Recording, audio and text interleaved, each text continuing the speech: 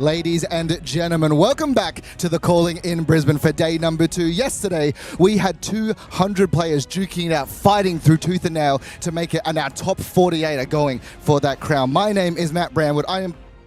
I am joined today with Mr. Hayden Dale, our Calling Sydney champion, Australia's first national champion, and of course, the host of the Arsenal Pass podcast. Hayden, I am so excited for this day number 2. Glad to be back here in Brisbane, and what a day one we had, and what a prospect of a day two we have as well. We spoke about it yesterday. This meta just continues and continues to evolve, and I'm super excited to see when we get to our top 8, first of all, what heroes are going to be in the mix, what players are going to be in the mix, and also, are we going to have a new, potentially calling champion, first time calling champion hero that we haven't seen before. Crazy to think about. And what is coming up today, Hayden? We'll take a quick look at what our schedule looks like for day number 2 of this calling. Of course, we have 4 Swiss rounds left before we cut into that top 8. And I can tell you right now, the competition is fierce as all of these players are trying to get as close to that top 8 undefeated as possible, and I know for a fact we've got an absolute banger coming up first. Of course, for those of you at home, we have a Young Marvel Hero giveaway for staying with us throughout the entirety of the day.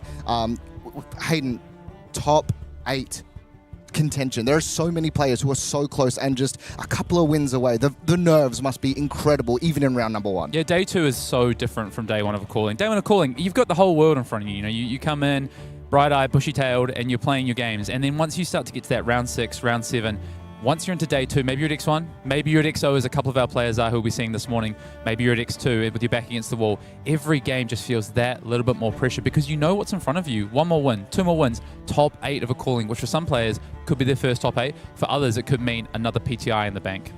Crazy stuff. And for those of you playing along at home, I would love to know which of these heroes you would be picking up for watching along. We have not only just a couple of these heroes we're giving away, but if you are our winner of a young hero, you get to decide. And Hayden, these are so stunning in person. Yeah, I love these young Marvel heroes, and you can choose from any of these heroes. If you win our giveaway, you got to be watching all day today. Get involved, get in the chat, let us know how you're finding these games. But Matt Brandwood, if you won the giveaway, what young hero would you be choosing? We were talking a little bit about it yesterday, Hayden. And you know what? I think I've actually changed my mind just a little bit because I took a bit of a close-up look at that Dash database art in person, and it is stunning. What about yourself? I'm sticking to my guns. It's Rhino, obviously. I don't waffle. I don't mince words. It's Rhino for me. Why don't we take a look? We know what we're going to be winning at home, but what about what our players in the hall today could be winning? Yes, and this is what these players are duking out for. $20,000 US overall for everyone in the room, and first place, $5,000 US, that gold foil legendary, as well as a PTI. But importantly, Hayden, 10 World Tour points. Yeah, number of players in the room today have traveled here, chasing these World Tour points, wanting to start their run early for that Player of the Year race. You know, of course, we've got around the world, we've got those 3 different Player of the Year races, plus our overall Player of the Year. And if you get on the board early, 10 points, that's a big chunk of those points you're going to need to potentially win a region or place within a region. So lots to play for, all the way down to 30 seconds for those points, and of course cash all the way down to 30 seconds as well. And importantly, I want to point out PTIs for that top 8. It is massive. Banking a PTI so that you have your choice, or perhaps you don't do well in a Pro Quest season, you have that PTI in the bank, you know that you can be moving on to play in whatever PT you want. Yes, and for everyone in the room, the new tournament packs, just as participation, have some of the most beautiful treatments of not only just a bunch of cards that, you know, we've been seeing a lot, but super playable, not only in generic, but specific for heroes. And Hayden, I've been walking around the room seeing what some people are pulling. I need those full art Emeritus Goldings. They look so good, I agree. Not only that, but for our champion, this is what they're in. This is what is awaiting them. That beautiful, beautiful trophy to put on the mantelpiece, but also that amazing Calling Champion gold foil stamp card, new with that Calling Champion stamp for this year on that quick dodge flexes. Of course, just looks so beautiful, Matt. Hayden, if you won one of these, tell me honestly, you'd be playing it, right? In your decks, in front of your people at your armories. 100%. I'm flexing that card. 10 times out of 10. Every single time. And a lot to be playing for here on day number 2. Now, Hayden, we talked a little bit yesterday about just the greatness of this metagame right now. It is so open. Every single hero was viable. We saw some Tough Nut on stream very early on in the day. Jarl coming through there as well. But let's talk the top end now. We look at the top 48 and what heroes they're playing and the sorts of things that they're going to be bringing into this. Yeah, I want to take a look back at the metagame overall before we start to look at that conversion. And just to remind everyone at home, I'll tell you what, I'll give you a pass. Maybe you're at a Pro Quest yesterday and you didn't get to tune in live when we showed you the metagame from day 1. So we'll recap it for you. Arakni, Marionette, 10% of the meta. This meta is so diverse that we were even wondering, would we see a hero with double-digit representation this weekend? And Matt, we've had one crack at 10% Yeah. Arakni Marionette, Dash.io, Arakni Huntsman, Victor Goldmain, and Verdance rounding out that top 5. And kind of the suspects that we expected to see. We spoke about a potential rise of some of these more controlling style decks to tackle the evolution of the meta over the past few weeks.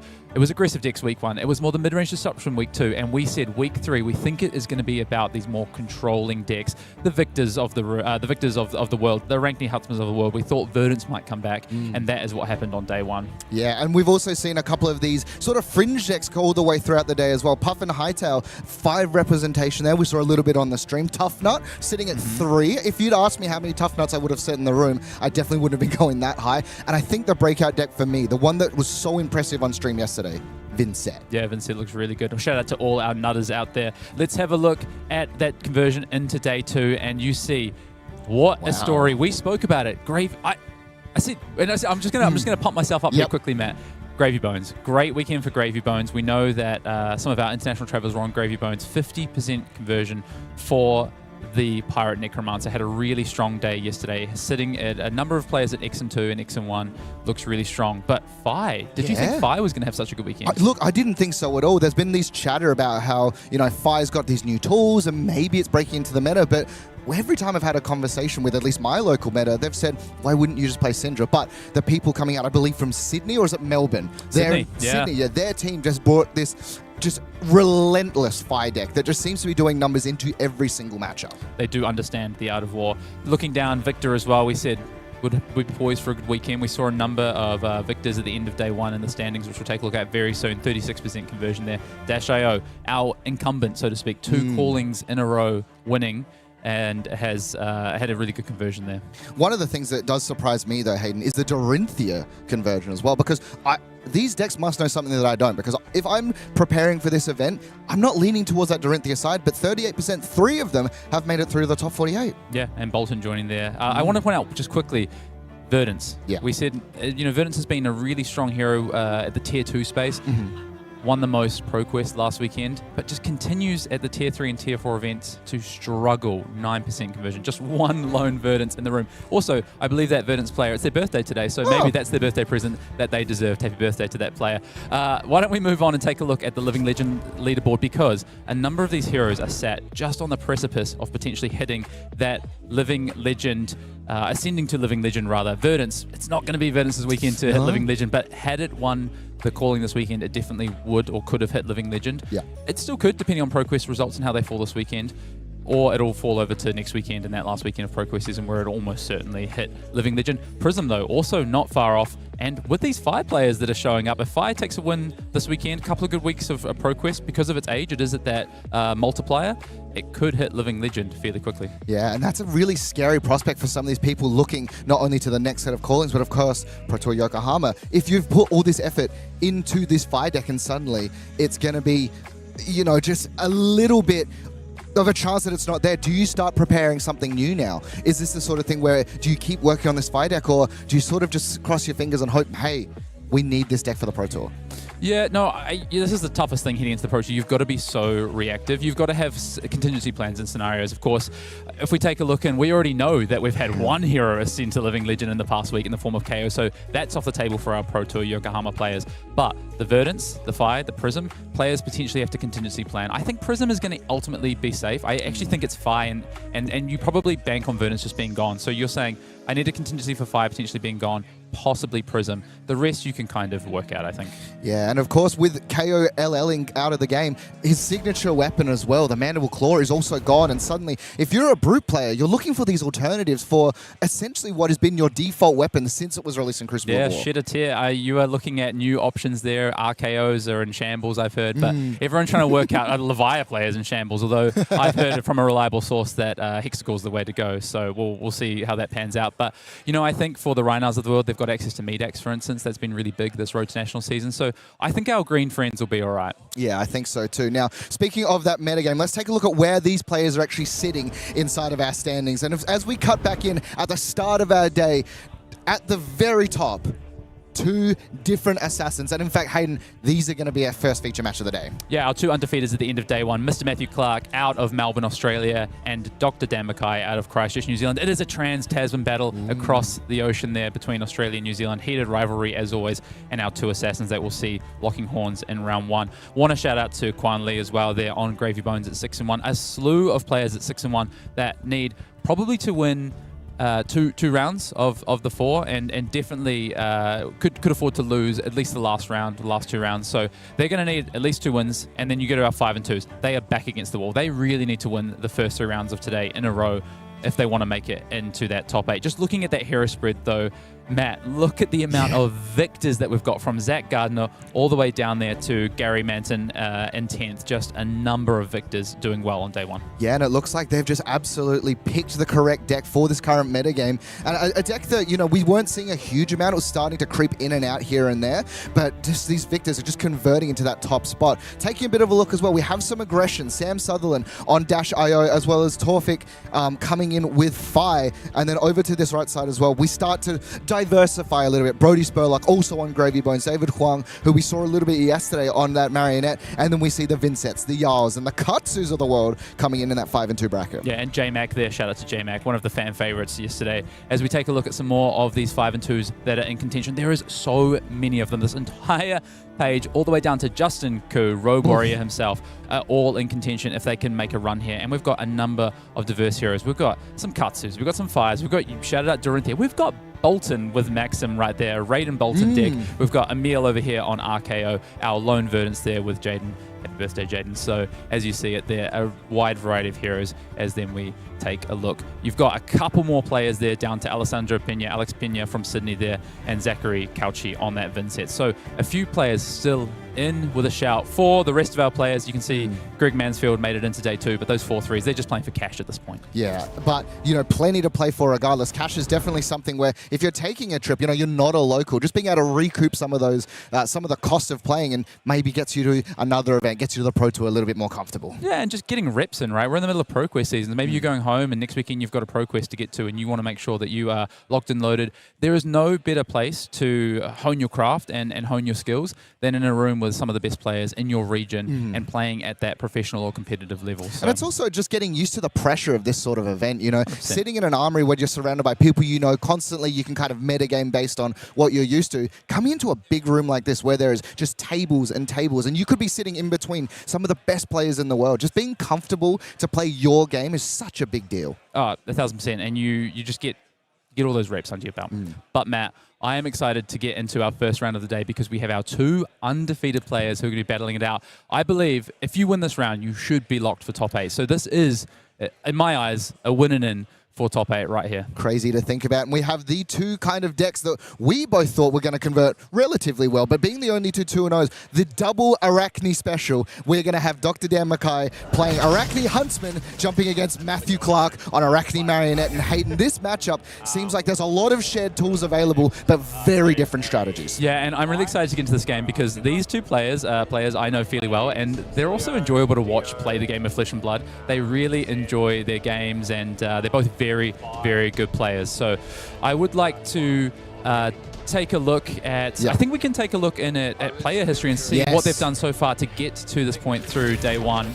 Yeah, so it's jumping through Matthew Clark on the left playing Marionette. Looking through at his, again, immaculate record. We see taking down some very big names as well. Sam Sutherland being a big one. Kuan Lee's only loss as well. And then just a slew of just decks that probably aren't what he was metagaming for. Round number 2, Hayden, Levia. Yeah, you can see there he just took out a few brutes to start the day, warm up a little bit, and then he has been fighting against some of the best players in the room. Let's take a look in at what Dan McKay has had to face as he's made the run to the 7-0 as well. You can see there for him, he started off with potentially a tricky matchup in the form of Victor, and then a Prism in round 2, another tricky matchup into Yao. So he's had a bit of a trial by fire to start the day, and then he got into some matchups I think he'd probably be more comfortable with, including an Arakni Marionette, and he defeated fan favorite J-Mac in round 7 there to end up undefeated on the day. And Hayden, as we take a bit of a look at what these heroes actually do, the big thing around both players is that there has been a giant matchup spread for both of them. Nothing really consistently, not double or tripling up with heroes, and I think that's where the power of both of these heroes come from. Yeah, 1000%. I think for these two heroes, again, looking for awaiting their first champions, it is kind of a battle of, as we head towards Pro Tour Yokohama, what is the default best assassin? Huntsman has kind of come out of nowhere over the last few weeks to be a contender of that. A hero that was kind of, I'll be honest, the butt of some jokes back in the day, right? Poor Arakni Huntsman, and it is now fighting against that, or I guess competing for that title of potential best deck in the format. There's only one way for us to find out as we jump into our round number 8, the first game of day number 2. Dr. Dan McKay is going to be going first, and taking a look at the equipment suite, Hayden, we need to talk about the most impactful part of this, Graven Cole. Yeah, the gloves have just been an absolute game changer for these Huntsman decks. It is what has honestly brought them from being a real fringe to close to unplayable hero to one of the best heroes in the format, the Graven gloves there. And in this matchup, I wouldn't be surprised if you see this be recurred 4, 5, 6 times, honestly. Be interesting to keep track. While we were talking as well, Hayden, the Nerve Scalpel, attacking the defense reactions of Matthew Clark. Immediately, though, a Shelter was discarded, so soaks up any damage from this. The second dagger can't come across, and you saw Dr. Dan McKay just kind of nod his head and respond with a sigil. I want to zoom out a little bit just before we get into the heat of battle here and talk about macro game plans here. Huntsman is really looking to try and run the Marionette out of threats. That is the idea in this game. Huntsman is typically a deck that goes to either fatigue or fatigue by damage towards the end, and using that hero ability to look at the top card, try and target the best cards in the deck, and banish those out with the contract cards, including the attack actions and the defense reactions. And we'll start off as well. Matthew Clark draws up a brand new hand. He's going to come in with a little bit of aggression initially. Frailty Trap will be the response, though, to the pain in the backside. So no additional damage. 1 point does actually leak across from that Hunter's Clave being flicked over. And I think the reason why is that Matthew Clark has actually found the Orb Weaver in hand. Otherwise, it looks like I'm going to... Yeah, you want to get, as Marionette, you want to get on the board early with your Graphene Calycera. You want to make sure that, and especially in this matchup, because you have the threat of running out of daggers, you need to get your dual combo of Hunter's Clave and Graphene Calycera on the table. I love Matt there to make sure. I want to have the daggers facing the right way. It's aesthetically pleasing. Dan agrees with him. I love that. Yeah, it's so important that you get the Graphene early because your game plan is really about trying to make sure you can keep threat density in your deck and attack with those daggers as often as possible. And this is sort of, I think, a little bit about that macro game plan you were speaking of here, Hayden. So the Graphene Calycera is going to come across pumped up by the Orb Weaver Spinneret, but pitching away the Codex of Frailty here. Pitching away, yeah, you want to kind of set those up for in-game. You want to protect them in the deck if you can, and then you want to set them up for in-game. Shelter of the Storm is going to be the response to the Graphene Calycera, and Matthew Clark, even though they were marked, spins into the Orb Weaver initially, so, in this instance, if he hadn't found it, was able to at least equip that Calycera. And you were saying before, Hayden, the most important part of this game plan. Yeah, he had ripple away protection at least. You're going to see these players play fairly quickly as well. I know both of these players tend to play pretty quickly, and they know the decks and the matchup pretty well, so expect a fairly quick back and forth on these turns. Slay the Scholars is coming across 4 damage, and while the damage, is obviously relevant, dropping your opponent to 0 is how you win the game, traditionally speaking. The important part is the contract on this. So Arakni Huntsman allows you to peek at the top of the deck whenever you play a contract card, and then is trying to rip cards out of that deck and force that deck to dwindle faster and faster. Yeah, and Matt's sort of MO, I guess, is make sure that he doesn't lose too many important red cards out of the deck. So don't lose too many Saber Bloodsheds, not too many Tarantula Toxins. Cards like this is really important for Matt. Yeah, cut to the chase is being played in the reaction step. So Matthew Clark opting not to take any sort of defense, ripping a card from the top. Must have found a hand that has some very aggressive and actually rips the Codex initially. That is one of 3 Codexes, and they are so important in this matchup. Yeah, that's a good start for Dan. And as you see, silver starting to tick up already.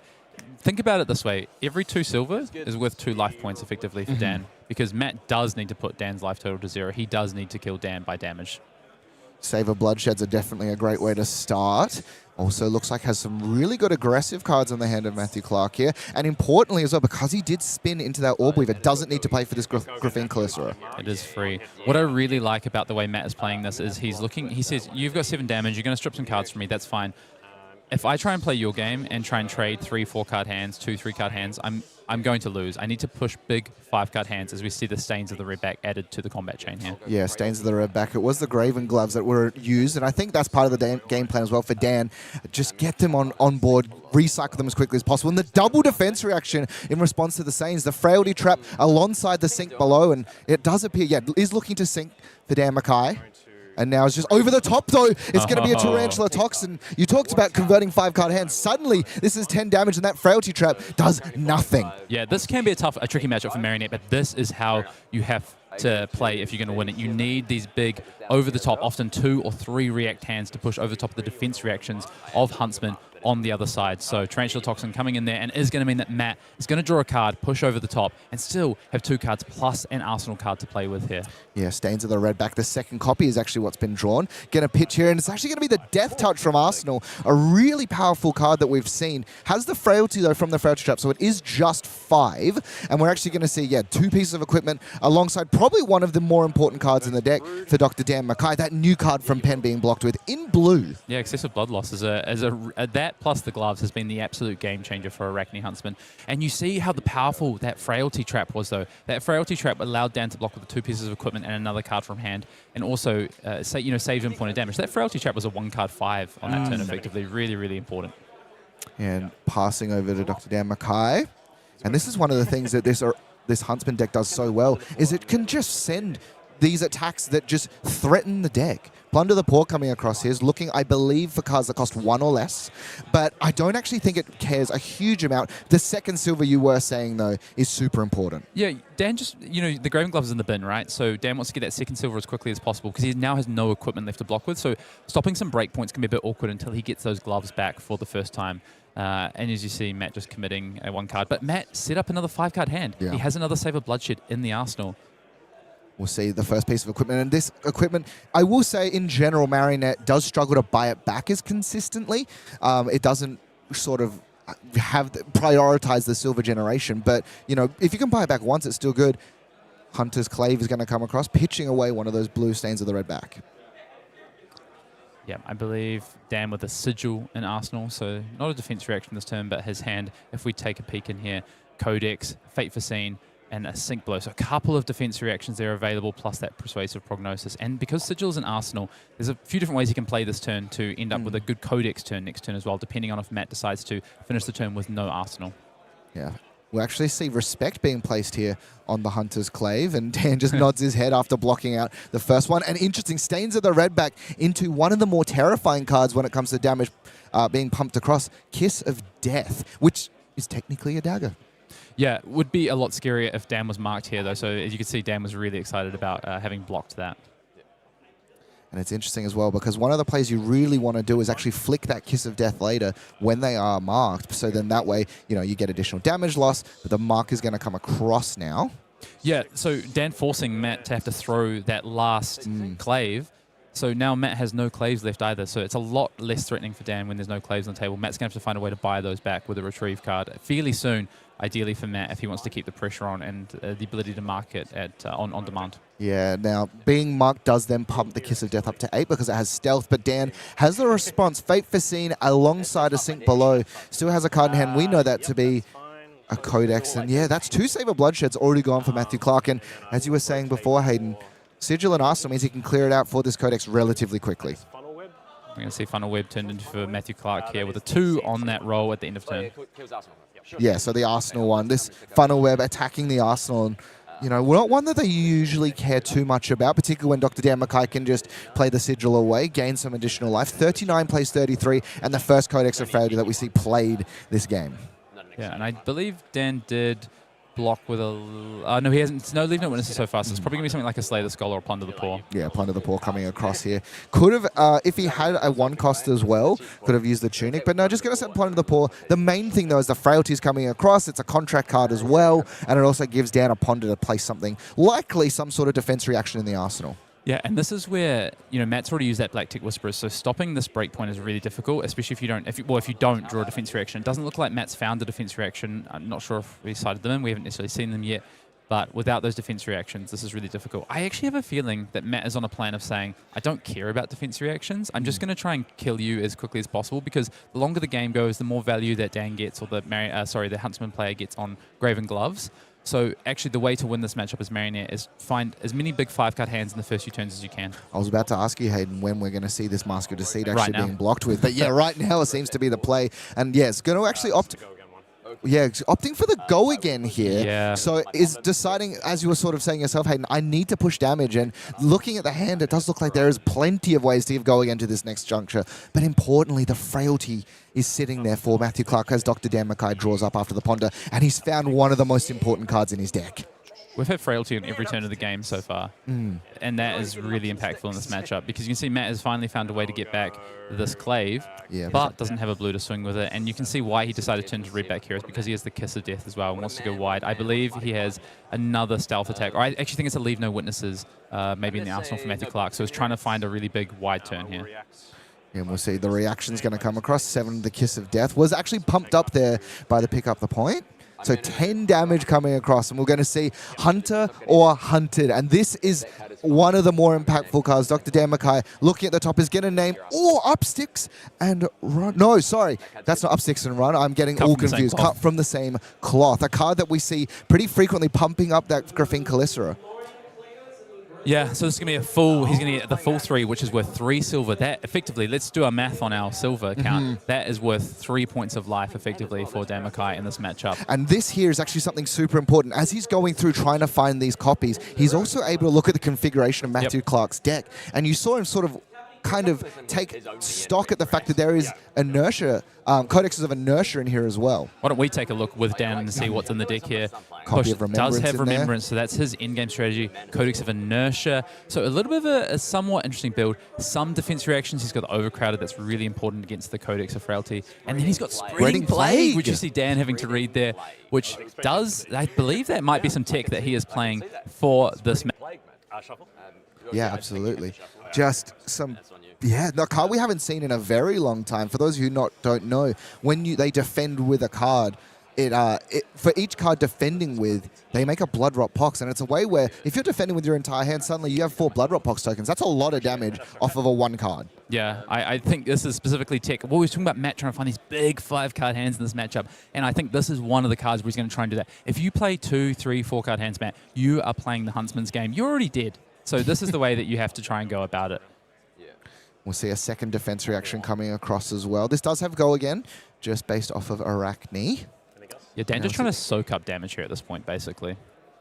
Charge from the Storm. So this is going to be a total of 7, currently leaking 3, but then a singular point will come across from the Kiss of Death's ability, essentially saying whenever you hit with a dagger, counting itself, you lose a life. And we'll see here in the corner, red back. If with the discard as well, it gives go again and +3. Now, importantly, this is one of the ones that does retroactively apply it. It is a reaction.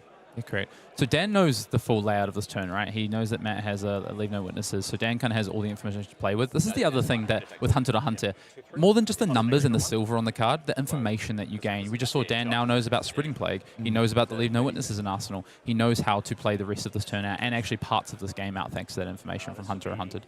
Yeah, and expected, though, is going to be this Leave No Witnesses. Dan did see that before. Because of the frailty, though, is reducing this down to 3, so a singular card block, should he choose to. And is just going to Oasis Respite, using the Tunic counter there in response, so Soak It Up doesn't gain, does not gain any life off of it, but that's because he's ahead on life, and we see very well navigated. And I think importantly as well, Kiss of Death is actually technically reduced by frailty, if I'm not mistaken. No, it's not a weapon. It's just a dagger. So it has the dagger type, but isn't a weapon. And then you see Dan straight to the races, getting back the scratch. Let's start a little counter, Matt. Yes. That is 1 return for the Graven Gloves. There's going to be a number of times we probably see that in this game. Although I will give credit to Matthew Clark's game plan. I think traditionally Marionettes maybe play into the Huntsman game plan a little bit too much. Matt is very much obviously tested this matchup and understands that the longer the game goes, the less favored he is. So he's trying to find these big hands. Hunter's Clave will be the first one, and one of the more impactful and powerful cards in the not only like Huntsman, but just in the Assassin, which is going to be from Under the Trap Door. Yeah, and you see how much respect Dan is putting on this chain link with that Graven Gloves being committed, but Matt does have the scar tissue. Yeah, and I think this is the thing as well. He knows he can immediately buy back the Graven Gloves, so just throwing it in front. It does actually, because of the piercing, pump it up to 2, and then +3 over the top. So it's going to be 5. So 3 damage leaking, and of course marking Dr. Dan McKay. And we'll see now, because he's marked this next attack, should he have back-to-backs? We know he doesn't, but can technically get go again on hit. Yeah, I think the Graven Glove's just been committed because Dan understands the mark is just so important. He wants to force Matt to have to flick. Otherwise, you're entertaining things like this, Mark of the Black Widow coming in. You need to try and stop the marks as much as possible. And now we'll see some blocks lined up here for Dr. Dan McKay. Doesn't have any blocking equipment left available. Is just going to block Eradicate and Prognosis. And yeah, 2 cards will be placed across alongside those Graven Gloves. One of them, so we're going to roll into number 4. Which is Funnel Web, I believe. Oh, it's Redback again. The one he chose to turn into last turn with the mask now is going to be the natural roll. Is Dan going to roll out this Eradicate here? Yes, he is. So he's going to... Yeah, he's going to start with a Scalpel. And it's always really interesting as well in a Huntsman which dagger you decide to swing. I don't know. Some of them will run the Nerve Scalpel, Spider's Bite, and then we've seen a couple of the others, but this is the general configuration. And Dan's saying, I don't want you to be able to de-react. Yeah, so generally what you do, the reason you want to swing with Nerve Scalpel is when you are going to attack with an attack that has 4 power, because you know the Nerve Scalpel will knock that reaction, if they have the 4 defense reaction, down to 3. Otherwise, you're often, if you're swinging with bigger attacks, or you're going to swing with, say, a 3 attack or a 6 attack, you with that 4 breakpoint isn't as relevant, you typically swing the Spider's Bite. And we'll see here Eradicate, exactly as you said, Hayden, that nice 4. Now, Eradicate is a contract card. It does care about yellows, but importantly as well, for the damage it deals, it destroys that many cards from the top of the deck into the Banish Zone. Yeah, so some Huntsmans aren't running Eradicate. I believe we saw last weekend Pablo Pintor not running this card in his list. But Dan, I know, is a big fan of this because of matchups like this and just the amount of cards, and Verdance as well, the amount of cards you can take from the deck, because these Huntsman players see this as a fatigue by damage or a fatigue by milling you almost game plan here. Yeah, it's all about the attrition.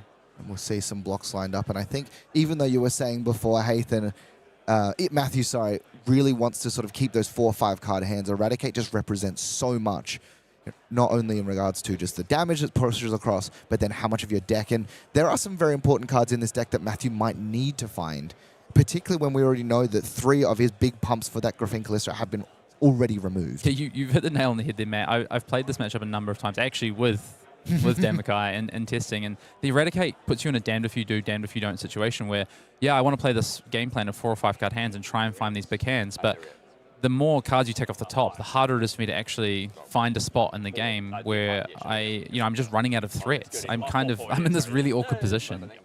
Yeah, and we'll see here, even though the Nerve Scalpel, it was still 2 cards, Inertia Trap being one of them, alongside just another 3 block, and Dr. Dan McKay is going to draw up, has the card in Arsenal still, and found Oasis Respite. And Matthew Clark, looking at the hand, does actually have a Codex of Inertia sitting there. Yeah, and a Mark of the Black Widow that we're going to see put on the chain first. Pick up the point, the other card in hand there for Matthew Clark. So coming in for 3 currently, usually would have, coming in for 4, but because we're inside of number 4, the different Arakni here, does have the ability to give go again by discarding. Does Dan have a defense reaction in hand as Redback is activated? He does have an Oasis Respite along with that Sack the Shifty and a blue. Yeah, so it is going to be the Oasis Respite, pitching away the Surgical Extraction. Surgical Extraction, a card that we've seen since the inception of the Assassin class, and I think is so terrifying. Especially in Huntsman, yeah. Yeah. Going to say, coming through here, Codex of Inertia, and we've seen, just the power of Surgical Extraction, winning the top 4 match for Pablo Pintor, and we see the Arsenal off the top off of this Codex. And I'm curious, is this being brought in just so we can keep Arsenal, or is it because he thinks the Inertia is super important in some matchups? Some of these Marionettes are just built around playing Codex of Inertia. If you can build your deck in a way that it doesn't matter what you draw off a Ponder token, that you can play every single card in your deck off a Ponder token, there's no reason not to play this card. It's just kind of good value. But we've seen a number of Marionettes kind of move away from that over the last few weeks, but Matt has stuck to his guns here. It can be good in this matchup, but obviously Dan knows about it. The element of surprise can be, ruined a little bit. And also we started to see things, more ripple aways and things be added into decks, and that can really punish the Codex of Inertia. Sack the Shifty being the play. And Dr. Dan McKay currently does actually have a card in Arsenal, so probably is incentivized to try and clear that if possible, as the Inertia token is going to force it to the bottom. You see Dan just faking out the Black Tech Whisperers here. We're not sure exactly what that card in Arsenal is, but has already declared no blocks. Dan is a player that definitely loves some mind games. Let's take a look at Matthew Clark's hand and see what he's playing with here. He does have a layer of the spider as a defense reaction, but of course won't be able to cover this up. And there is currently no go again. And so even if you Black Tech Whisperers on the Sack the Shifty, the layer of the spider won't trigger because the Black Tech Whisperers doesn't give go again until you hit. So kind of an awkward card in this matchup. It's really good against your ninjas, for instance. It's really nice in the mirror where there's sometimes natural go again. But with Black Tech Whisperers, it can be a little bit on the more awkward side. As you see, Matt just taking stock of what Dan has utilized so far in this matchup. Speaking of go again, Sack the Shifty, a contract card, which is looking for any card with the word go again. And Matthew Clark's deck is abundantly full of them. Has a variety of different non-attacks that has that, some attacks as well. That is also full of reactions, but we are going to see, yeah, we are going to line it up. It's currently taking one. Dr. McKay is not going to opt to block with those Black Tech Whisperers, and the inertia is going to just allow that card to sink to the bottom as well. Yeah. After a really... Oh, that's another Codex of Frailty hit off the top by Dan. And it is a sigil in the Arsenal as well, so the inertia being played around with. We've seen Dan Arsenal that Sigil of Solace twice now, just to play around these effects that affect the Arsenal. Yeah, just sits on it for as long as possible, but he has played all three sigils now. Played one on turn 0 and 2 out of the Arsenal. But you see, Matthew Clark's game plan is just really slowed down. He hasn't been able to find these big 4 or 5 card hands he was able to find in those first 2 Save of the Bloodshed turns. Yeah, we're going to see the Orb Weaver Spinneret just used for the +3 as the Glyphing Carissa is going to come across for a 5 damage off of the Tunic counter. Go again is available, and Dan, once again, we're going to see it. Just those Graven Gloves being blocked with. This is the third blocking instance where we've seen it alongside a Plunder the Pool. I'll pump it by 7. Oh, but as we hear from Matthew Clark, the 7 pump coming across. This is a 12 damage Calistera, but Dan McKay, once again, has more defense reactions. Sink below coming across, and just going to opt to leak a little bit, because this does also remove the mark. Yeah, you do actually want to be hit by this, because you're not going to get remarked, so, and you prefer to end the turn unmarked. So Dan is going to end up blocking here for 9, taking 3, falling to 32, but will save the mark. Choosing to sink a card there. Was it the CNC? So he chose to sink a CNC. He has a coercive tendency in hand. And I believe he Eradicate. drew another Eradicate to pair with it. Beautiful timing with this Tunic counter as well. And we're seeing Matthew Clark taking stock. Do I flick the dagger here? Trying to see if he has the potential of finding shelter to actually clear up some of that dagger flick to deny the mark once again. But no, opts not to. Realizes he needs to keep this Hunter's Glaive. Yeah, the problem is if you flick the dagger there, then the Calistera hits afterwards and the mark still comes off. So you've got to wait. It just depends if he had another card to pair with the go again, but it didn't look like he had a card he wanted to pair with that there. Drawing up for Matthew Clark's found one of the defense reactions, so has found a Fate Foreseen, and importantly, has actually also found that spreading plague that we were talking about alongside the trapdoor. But Eradicate, what a great time to find that. Yeah, I'm really interested to see how Matt is going to try and set up the spreading plague, what that play looks like. He's obviously, tested it, knows his stuff, and knows how he wants to, has a vision of how he wants this card to play out. I'm interested to see what that looks like. Right now, it does have a fairly interesting hand, a defense reaction, also a trapdoor under the trapdoor to return potentially a trap if needed.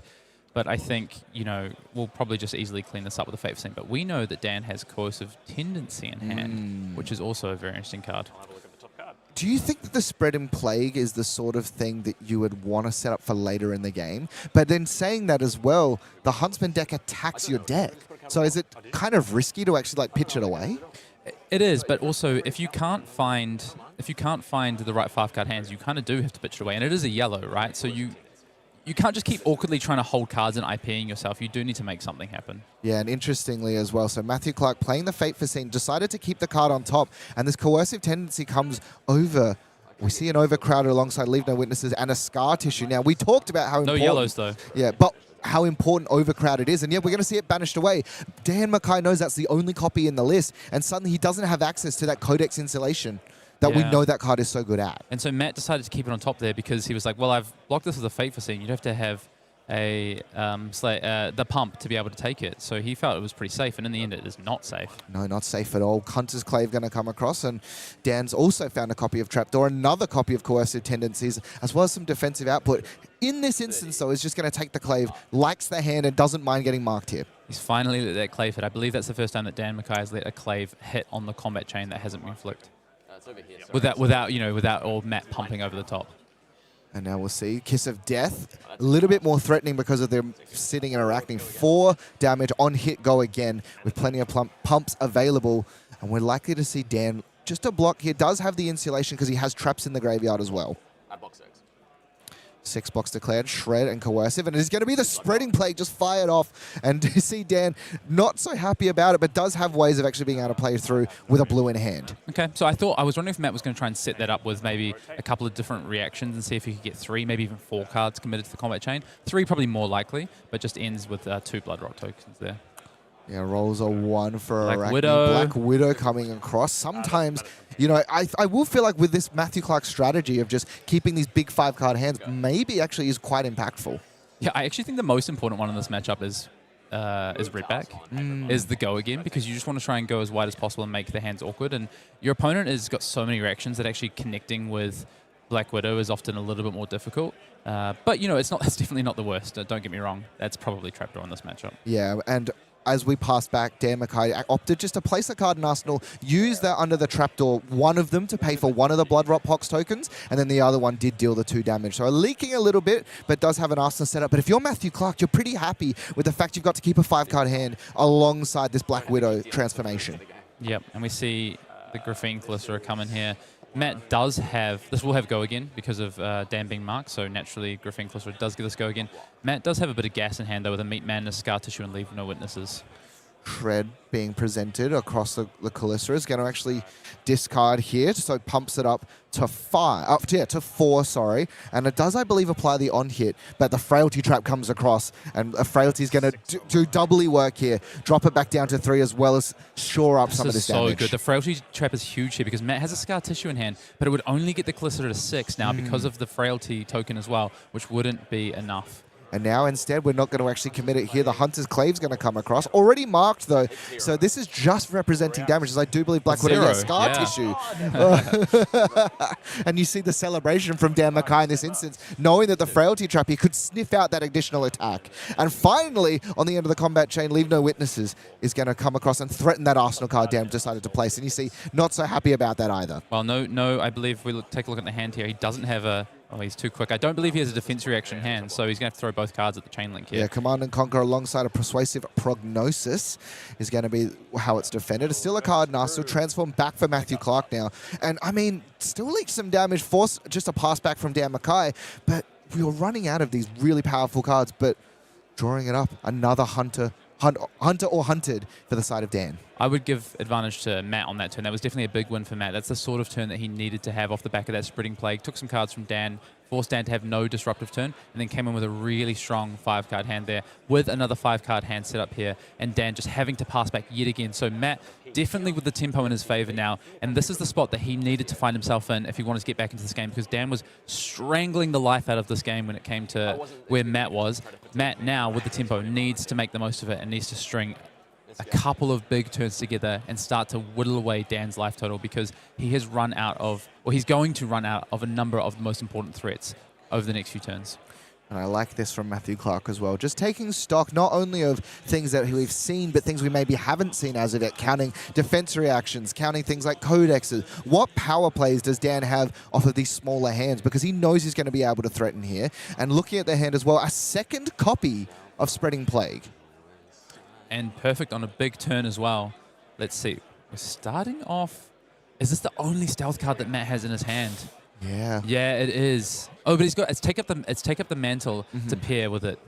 Speaking of, Take Up the Mantle will immediately be played. Dan is marked, so 5 damage. And now, what does he transform into is the question. I was going to say, most likely Mark of the Black Widow. Oh, sorry, Kiss of Death. Dan has the perfect kind of response, though. He's got his tunic isn't up, though. He does have an Oasis Respite to pair with that Hunted or Hunted in his hand. Now we'll see Overcrowded being pitched for that Hunter or Hunted, allowing it to resolve. And this is important here. What does Dan find? I'm going to name Sigil of Solace. He's going to name Sigil of Solace. Over the top, he's going to respond just to do it here. So Sigil of Solace is going to be the fact. And I like this, though. Because he does that in response, it means that, you know... So, no, this trigger I look... Oh, right. Just thinking about it as well, they're talking through of it. So responding to the... your hand in Arsenal. So Tarantula Toxin being played there as well. So this was the perfect... You know, we're talking about Matt needs to have a real good string of turns here. take out the Mantle, pushing into a Kiss of Death. Tarantula Toxin to pair with the Kiss of Death. This is still a really big turn here because Dan is currently blocking for 1. Yeah. And we'll see going through. Rips a Sigil of Solace off the top. And it does not appear that he has any left. But I like this as well from Dan. Just taking stock of what is left. But let's have a look. There's not that many... You know, he's got it at a bit of an awkward angle. Come on, Dan, help us out on that one. But there's not a lot of threats left in the deck. There's some take up the points. There's a Save of Bloodshed. There's a couple of Dagger Pumps. But the thing is once the opponent runs out of Dagger Pumps, particularly Push the Point and, Scar Tissue and Tarantula Toxin, it's really easy for the Huntsman to navigate. So Matt has to make the most of those last sort of 5 or 6 Dagger Pumps that he's got left in the deck. Because once those start to get down to really low numbers, or even 0, Dan can easily navigate the end game. Oasis Respite's going to come off as well.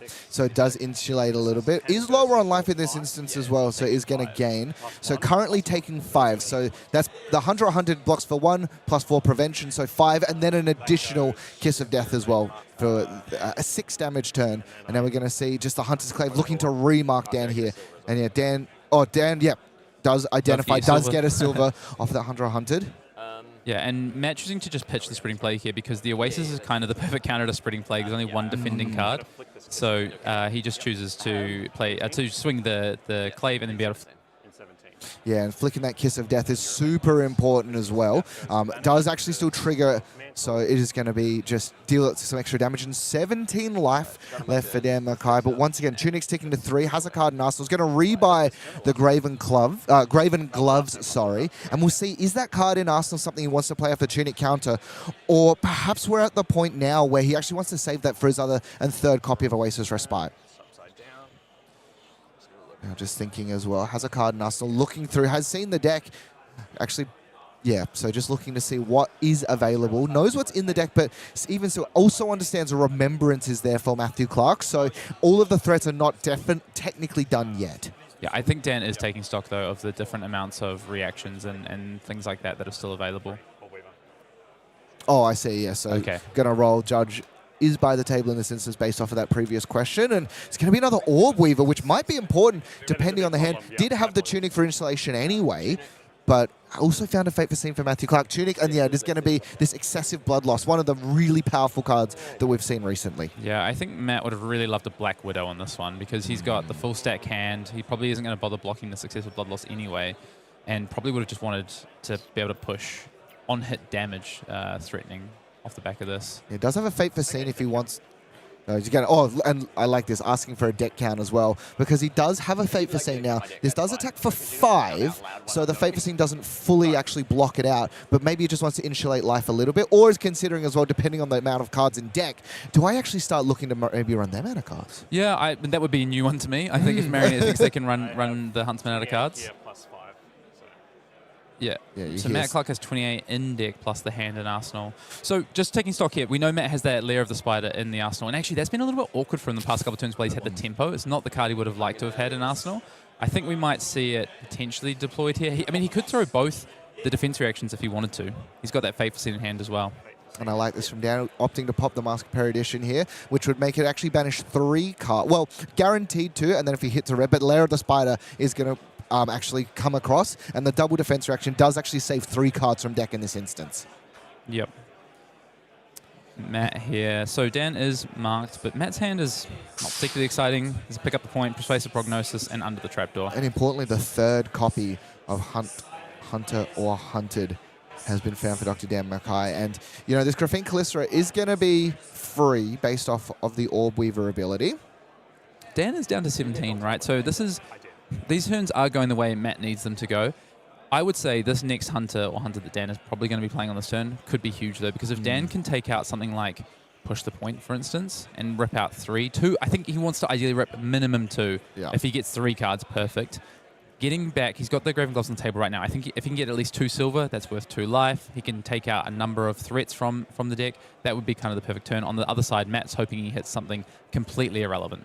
Yeah, Graphene Calistera, just for 1, but it's never just 1 when it comes across. And Dan, considering the life total is definitely getting to the point of being a little precarious, where a slew of attack reactions can just lead to your life just plummeting.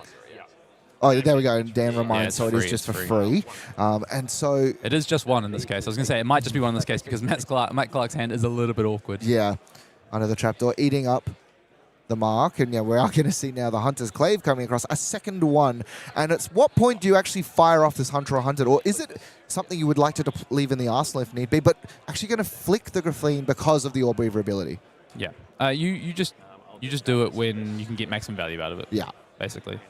And now we'll see he gets another one. It's going to be +3 in this instance as well, so it's going to come across for 4, sorry. Yeah, still a decent damage turn here for Matt. Plenty. I like the block from Dan there as well, just trying to hold that mark off as well. Yeah, knows that dagger can't be flicked because it's on the active chain link. Still has a card in hand for Matthew Clark, but we know that that's not going to do much here. Taking 1 for Dan. And is actually opting not to play the Hunter or Hunted in this instance. Decides, you know what, I'd rather swing out one of these weapons like the Nerve Scalpel, because I think he's sort of put Matt on the fact that perhaps his hand doesn't convert offensively, so it must be something defensive. He knows what it is. Oh, of course. Yeah, because he flipped it off the last Hunter or Hunted, so he knows. Sorry, no, he doesn't, because that was a Lair of the Spider previously. Yeah. Sorry, you're right. So I think in this case, Dan just has a Codex in hand, and he didn't have another blue to pitch for the Hunter or Hunted. So a little bit of an awkward hand for him. He could potentially pitch the Codex to swing a dagger. That's not particularly exciting. So I believe there's a Codex in hand, right? Yeah, it's a Codex of Frailty. Yeah. Matthew Clark now in a position he's just going to take the damage off of this Nerve Scalpel, and the Codex will come across. Does have a card in Arsenal, so isn't forced to lose a card from hand. But Dan definitely has, he's attacking the deck now. He doesn't care about that Arsenal slot. He actually is just going to use that excessive blood loss and come across for 5. And another Frailty token on the side of Matthew Clark. We're seeing a lot of Frailties in this game between the Frailty traps and the Codexes. Arakni trigger taking a little bit of a peek, and now Matthew does have the ability with that under the trap door to find a trap, but the Nerve Scalpel's hit. It's not going to be as effective. Yeah, taking a look at Matt's hand here, he's got another Orb Weaver Spinneret, he's got a Scar Tissue, and then a pair of blues. So he'd have to block with 2 cards here if he wanted to try and keep that out. I believe it's a Persuasive Prognosis actually in Matthew's hand, just thinking back to that last turn and what card he didn't play, because he pitched it under the trapdoor. So what does the turn look like? Dan currently not marked, but there is a Scar Tissue, which could help out. So I think Matt's probably going to lean towards just blocking with 1 card here, and then trying to use that blue, the Orb Weaver, Scar Tissue to mark, and then try and come in with that. Unless he wants to just try and preserve deck density and threats and block with 2 cards here. Yeah, it's going to opt to block for 2, and it might also be just because he knows that he actually is lacking in the Codex of Frailty department. 2 of them have been ripped away by Dan's contract, so knows that the regular deck density that he may have, it just isn't there. Yeah, I think the only problem with that line from Matt here is that it's playing into what Dan wants him to do. It's playing into just presenting 2 or 3 cards, which allows Dan to potentially block with 2 or 3 cards and then send back a 0 for 4. So I think we'll see what Matt does here. He can send an Orb Weaver, he can Scar Tissue it to ensure that Dan's marked, and then roll, he can become an Agent of Chaos at the end of turn. But that's pretty easy for Dan to block up here if he chooses to. Yeah. You can maybe just take a look at Dan's hand in here and what he's playing with. Has found an Eradicate, and Leave No Witnesses, excessive blood loss, a double Leave No Witness hand actually. Pocket Leave No's going to be presented on blocks, and I like the overblock here. Yeah, so it's just going to block for 6. Knows for a fact, based on the Frailty, that it's very difficult for Matthew to get over the top. And if he double pumps this, he only takes 3. There's no threatening on here, and that's 2 of these big, important pumps that are not in the deck. The Hunter's Clave is going to be flicked now. The last sort of way of gaining any sort of mark, unless he has ways. And yeah, it is going to be Scar Tissue. So 1 damage is going to come across over the top just because of the Arakni hero ability, giving a +1 as well. Yeah, interesting. Matt's committed a lot of cards there into the overblock, which is quite interesting. Leaking 1 damage alongside the mark, but that mark's immediately eaten, right? No, because it's the Scar Tissue. But the problem is Dan didn't start the turn marks. That Graphene didn't have natural go again. That was his biggest challenge. Final Web once again being played, and Dan has found again Eradicate, one of those premier cards that kind of forces blocks in these late game scenarios, but it's going to pitch it for the Nerve Scalpel and just send the Leave No Witnesses. Yeah, I like that play. It means that he's doing the same thing we talked about earlier. If you've got a break point of 4, you send the Nerve Scalpel, and then you show that Leave No Witnesses, knowing that Matt doesn't have access to the Black Tick Whisperers, so he has to commit 2 cards if he wants to prevent that Leave No Witnesses from hitting. And there's no world where we start to see the Flick Knives or the Tunic being blocked at this juncture, right? I don't think so. Well, Dan is down at 12, so if Matt absolutely loves his hand and thinks that he can present, you know, say 15 to 20 damage, that's going to be really difficult for Dan to block, then yeah, maybe, because he has flipped into this funnel web, right? And knows that Dan is going to have an Arsenal card. Yeah, so taking just some time once again to figure out what can blow me out here. What are the sorts of things that I need to play around? Do I have the okay to go with just send as much damage as possible? Because all these defense reactions have been used, there's not a huge amount of card left in Dan's deck, and we're likely close to that second cycle. So perhaps he's thinking, this might be the go time. I think he's trying to work out, is that likely a defense reaction in Arsenal? Because if he's going to threaten the funnel web this turn, he wants ideally that not to be a defense reaction that pops out.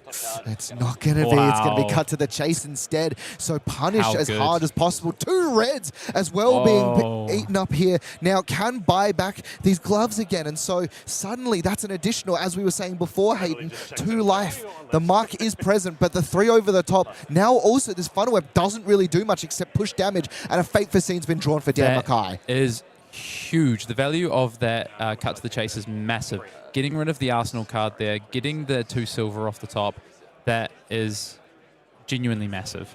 Matthew Clark has found the last copy of Save a Bloodshed in his deck, but I think Dan does not mind too but it's much. Not threatening. It's not threatening. It's only, he's only got a card left behind. The best this becomes is pump up with a funnel web and make this 8, right? So 1 from the dagger, 4 from the pump, 3 from the funnel web up to 8. That's the best that he's got this turn. So it's super face up. Dan can throw gloves and a couple of cards. Yeah, and he's actually got 2 defense reactions technically in the hand because he has, he's going to under the trapdoor here. One of just such an incredibly powerful card in this deck. The Frailty Trap, we've talked about it several times. It is so important in this matchup, and also has a Fate Foreseen for this last pump.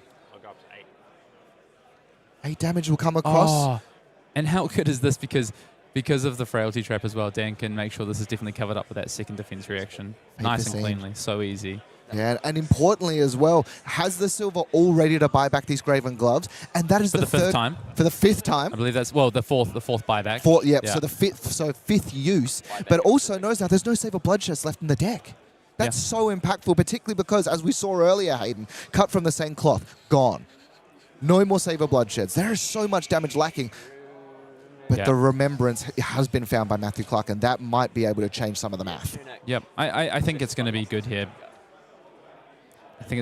So now we can play the remembrance after this, before blocks, shuffle the deck, and then Dan, if he wanted to save that card potentially, he could do that. Now he knows that there is a Hunter Hunted looming inside Dan's deck. There's 1 left. It's probably towards the bottom half. We saw it pitched, right? Yeah. 2 turns ago. So is there a world where he saves this remembrance for that? Because we've known that once they look at the top, before they declare anything, you can actually shuffle. But once again, 2 more silver coming across. No blocks were declared, and Leave No is going to be present as well. Going to try and find another 2. This is looking really scary for Matthew Clark.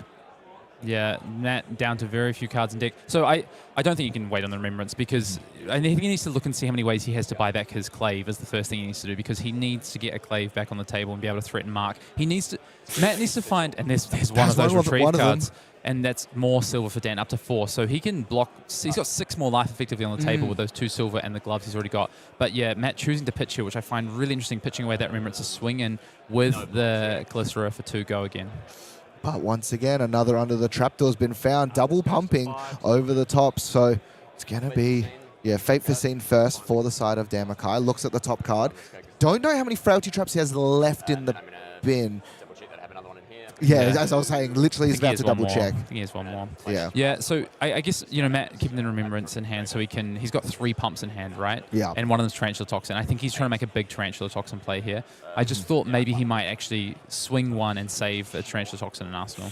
Yeah, the Tarantula Toxin is going to come across, so pumps it up to 11. Importantly, removes 3 block from the side of Dan McKay, and he just reaches for the pen. Yeah, down to 10 5. damage. So down to 5, I believe. Down to 5. Math is hard. 11 verse 4. Yeah, so that is I believe that's right. I believe the players just haven't adjusted the life totals there, which I'm sure they'll clue onto in a second. But yeah, Matt is definitely in this game, and I think the game plan that he's set up of trying to push 5-card hands is coming to fruition. The problem for Matt is just, does he have enough density left in his deck?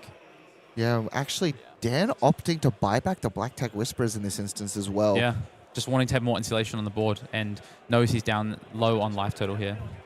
Yeah, just considering as well, 2 silver left. Wants to save them for those Graven Gloves. And yeah, lots of damage being pumped across, and Frailty Trap of his own now for Matthew Clark. It's just going to be Codex discarding here for little value. And yeah, he's just looking for the line, trying to find. And importantly as well, Matthew Clark does also have to do the same. Yeah, and Matt doesn't, again, he has a Frailty Trap in hand, but that's not going to block for 4 and Leave No Witnesses is going to be coming in. So again, if Matt wants to save whatever he puts in his arsenal from those Codex, he's going to have to commit 2 cards. Quite possibly also potentially Flick Knives, and Dan sort of talking to himself, just, you know, had a card stranded and had to be discarded off that Codex. And I believe, is this the 3rd or 2nd Codex for Dan? 2nd Codex. Yeah, 2nd Codex and a lot of let's Frailty find out traps. with Matt as he takes a look in at the graveyard here. 2. Yeah, taking a little bit of a look. 3rd. Yep, it is the 3rd Codex, so first time we've actually seen a Leave No Witness pulled off of that as well. So Matthew Clark has a decision to make here of what can he find. Yeah, I mean, I think he gets a Leave No Witness of his own. Unless he's base Arakni right now. Dan's not marked. What Matt really needs to do is kind of try and take a bunch of cards from Dan's hand here and find another big 5-card hand. But just look at the amount of reds in his discard there. In his graveyard, sorry. Has found a Death Touch, though, so... Okay. You know, one of the more, the plays that we originally saw when we saw Assassin, just Death Touch going to be placed into the arsenal. No, but still considering as well. Well, no Tunic, right? I think that's the tough thing, and he's going to have to give up. So that's a 2-card 6, effectively, right? Like, is that exciting? Is that what he wants to do? A 2-card 6 when you know your opponent has 3 block worth of equipment sitting there as well. And when you have your own Codex as well. Which he's going to discard. Yeah, because his hand is just awkward. Yeah, so we see the players have fixed the life totals up there with Dan is indeed on 5. Yeah, so this Leave No is going to come across. Contract looking at the top and finds a Codex of Inertia and just going to place that back to the bottom. Yep. Understands keep building silver. Yeah, but also understands as well that this is likely going to be blocked out completely, and so doesn't want to give him that single card play, and is reaching for the Flick Knives in this instance. That seems crazy to me if we block the Flick Knives here. Dan is down at 5, and I believe we've seen all the sigils out of the deck. So I think you've got to keep your Flick Knives around. You want to probably bank on 2 flicks, so you need to push 3 damage. So I don't think you can give it the Flick Knives. I do think Matt can give up 2 cards here. That is fine. I wonder if he gives up 2 cards and just keeps the... I think he's making bad plays. It's terrible. Yeah, so he's going to keep the Command and Conquer to pitch to this Death Touch, I believe. So that's going to be Frailty Trap alongside Persuasive Power. Up 6 and run. Up 6 and run. So would have loved to have kept that in this instance too. And this is just 5 damage as well because of the Frailty. Which cleaned the gloves plus a card cleans us up so nicely for Dan here. Yeah, and then... Yeah, 3 cards left in deck. Not much left for Matthew Clark here. Remembrance is one of those cards available, and now we'll see Arakni passing it back, able to immediately buy back those gloves. No silver left available. But now we see Dan McKay. What is he going to do? What does he do to force cards continuously out of hand? And it's going to be a Surgical Extraction. That is super, super threatening as well. That's fine. I mean, Yeah, Matt was just probably 1 or 2 big turns short here. It feels like he just wasn't quite able to find. He found those really big turns early, put the pressure on, took some tempo, and then couldn't hold on to the tempo. But can he somehow, with these remaining 7 cards, we know one of them is a Remembrance, so maybe he can try and find something here. I think Remembrance is on the top. Oh, Remembrance on top. Dan had a look as well. He's just going to double block here under the trapdoor. And Coercive Tendencies as well. He's going to look at the top 3. This forces banish the top 3 cards. Right, one of them is the Remembrance as well. Wasn't in the hand, forces it out. This is all the cards left in deck for Matthew Clark. Does have the Spreading Plague though. Can he steal it? Graphene's going to come across now. Dan looking at the hand. Another Surgical Extraction is going to be the Graven Gloves and passes back. Not many cards left in deck. That's cards left in deck. Spreading Plague is the last one. That is all left, and another Surgical Extraction is in the hand for Dan McKay. But plenty of resources available. Just use the Graven Gloves in this instance, and now can start to send the Nerve Scalpel. Sixth block on those gloves. How good have those gloves been? Yeah, and yeah, better than Husk in this instance as well. Tunic has been ticked up, and another Surgical Extraction here should do it there is coming Dan, across. And it is just going to be a concession. Matthew Clark raises the fist bump. Dr. Dan McKay navigates this incredibly difficult matchup. Both players playing exceptionally well, but just finding the right banishes at the right time, and was able to seal this one up.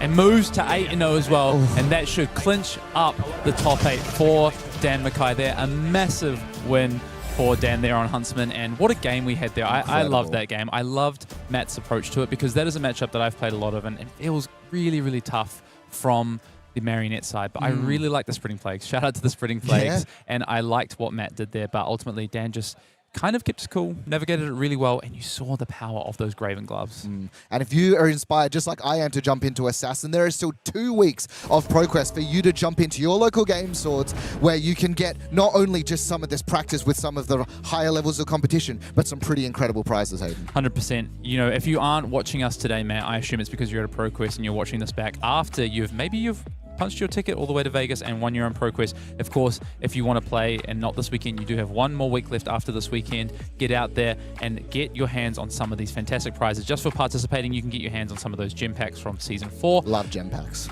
If you make top 8, potentially top 4, you've got these promos as well available to you, along with those top 2 beautiful playmats. And of course, if you go all the way, get that invite to Pro Tour Las Vegas, you'll also get that gold foil. I love the fact that Bittering Thorns in that beautiful full art, Hayden, the shout back to the original version of the game, and it's just in that, just all the way through to that beautiful, just all the way from Welcome to Wraith. Yeah, fantastic. As we check in at the results so far through ProQuest season, as we head into week 2, Verdance, as we said, stormed to victory. Well, I say stormed, 12% of the wins. So we've got this, we've spoken about how sort of flat this meta has been and the distribution of this format, but Verdance isn't showing up very well here in Brisbane this weekend, but has been doing very well in ProQuest season. You can see there lots of decks to choose from, all the way down to, you know, maybe you're a Riptide Lurker of the Deep player. Well, you got some Living Legend points this past weekend as well.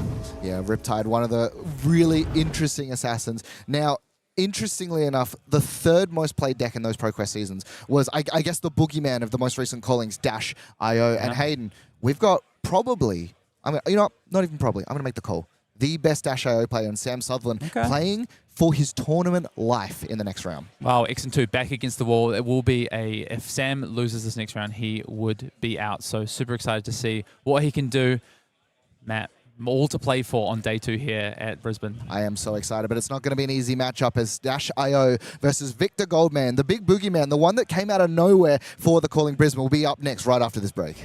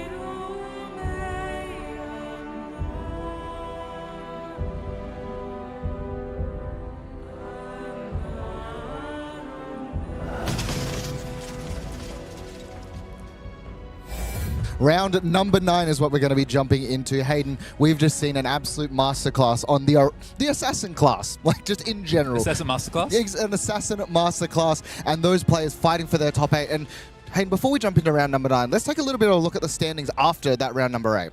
Yeah, see how the story is starting to unfold as we lead this run into the top 8, and we see there Mr. Dan McKay locking up probably his top 8 berth there, with Matt falling to X and 1. A number of players at X and 1 now who will be fighting their way to top 8. Probably, you know, if they win the next round, they're in a really good spot to hit that top 8, staying at X and 1. You see Matt Clark there, who we saw on stream, Kuan on that Gravy Bones, and a number of our Victor players there. 3 of them sat at X and 1 from Zach, Dennis, and Gary there, and then a whole swath of X and 2s, some of which we're going to be seeing in this next round, back up against the wall. They need to win these next 2 rounds on the trot to have a chance at that win in the last round. Yeah, fighting for their tournament lives, and we see plenty of 6 and 2s, big names in there. Brody Spurlock, another one. Madeline Southwood, the only Pallades, a couple other Gravy Bones, and some Dios alongside them. Jumping down a little bit further into the X and 2 bracket, Justin Koo also sitting there. Zachary, as well as J-Mac, both of them on Vynnset. J-Mac looks like he's probably out of contention for now, but just really fighting away, and our Sol Verdant still in the running. Yeah, Sol Verdant's there, still in the running. And as you come into your day 2, round 1, if you're Justin Koo, and you have to sit down against your teammate Brody Spurlock in round number 8, which is what happened in that last round. Brody maintaining that X and 1 record with Justin Koo. They're going to 6 and 2. Yeah, and you know, if you're in one of the gravy seats looking at what the top of the meta looks like, it looks like a lot of things that I think your deck's pretty well positioned into. Most Victors, Huntsmans as well. Marionettes. Yeah, it all seems pretty good. Well, there's still one Verdant's running around. Pallades, I assume, is a pretty good matchup for Gravy as well. So if you're on Gravy right now, I think you're feeling pretty good about what's around you on the tables. But there is a few fires out there, and I think that is the hero that you probably want to be dodging. Yeah, and another hero that you'd probably prefer not to fight into is Dash.io, and that is what we're going to have coming up in the feature mate area for round number 9. Let's jump in and meet the players so we can see who is battling out against one another. Sam Sutherland, the man who has won several callings on this deck, alongside of Benjamin Ryan, presenting Victor Goldmane. Yeah, you see there, Sam, they're rocking the slick back ponytail, a man who has done very, very well on Dash.io in a number of events, including a World Championship top 8 on the hero. Yeah, let's take a little bit of a look at what Sam has been battling his way throughout the weekend thus far, as we take a look at his standings. Only 2 losses. Matthew Clark, who we just saw on stream, and just took a loss, though, to Dennis Zhang on the same hero, being Victor. Wow, so he gets a chance to redeem himself here, and I heard that was a pretty close game, actually. Just heard in passing that was a pretty close game. So Sam here has a chance to redeem himself against that Victor, but you see a number of very strong opponents there.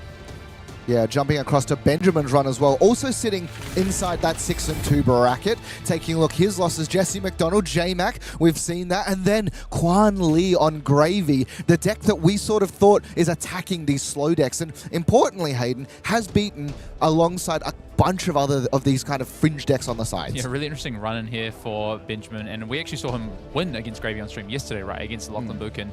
And now has fallen to Kuan Lee, but now has a chance to take down a World Championship top 8 competitor in this round. Yeah, let's meet the heroes as well that we are going to be battling it out with. Dash.io, you know, if we took the World Tour, Calling Toulouse, the #1 deck, it took that one out, as well as the Calling in Montreal. Yeah, it's back-to-back and looking to make it 3 in a row. Will it be in the hands of Sam Sutherland? Potentially, or we've got a few other players out there in Dash.io, but there is a number of Victor Goldmanes and other heroes who are here to try and spoil that run for Dash.io. Yeah, are we going to see the first time that Victor is, you know, no longer a waiting champion as we jump into round number 9, Dash.io versus Victor Goldmane? It's going to be an absolute doozy. And Sam Sutherland, we've seen it several times before, has some very interesting game plans into this matchup. Yeah, I love watching Sam Sutherland play Flesh and Blood. I remember first meeting Sam when he had just gotten into the game. He's a Melbourne local, and I remember the first few events he was traveling to. I remember watching him at a Australian Nationals, I think back in 2022, the second Australian Nationals.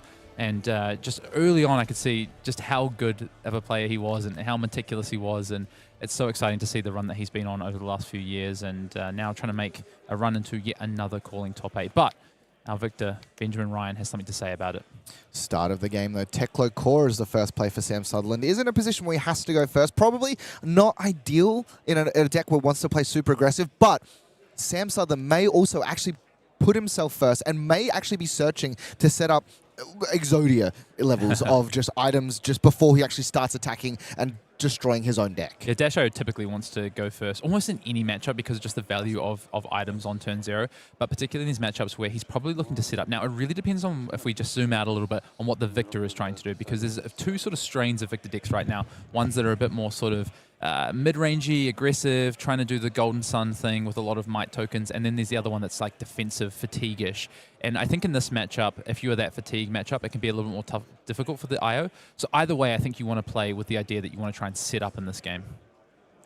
Already decisions being made. There's a blue disable coming across for Benjamin Ryan, pitching away, importantly, a visit the Goldmane Estate. So wants that a little bit later on in the game, a little bit too early to find, as well as a Cranial Crush. Is that a Hyper Scrapper in Sam's hand? It is. So that tells me that he is prepared for a potential fatigue matchup. Now, whether he's choosing to block with this now because he knows that Benjamin is not as much on the fatigue plan, or he's just got a number of other Hyper Scrappers that he can use. You typically just need the one Hyper Scrapper. So we'll see whether we see more of those in the game. Yeah, and just a lot of consideration from Sam Sutherland already. But like you were saying, Hayden, if that Hyper Scrapper is super important later in the game, trying to determine, is this disable actually threatening a huge amount? You know, the Arsenal card to the bottom is certainly impactful, but what can we set up instead? See, just taking his time. And this Dash IO deck, you know, when you see it pop off, it looks like it's just boosting and damage and damage and damage. But there are so many decision points knowing that top card of the deck at every given time, and with the amount of manipulation you can have. Sam is really in the tank here. I do wonder if he's thinking, can I afford to have my setup Arsenal card just go to the bottom, or do I actually give up one of these Hyper Scrappers to stop the on-hit effect? I think that is the decision that Sam is making. And this could be the, on turn 1, this could be the most important turn of the game, as we see yet another Hyper Scrapper on top of the deck for Sam Sutherland. And that's the challenge, because does he have to potentially boost that away to start his turn? All of a sudden, 2 Hyper Scrappers gone if he defends with 1. So I think that is the real challenge here for Sam. So that Arsenal card also must be very important to him. And no, is going to opt just to block with the Hyper Scrapper and the Tekla Foundry Heart. 2 damage leaking across for Sam Sutherland, so it drops to 34. Dash IO starting a little bit lower on life than your average hero. We'll see the Tekla core is going to tick down at the start of turn and gain 2 resources. And importantly, I believe, does Benjamin Arsenal this card? No, he doesn't. Actually had a block card in hand and decides, you know what, I'm just going to keep it in my hand. Yeah, probably wouldn't put that one in the Arsenal. Tekla Trebuchet, one of the new cards from Penn, is going to come across. 1 damage leaking. Oh my god, he's found a third. Oh no, it's a boom grenade. I thought it was another Hyper Scrapper as well. And this is kind of the optimal time to find these boom grenades. 1 damage seems a little innocuous, but now we're certainly threatening more, and boom grenade is how Sam beats this matchup. Blue Tekla Trebuchet, really big pickup from Compendium of Wraith for these Dash IO decks. And you know, you might think, it's just a 1 attack that has a kind of buff on it. But to your point about the boom grenades and the damage that it offers, it's just so awkward. And its value is, split damage is always so powerful in Flesh and Blood, right? And that's what Tekla Trebuchet offers. Fast and Furious coming in for 6, boosting away a Spark of Genius. So not the greatest, but 6 damage, nothing to scoff at here. And getting the +2 off of that previous Trebuchet. 2 action points also available for Sam Sutherland because he did crank that initial boom grenade. And Benjamin looking to finally line up some blocks here. Yeah, and Benjamin did take that boom grenade as well, right? Yeah, he did. And so looking across, is going to be using that new Clash of Bravado alongside of Test of Strength. Yep, and does win the Test of Strength, so is going to draw that Thunderquake and create that gold token. And then the Bravado, the trigger's going to come across. It is a loss. Now, is he going to cash in the gold immediately? No, he's actually just going to leave it on top once to keep the defense reaction. And we actually saw Benjamin yesterday, in some Clash instances, just immediately crack the Aegis just to make sure he wins the Clash.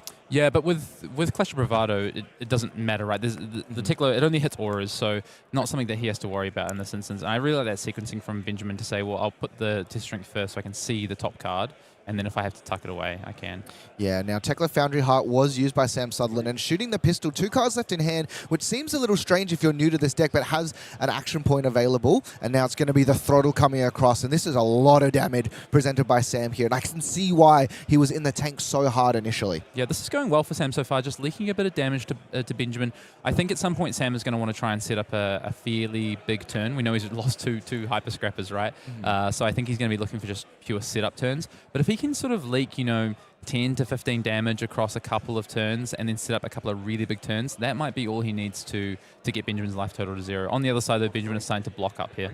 Yeah, that second copy of Clash of Bravado was used on Symbiosis shot, and now the blue Thunderquake that was drawn off the gold is actually going to be used to block up, and then a second shot because 2 items have been played, that Boom Grenade as well as that first turn Tekla Core. Yeah, really nice turn 1 after that turn 0 setup here for Sam Sutherland. And has an arsenal at the end of the day as well to show for it.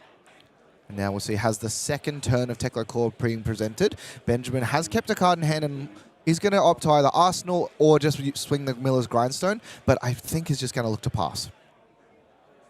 Yeah, last card in hand is that Test of Strength. So it's ended up a bit awkward for Benjamin here. He's kind of IP'd himself on this one. Didn't find a way to. I'm surprised we didn't see the double block on the throttle there. And you know, Sam's got to be super happy with that. I think he kind of read of like, well, I'm just going to make your blocks awkward and then I'm going to Arsenal this card. So that's definitely a nice turn cycle win for Sam there.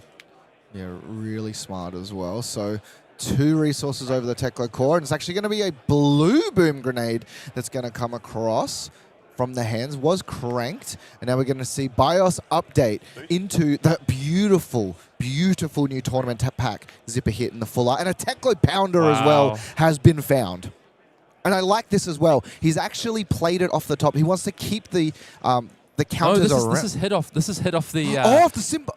Off the pump here. Oh, it is. So he boosted the Tekla Pounder, and because of the BIOS update, actually gets placed into the battlefield. And we're going to see the Aegis blocked alongside, I believe that's a Thump. Thunk. Yeah, this is massive for Sam. Yeah. It's really, really strong turn 2 here for Sam off the back of that already strong turn 1. Now with Tekla Pounder on the board, he's kind of insured himself for the next 3 turns with a bit of extra damage to leak over. You know, we're talking about find some leak damage, set up a couple of big turns. That is what Sam is trying to do. So has started off really nicely for him here and forcing Benjamin to commit that Aegis, commit a defense reaction, and just the 2 cards left in hand right now on this turn to block with. Cerebellum Process is also going to be found here, and another one as well. So you want to talk about starting to establish a bunch of items onto the battlefield, draws a card off of one of them to place an arsenal, and then just looks to pass it back and has everything available. And I believe, is that the Test of Strength that is remaining again in Benjamin Ryan's hand? He's been punished yet again for holding that Test of Strength. I don't understand why we didn't just block with that on the attack previously, though. I think that was a bit of a misstep there from Benjamin. I think he just thought the chain was going to be longer. He just thought the combat chain was going to be longer and is going to be punished for that here by not having the Fate Fist to put an Arsenal. Does he put a pummel in Arsenal when this is a fatigue? In theory, a fatigue matchup? I think you have to. Can't even swing. I lie. Does actually have access to the Spring Tunic, so can double pitch and then use Tunic to swing and just get rid of these cards out of hand. But Sam has set himself up, has a Tekla Pounder, won't have the Boom Grenade, importantly. And I think that was a bit of a bait, too. Just trying to... Yeah, blue Boom Grenade bait. Yeah, and, well, the double Cerebellum Processes means potentially, depending on what he finds off the top, we'll be able to draw a lot of cards. Yeah, and I believe has a resource card plus a bunch of red boost cards, so you can see a lot of cards off the top of the deck. She's going to Arsenal the Pummel instead. And once again, stranded in the hand is going to be that Test of Strength and has found at least some cards that block, and I'm surely is going to be blocked on this turn because I imagine this is going to be big. I wonder if Benjamin's going to regret that Pummel, if it's going to take up the spot for a defense reaction in the future, potentially. Look again, he's just going to set it up again. So I think his plan is to get as many pounders as possible, and he's just going to pass. How good is Sam Sutherland, though? He's on the big setup turn, like we said, trying to push some big turns, but also he's identified that Benjamin has ended up with some awkward cards in hand. I think he probably knows he's had a block card floating in there for a while and has said, well, okay, do your worst. He might not have the read on the pummel. I think that's probably a bit of a tougher read. He probably thinks it's probably an attack action. But I think if we take a look at Benjamin's hand here, if we can, I think he's full of reds. Oh, he's got a blue. He does have a blue, and he does have Tunic available, plus the reds hand, so he can CNC pummel here. This is what Benjamin needed to really push some damage. Yeah, but I wonder if you're in Sam Sutherland's seat, you know, he's not been attacked at all. Is this the time to even consider, depending on the card in Arsenal, do you just Crown of Providence and then suddenly, you know, you're still coming in with a 4-card hand? Ideally, you know, the CNC pummel, you can't play around it at this point. But does Sam even care if he wants to play this setup turn? So if he's just going to go on the pure setup strategy, then I don't think he minds too much because he's going to lose those cerebellum processes anyway this turn. But he could overblock this if he really wanted to respect it. I think he's just got to eat the fact that he's getting CNC pummeled this turn and look to set up a future turn. He's still got those Tekla Pounders, right? That's the main thing. Yeah, and Tekla Pounders themselves don't tick down until you boost, importantly. So can just sort of be sitting there, set them up for these ginormous turns later on in the game. Having a look. Just thinking. Plenty of offensive capability coming through from Sam, but you know, this is also if you're going to that strategy that was sort of employed earlier by Leo Toulouse, do you even send them? Do you need to set up everything prior to doing so you can really just force the damage through, or is it kind of dependent on where you are in the game? I mean, he's got enough deck density at this point in time, right? That's not something he needs to be concerned about. So he's actually got a Teklo core in hand here. I kind of think this is just an easy setup turn. I think you can afford, if you're Sam Sutherland, to throw a card plus the adaptive plating in front of this. Or the 2 cards, also fine. Because he'll get the Teklo core. Yeah. You just give away your Arsenal. That's fine. Yeah. It's a blue zip hit, I believe, in Arsenal, so he's not too worried about losing this card. Yeah, it was a card that was drawn off of that Cerebellum processor, so you kind of just want to put it, you know, whatever is there. And so as a result now, just like you said, Hayden, 4 damage will leak across, don't get me wrong. You're still only 1 life behind, and you get to take yet another ginormous setup turn. Yeah, not sure what Sam's thinking on. Maybe just the... I mean, I can't see any way that you don't just keep the Teklo core here, unless he's going to have another couple of setup turns. And so the Teklo core resources aren't going to be relevant. Is he going to try and find the 3rd Teklo pounder potentially before he even tries to attack Benjamin Ryan? There could also be a world where he looks at the top of the deck and is thinking, do I flash something out in this instance? Yeah, potentially. But, yeah, no, it's just instead just thinking. And I like this as well. He knows that in general, his deck is very fast. But, yeah, so he's going to take the damage. Like you said yourself, Hayden, lose that zipper. It's a yellow one. And then also probably lose the other zipper hit in hand and just play out the Teklo core pass. Or you can Arsenal the Teklo core and pass. And so it depends if you think you're going to attack the following turn or not. Yeah, interesting as well. Benjamin decided to use a Tunic counter. Luckily, though, does have a card he can Arsenal, which is going to be that Spinal Crush. Yeah. That test of strength has been enhanced since the start of the game, basically, at this point. Actually opts to discard the Teklo core in this instance. Is just going to park this... park the zipper hit in the Arsenal, shoot the Symbiosis shot, and pass, and then suddenly try to set up to start to use these big Teklo pounders. Yeah, it's going to keep that zipper hit back for a future turn. So I would say next turn we're gonna hit the go button. I think that's why Sam is sending the Symbiosis shot here to try and get some resources out of Benjamin's hand. But the Spinal Crush is potentially going to have something to say about it because it's going to stop Sam from being able to set up a big turn. Oh, instead, no, he's going to pitch it and actually finds the Convection Amplifier off of the top. On-demand Dominate is super important for this deck. And I think maybe that's why he was sort of putting into the consideration of what he plays. This is a big setup here for Sam Sutherland, but he's going to be facing down this Spinal Crush for 10. I think the ideal scenario is he actually finds himself the 3rd, but as well, Visit Goldmane Estate's going to come across. Only has has 2 gold, sorry, because of the Aegis. So we'll make some mites as this is the 3rd gold being created. The Aegis super impactful for these Victor Goldmane decks. Just gives them insulation and allows them to just kind of get out of difficult situations when required. Draws a card off the gold. Does he have the resources to send the Spinal Crush? I'm sure he does. Yeah, definitely does. Overcrowded, the card being pitched. And yeah, this Spinal Crush coming in for a lot of damage. 10 damage. And it is actually one of the more impactful cards into the Dash.io deck. 9 being blocked with here. So 1 damage will leak through. So does not really care too much in regards to the go again because there's no cards to go again with. Sam giving up a big chunk of reds there, though, including a 0 to 60 red. So does need to do something soon, though. He can't just sit up forever or he'll run out of resource, damage cards in his deck. So he's going to have to make something happen and hope that maybe Benjamin doesn't have disruption this turn and then can kind of just pull the trigger and start with a couple of really big turns. Looks like Sam is drawn up into a blue and then 3 sort of damage dealing cards in the form of Pulse Wave Harpoon, BIOS Update, and a yellow zipper hit. Drawn up for the side of Benjamin's. Found himself another copy of Visit the Goldmane Estate. So if he wants to just chain through these mites together, definitely Benjamin can. didn't want to show me the hand there. No, he just wanted to be seeing. I've been trying to catch it as he puts the cards into his hand. So still sitting on 3 gold. Balance of Justice hasn't been blocked with either. So definitely just taking a moment. Sort of assessing their hand, and this is one of those things where sometimes you have a lot of options, and that's a lot of red sitting in their hand here. Double test a single blue, which is the Goldmane Estate as well. You can throw a red disable there. So this will be a red disable for 12. So would threaten that Arsenal or ask Sam for yet some more cards. I wonder if this red disable comes in, if we're going to see Sam say, I can't keep blocking out forever. Let's cash in rather the Crown of Providence. Try and find, if he likes the card on top, and then let's get off to the races. We'll have Conviction Amplifier this turn available as well. How patient will Sam Sutherland be in this game? I think that is the question. We're about to find out with how he decides to block this. Yeah, so disable for 12, usually comes in for 9, but +3 off of those mites generated from the Visit Goldmane estate. And now just taking some time for Sam here. The difficult thing, I guess the skill-intensive thing with Crown of Providence in Dash.io, you know the top card of your deck. You know what's being placed inside your hand. And so now needs to consider, is it enough, or is it just another turn of just, I'm going to declare some blocks and hopefully just instead just set up again? Yeah, as you see there, you see the 2 reds there for Sam, the yellow zipper hit, and a blue. So, I mean, that hand looks pretty good to me if you're trying to push some damage. Does it look good enough to Sam? That is the question. And another key thing about Sam Sutherland's deck as well, it's definitely one thing about Cerebellum processors. While it was so impactful to see them early, 2 of them have been used.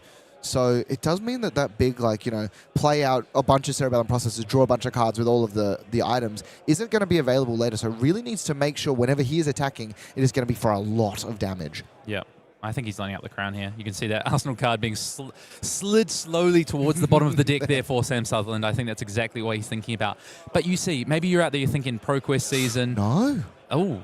Just takes the damage that's being slid because of the disable ability. Patient. Not from Crown of Providence. Patience coming through once again. Kept 4 cards though, so 17th is 31, but it is time, I think, to pull the trigger. I think as well, the thing is he doesn't lose that from his deck, right? It goes to the bottom of his deck, so it's not the worst result for him. And this is probably why, because that didn't want to draw that red boom grenade, which is now being played from the Dash.io ability.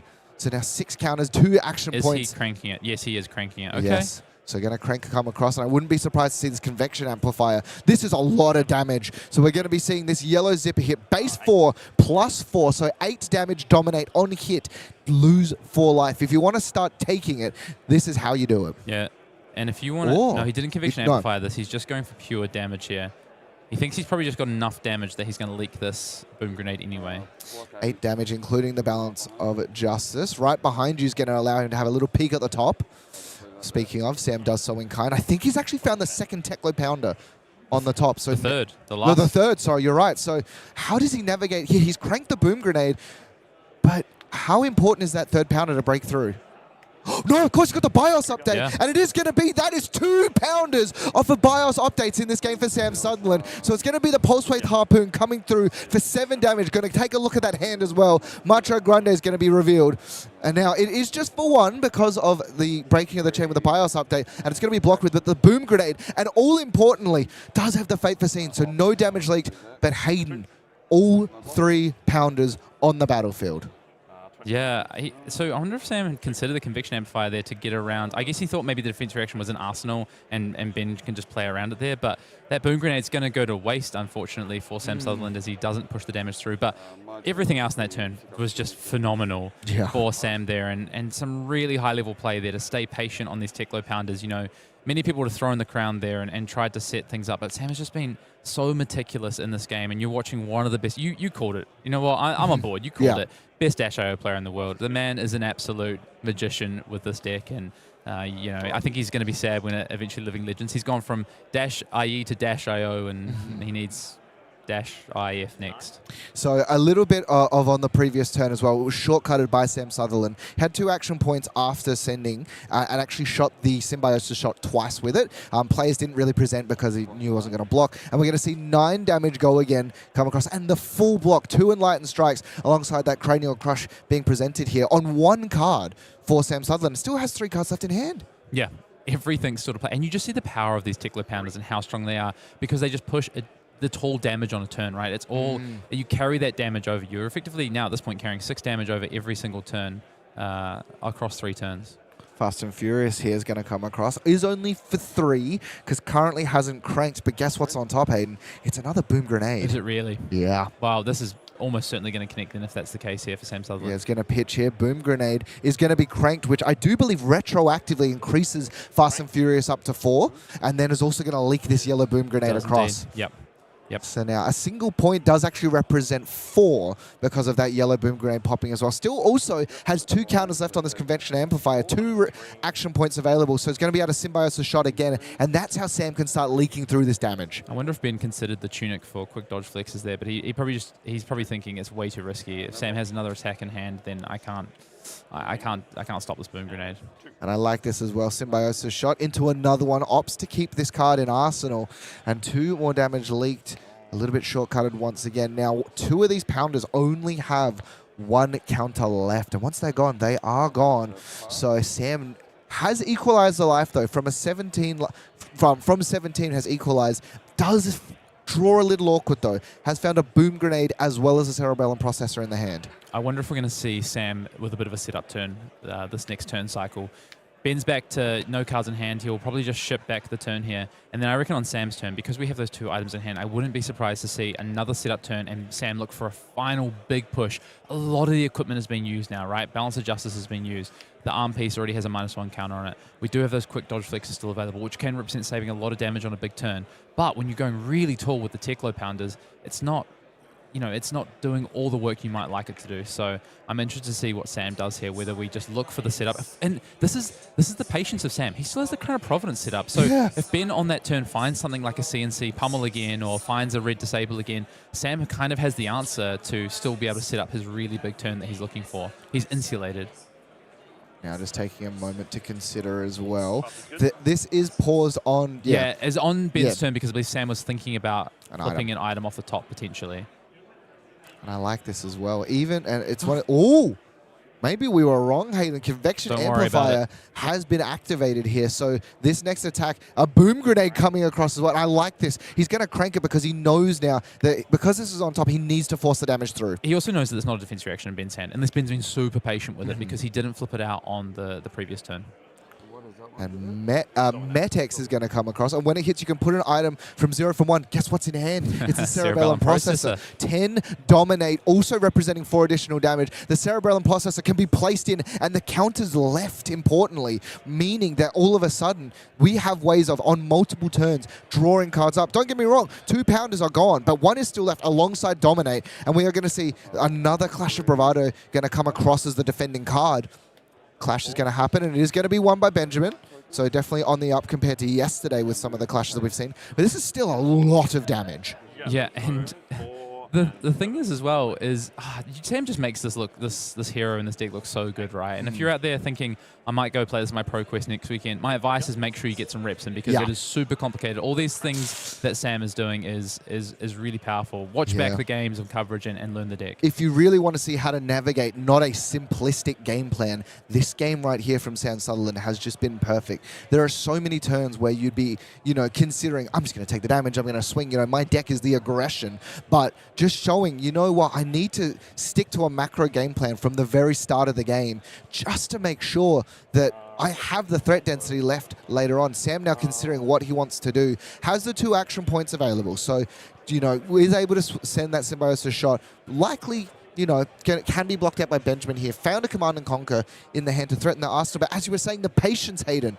It's that Crown of Providence still sitting there atop Sam's head. Yeah, he has just been so patient, hasn't he? And, it's not... Benjamin's no slouch in this game, right? He's been doing what he's trying to do to disrupt this game, and he's by no means out of it, right? If he can string together a couple of disruptive turns, just the onus is all on Sam to kind of play really, really well to get around the disruptive elements, to get around the fatigue problem. Whereas, the Victor game plan, it's a little bit more straightforward for Ben here. He just needs to present some threats and present some damage. 5 more damage. Speaking of coming across with those beautiful full arts, I know for a fact that Sam was looking to buy them around. He put out a message wanting the full arts, and looking at what was banished though off of the top, it's another one of those anti-fatigue cards. It's the 3rd Hyper Scrapper. So Sam's it was the 3rd? Yeah, it's the 3rd. So Sam's going to have to get this done with the sort of setup turns he's had. He won't have a big Hyper Scrapper in game now because he has gotten rid of all 3 of those, I believe. He blocked with 1. Banished another 2. And I think that's why Sam really took some consideration there. And unlucky, did activate the Cerebellum Processor to draw a card because he wanted to sort of see and had to go for the boost. Shoots the Symbiosis shot here. So actually drew a card previously off the Cerebellum, which took him down to 1 action point, and now just going to leak 2 additional damage. 6 life for Benjamin Ryan. CNC and Arsenal, right? No. Oh. Okay, he's just going to send the grindstone. Interesting. Oh, was that another on the top? Was that another hyper? No. Can't No, it be. can't be. I think he's played them all. Did he pitch one? He ended up defending with it on turn You're one, right. right? He went back and forth for so long and then just ended up defending with it. So does have a backup protocol red, has a spark. We haven't actually seen a spark of genius in this game yet for Sam Sutherland, which could be huge as well. Now, one thing about Sam and how he's been navigating this game, though, is he's not given Ben the opportunity to use his balance of justice, right? You know, gaining the additional card. He's only drawn a singular card on each turn. And I wonder if he's trying to play around that, looking to galvanize. And this is a classic from these Dash, and not even Dash, just the mechanologists, right? Yeah. is use the Tinkerings and then galvanize the Golden Cog. Unless, of course, you're playing Puffin, when that Golden Cog represents a whole bunch more than just something galvanized. Yep.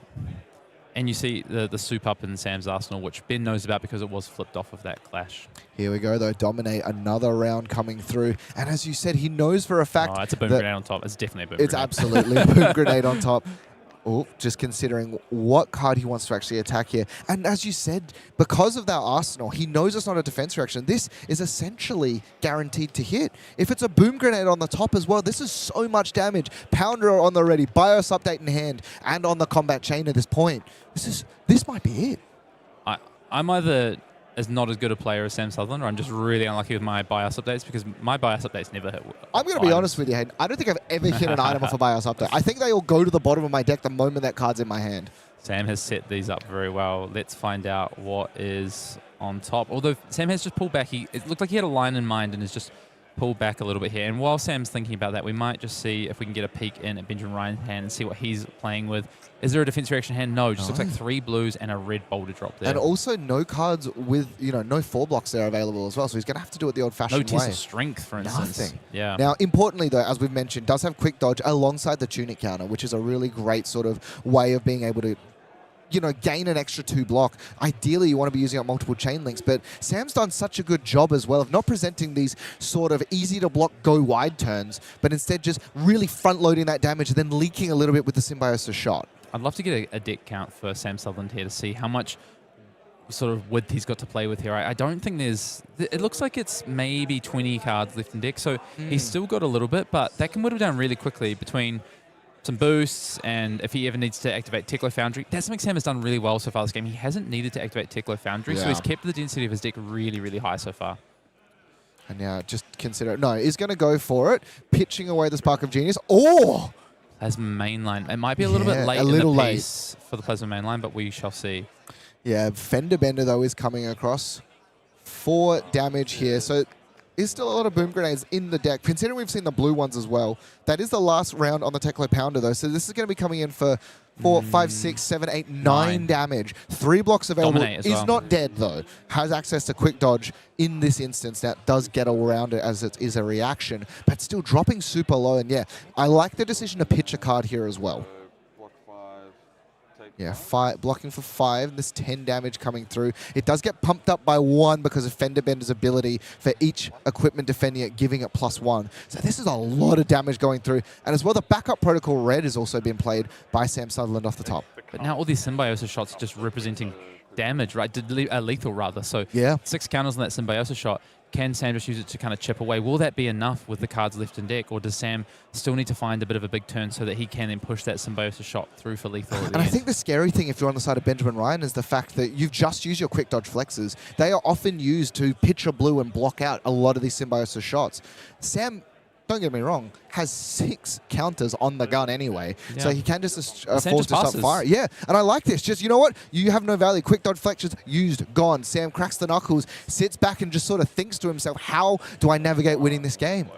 Oh, he hasn't passed. He's just broken the chain. Oh, He's broken the chain.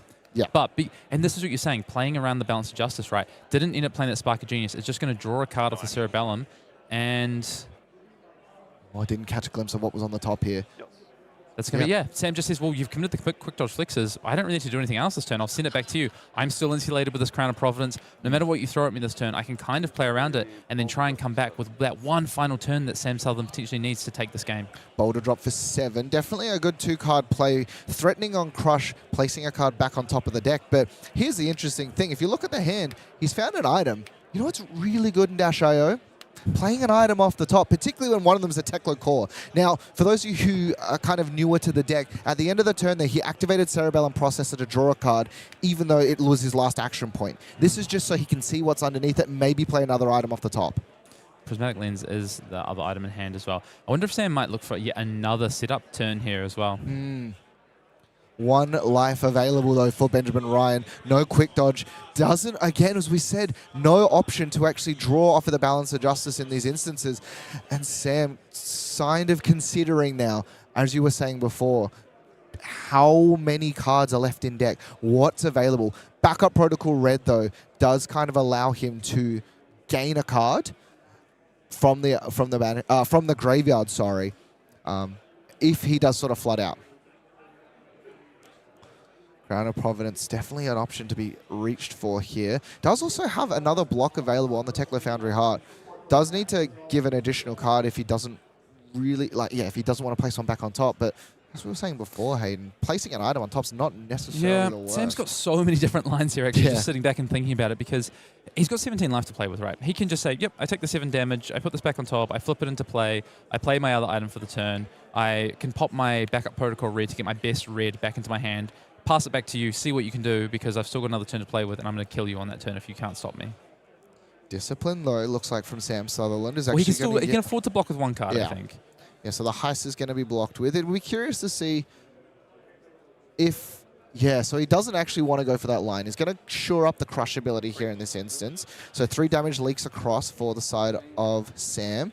Benjamin finally actually able to sort of push something. But Hayden, that card has been stuck in the arsenal since about turn 3. I know.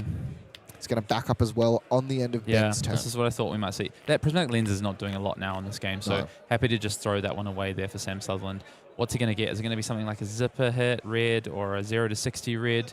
We'll just see what Sam decides to get here. He's keeping those cards close to his chest. Doesn't really let us have a little peek at what he might pick up here. Does he have a throttle available? No, it's just going to be the zipper hit. Wants it for the just how many resources he has available. And just damage. I think as well, what's really interesting and important to note is this is a non-maximum velocity deck, right? This is the sideboard plan is all about, well, he might have it in the sideboard, but the sideboard plan is all about setup and items and hyper scrapper in games, and just this is such a Sam Sutherland way of playing Dash IO. It's not that sort of pedal to the metal, aggressive, smack you in the face piece. Soup up. A card that's super impactful, but he lost the Cerebellum Processor at the start of the turn, so this Soup Up does have go again, and importantly, Hayden, doesn't eat a card from the deck, and these breakpoints is what Sam needs, because he also knows he has a zipper hit, and there's 6 counters on the Symbiosis shot. Testifying Grip, though, and that is a win for Benjamin Ryan, and that's actually pretty important there, because it's going to throw maybe Sam's plans into, or a bit of a spanner in the works here with that Testifying Grip, so we'll have to see what he decides to throw away. Yeah, looks like in the hand for the side of Sam Sutherland as he takes a little bit of a moment, thumbing it back. Also has, the red throttle is going to be placed into the bin. Just doesn't have the resources available in this instance. I think we're just going to see Teklo Core and Arsenal Zipper hit and pass. Yeah. And I like that once again, get all these...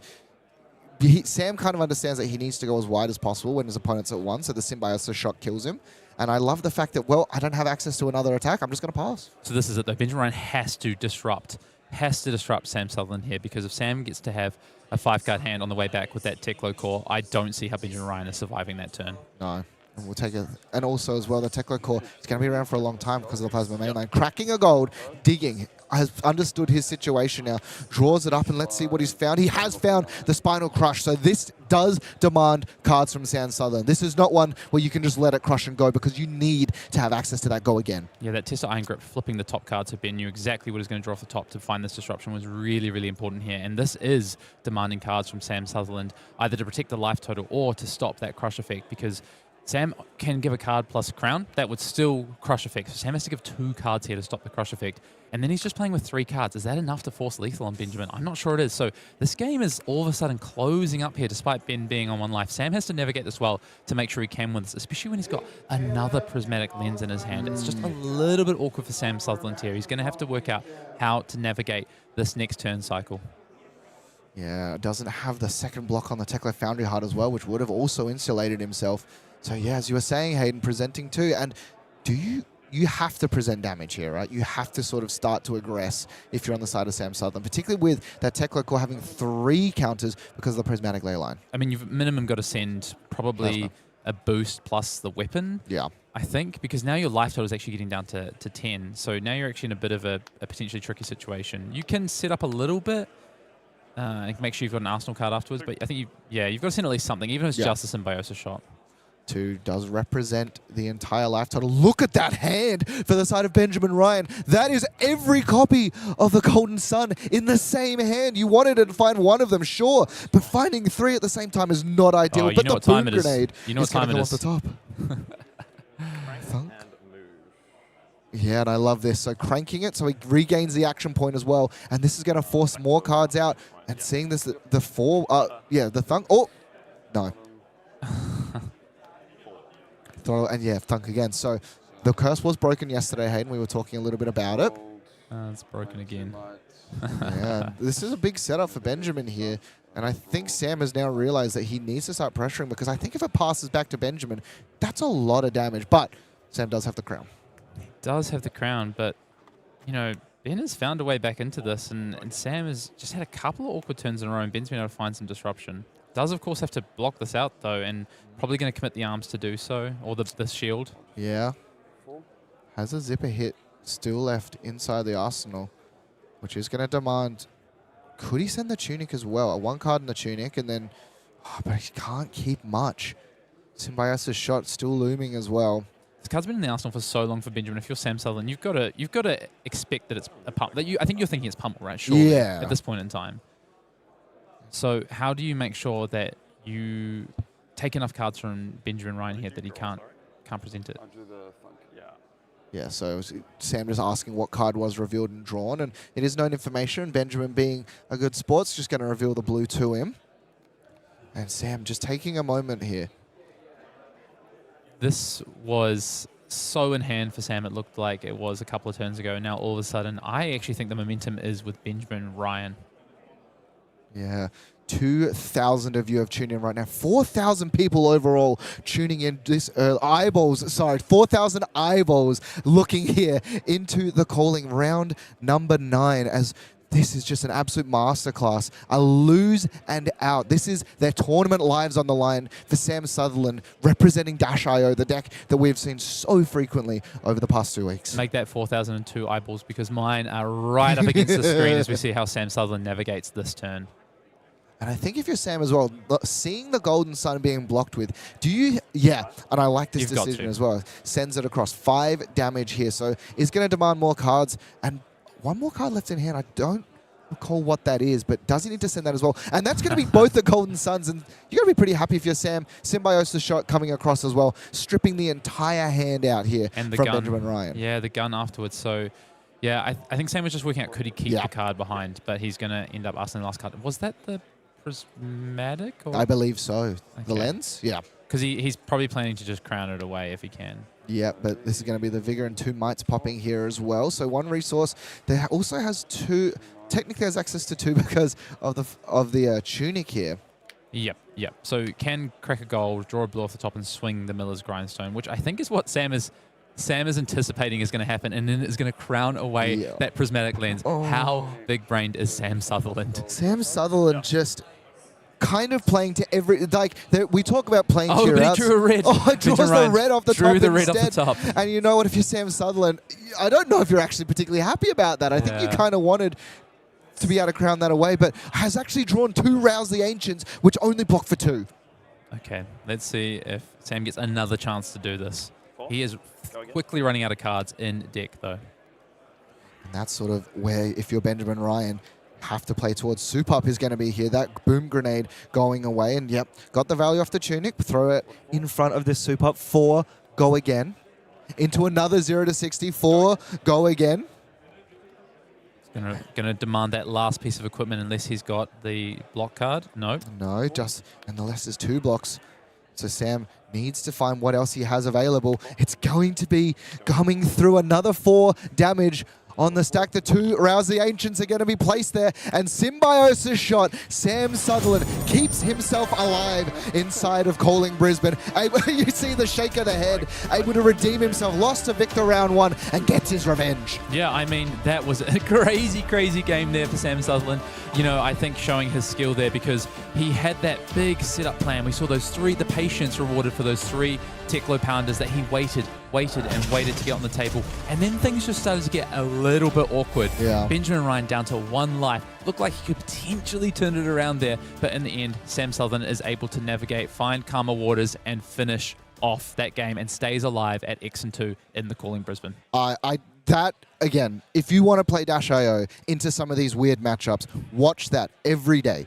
Just once a day, learn from it. Because I can tell you right now, if I'm in so many of those scenarios, he played lines I couldn't see. He did things to insulate from what does my next hand look like. Everything was 2 steps ahead. And as a Goliath player, I really appreciated that. 3D chess from Sam Sutherland there. And, you know, will we see Dash.io survive? Looks like it's going to have lots of living legend points to play with. And we will probably see Sam Sutherland in Yokohama on that Dash.io hero. And of course, Yokohama Pro Tour is coming up, our World Tour stop very soon. Can't wait to be out there in April 9th to 12th. I'll be there. I'll be back in the booth. Can't wait to join all of you out there, our viewers, and chat as we get towards that Sage and classic constructed format. Can't wait for it as well. And if you are attending, look at these stunning promo cards. Scar for a Scar, a classic card played all the way from Welcome to Wraith right now, and a card that I personally am going to need, just in general, that beautiful alternate art Gravy Bones. We'll see what we can do for you, Matt Brandwood. I might be able to bring one back for you, see if I can get my hands on one myself.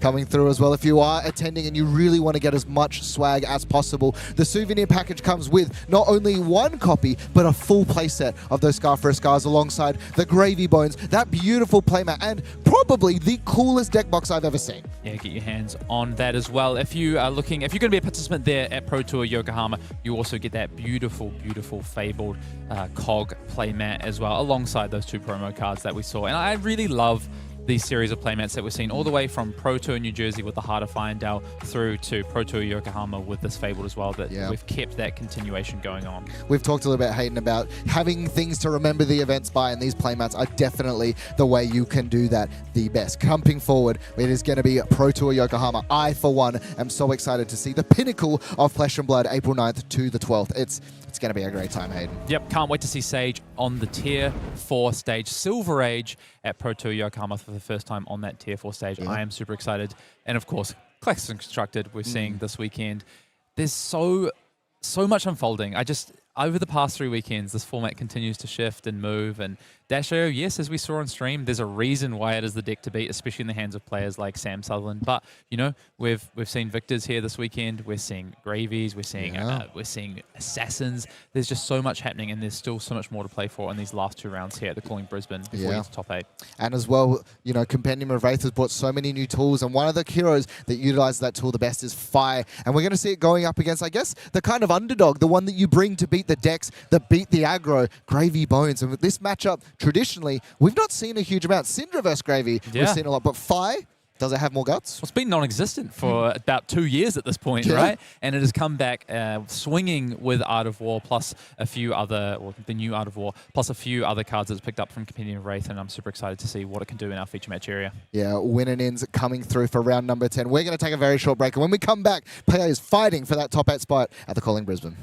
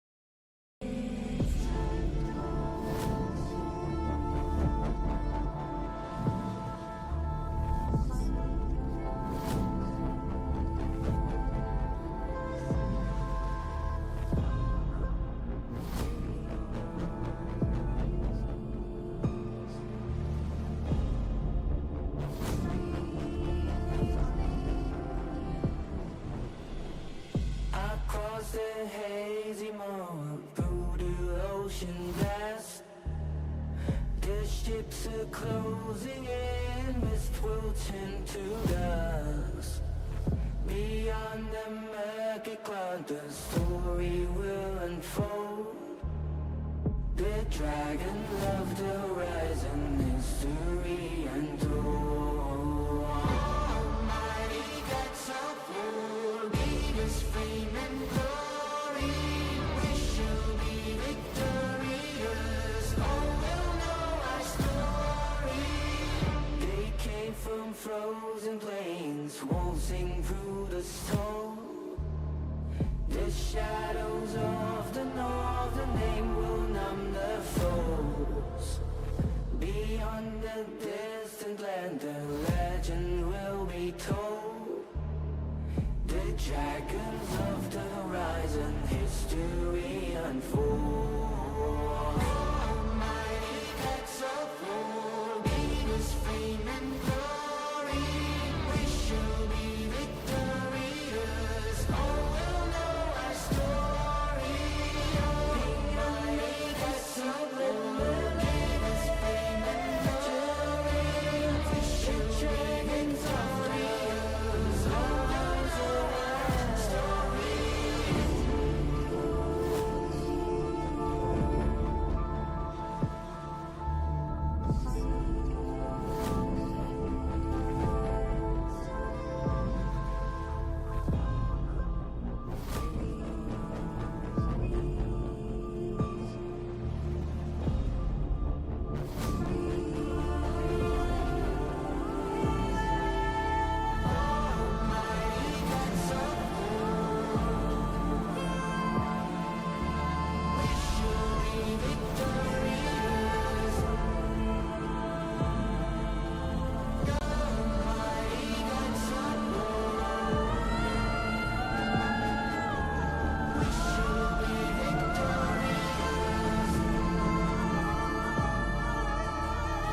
Beneath the boundless sky, the voyage carries on.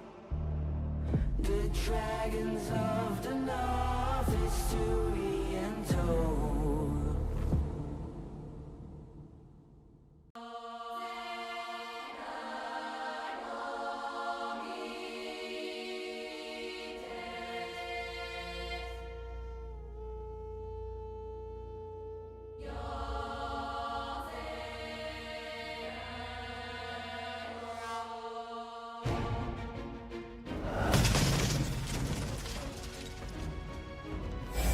The pointy end of the stick is where we are headed as we are jumping into round number 10. Two players that we've seen already on the feature mat area in, I'm going to be honest, a matchup I don't fully know how it goes. It's a matchup that we just haven't really seen. We've seen the Necromancer versus the Draconic Ninja before, but this is a little bit different with Fi now taking Syndra's spot in some ways in this meta. Before we get into that game, Matt, let's take a quick look in at the standings and see the tail of the tape and what is happening so far on day 2 here at the Calling Brisbane. As we see, it looks like 4 players have probably locked up their top 8 spot here. They could probably afford to lose these last 2 rounds and still make it definitely the case for Dan McKay and Kuan Lee there, but it looks like Zach Gardiner and Dennis Zhang have also maybe locked it up there as well. As we take a look to who is playing for their life in this event, Matt Clark, we've seen him on stream already today. He's at X&2, so he has lost 2 in a row to fall to X&2. He is fighting for his life in this event now. Yeah, and importantly as well, Dan McKay actually did lose the previous round, and Kuan Lee undefeated today. He came into today X&1, hasn't dropped a game yet, and so it's going to be very interesting, but we have a lot of players still live for top 8 and are fighting their way through. Yeah, number of players at X&2 there, and a lot of different heroes, as we said, still fighting it out for top 8. Yeah, exactly. And how about we go down and meet the players that are representing Fi and Gravy Bones. On the left, we are going to be seeing probably a guy we've seen many or once already this weekend presenting a deck that they believe is the strongest. Ian Zhong going to be representing Fi.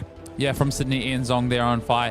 And then across the table from him, Lachlan, Buchan on that Gravy Bones. Let's take a look at Ian's trip to this table so far in round 10 and how he's managed to get himself in a position to fight for top 8. Yeah, taking a look. I like to look at what he's taken down, and there's been a lot of ninjas that he has felled in his way. Ryan Williams, Daniel Matiev, and Patrick Watt all playing not the ninja that he is on. He's felled Declan Bradley in the previous round. In the mirror matchup, he was able to get there, only losing to two of the more disruptive decks with J-Mac and Matthew Tarr. King of the Ninjas so far today, Ian Zhong. Let's go and take a look at Lachlan's journey so far. Yeah, Lachlan going through. We did lose to Benjamin Ryan on stream, and the other loss that he did have was actually to Torfik early on Fi. Look at the run that we've had on this Gravy Bones site. He has beaten a Syndrome, so he can beat the Draconic Ninjas, but it's going to be very interesting to see as we meet these heroes and what we're going to be looking at facing off against one another. And he beat the Fi though, and Lachlan has gone 4-0 since that loss on stream. Yeah, and both of these heroes have really great representations throughout the World Tour. Worlds Barcelona 2023, we saw Alexandros Argio actually win the whole event on fire, and of course Pro Tour Singapore, Shiryo Wu on Gravy Bones. So definitely heroes that have had some very storied histories as we jump right into game number 10. Win and in for these players, everything to play for in what's going to be a banger of a match. Yeah, and I want to take a look in at the equipment. Nothing crazy, nothing different, exactly what you'd expect. Mask the Pouncing Links on Ian's side, and Lachlan playing that Dead Threads plus the Gold-Baited Hook. Does have access to Balance of Justice, though. Yes, and we saw immediately C4 salvage the first play, and that actually forces Ian to immediately respond. That card can turn the Phoenix Flame face down, and really smart though from Ian Zhong, immediately pitches the blue to actually just recycle it. And Rigor Mortis will be played immediately. I have to do something. Yeah. Pretty good for Lachlan. Sets up a not only an ally, but also forces the Phoenix Flame into Ian's hand. Ian with... Is that somehow ended up with 5 cards in hand, though? Yeah. Oh, yeah, okay, sorry. I think they've realized that there is 5 cards. Yeah, the judges will go through. Now, one thing to note as well, on that first turn, Lachlan did actually play the Rigor Mortis from a hand, so didn't have go again, but he did so pitching Riches of Tropuldani, which allows him to generate that first gold. Now, Rigor Mortis, pretty easy for Ian to actually clear, but having that first gold is so important. So it is easy-ish to clear, but it's not as easy as it is for, say, Syndra with Kunais, right? You do have to commit your Phoenix Flame onto that chain link in the right order to get rid of that that Rigor Mortis, but getting that gold on turn 0 just absolutely massive for Lachlan here. Setting up an ally, setting up a card in Arsenal, and yeah, you see Ian here coming in with that Oath of Loyalty on the table. See what Lachlan wants to do in defense. Oath of Loyalty being every single card must be Draconic in order to be played, but 0 for 4 with Go again, very strong inside this deck. And now we're seeing already Tip the Barkeep, a card used generally speaking for those longer fatigue matchups for the side of Gravy Bones where they need to swing multiple allies, just immediately being placed on defense. Yep, Ian working out what the rest of this chain link might look like. So taking a moment here. The Compass has been used by Lachlan Buchan as well, so knows the top card of the deck. And Ian just sort of considering, taking a moment here. Yeah, I think Ian's just realized that he's got too many cards in hand here, so I think players are just going to call a judge here, so we'll come out of the game here. But yeah, but really, it looks like looking for a judge here from Ben. But a really fast start there for Lachlan, obviously. Kind of the perfect start, or the start that you want if you're in that gravy seat, to make sure that you can first establish an ally, because that's going to take damage away from the Fire deck and force them to have to commit a card to it, or at least commit that Phoenix Flame. And importantly, unlike the Syndrome matches of old, where they're playing Mask of Momentum, and they can actually utilize those allies for on-hit effects to trigger Mask the Pouncing Links in this matchup. So it's a really different game to what you might have seen from a Syndra versus Gravy matchup. This matchup can definitely be a bit grindier. Yep. So I'm really interested to see how Ian navigates this. Yeah, and I think the judge call has been resolved as we jump back into the game now. It's currently in the process of being resolved from what we hear. So because Ian actually had 5 cards at the start of that turn, what Lachlan gets to do is he actually gets to pick a card and place it on the bottom of the deck. Yeah, so I believe they've rewound to the point where you can, which is before the Oath of Loyalty attacks, because nothing else has happened since then, so you can rewind that pretty easily. Lachlan has to pick a card to put to the bottom. A bit unfortunate for Ian there, but obviously has made a mistake. The judges have done, what they do. Our community judges doing amazing jobs in fixing the game state there and repairing it as best as possible.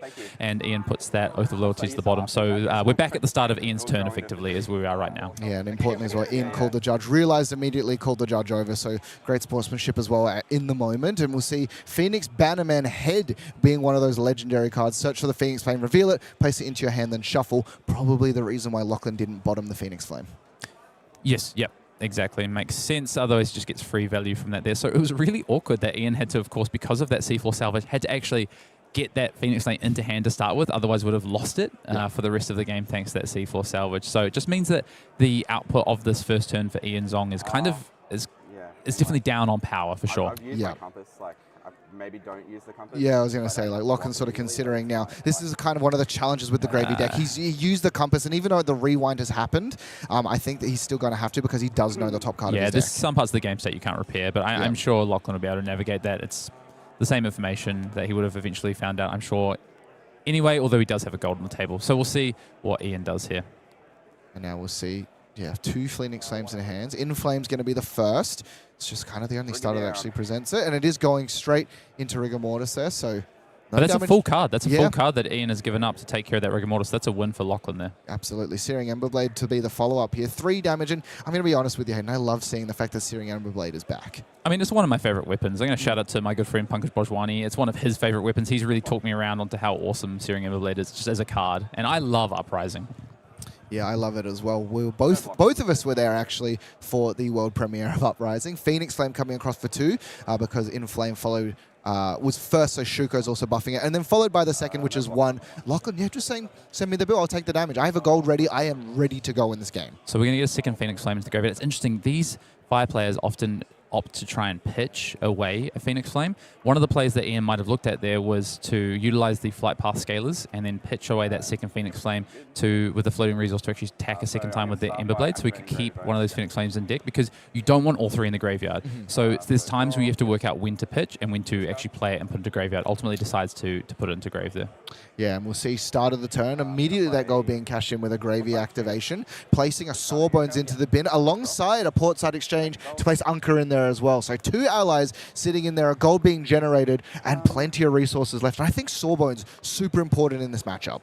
Yep, exactly. It makes it really difficult for Ian to just point Phoenix Flames at Sawbones or a Rigger, for instance, or even to clean up things like Chum potentially. So really nice start there for Lachlan. He's kind of exactly where he wants to be in this kind of matchup, and putting the emphasis on Ian to work out exactly how he's going to present damage. But to be honest, I think sometimes you can actually just afford to sort of ignore things and just go face. Yeah, and we'll see here being played out, pitching away the Oyston. Didn't have to necessarily pitch both cards, but does, kind of wants to put himself in a position where that Oyston can come back a little later on. And if there's one thing that the gravy deck does a lot, it is shuffle. So 6 damage, hook activated as well, but a gold's already been generated from that portside exchange. Yep, so nice and safe there. If Lachlan could get up to 3 or 4 gold early, that would be a perfect spot, because one of the things you also want to make sure when you're playing against a deck like Fire that's super aggressive is you don't want to get caught with too many allies in your hand. So you actually want to utilize that gold defensively to filter your hand and try and find block cards a lot of the time. So getting up on gold early is really important in this matchup as well. Yeah, and immediately the damage is being taken by Ian Zhong. Likes the hand, and I can see why. Has actually found one of the more powerful cards in regards to from Compendium of Wraith, the Art of Phoenix War. Art of War at home, and is definitely something that we love to see. As alongside a couple of other things, Ignite being one of the new cards, one of the cards that we see a lot in Syndra. And yeah, I love this decision here. Yep. And has the blue as well to be able to play this turn and banish that Phoenix Flame. So Ian finding kind of the big aggressive hand he needs, but he draws 2 blues off the top of that Art of Phoenix War. And this is kind of the challenge with this card sometimes when you're playing a deck like Fire. And these Fire decks, they play more blues for consistency, but it also means you're more likely to draw them off of these Art of Phoenix. I do really like the sequencing here, though, where we use Rise from the Ashes to actually get back the Phoenix Flame to then discard it to the Art of Phoenix War. A second one will now be played, so still actually also has the Fire ability, so can send a lot of these Phoenix Flames during this turn. Ronin Renegade was the card that was drawn off Ponder and played here, which is actually coming in for a lot more than just 3. 3 plus 3 off of the Rise from the Ashes, plus 1 again, and then an additional 1 from Art of Phoenix War. So 8 damage coming across. And I spoke last turn about, either pitching that Phoenix Flame or getting to the graveyard, and Ian showing why he definitely wants to have at least 2, or wants that second one in the graveyard at this point in the game, because of Rise from the Ashes, but also the hero ability. And on these big turns, you really need to make sure you've got access to 2 Phoenix Flames. So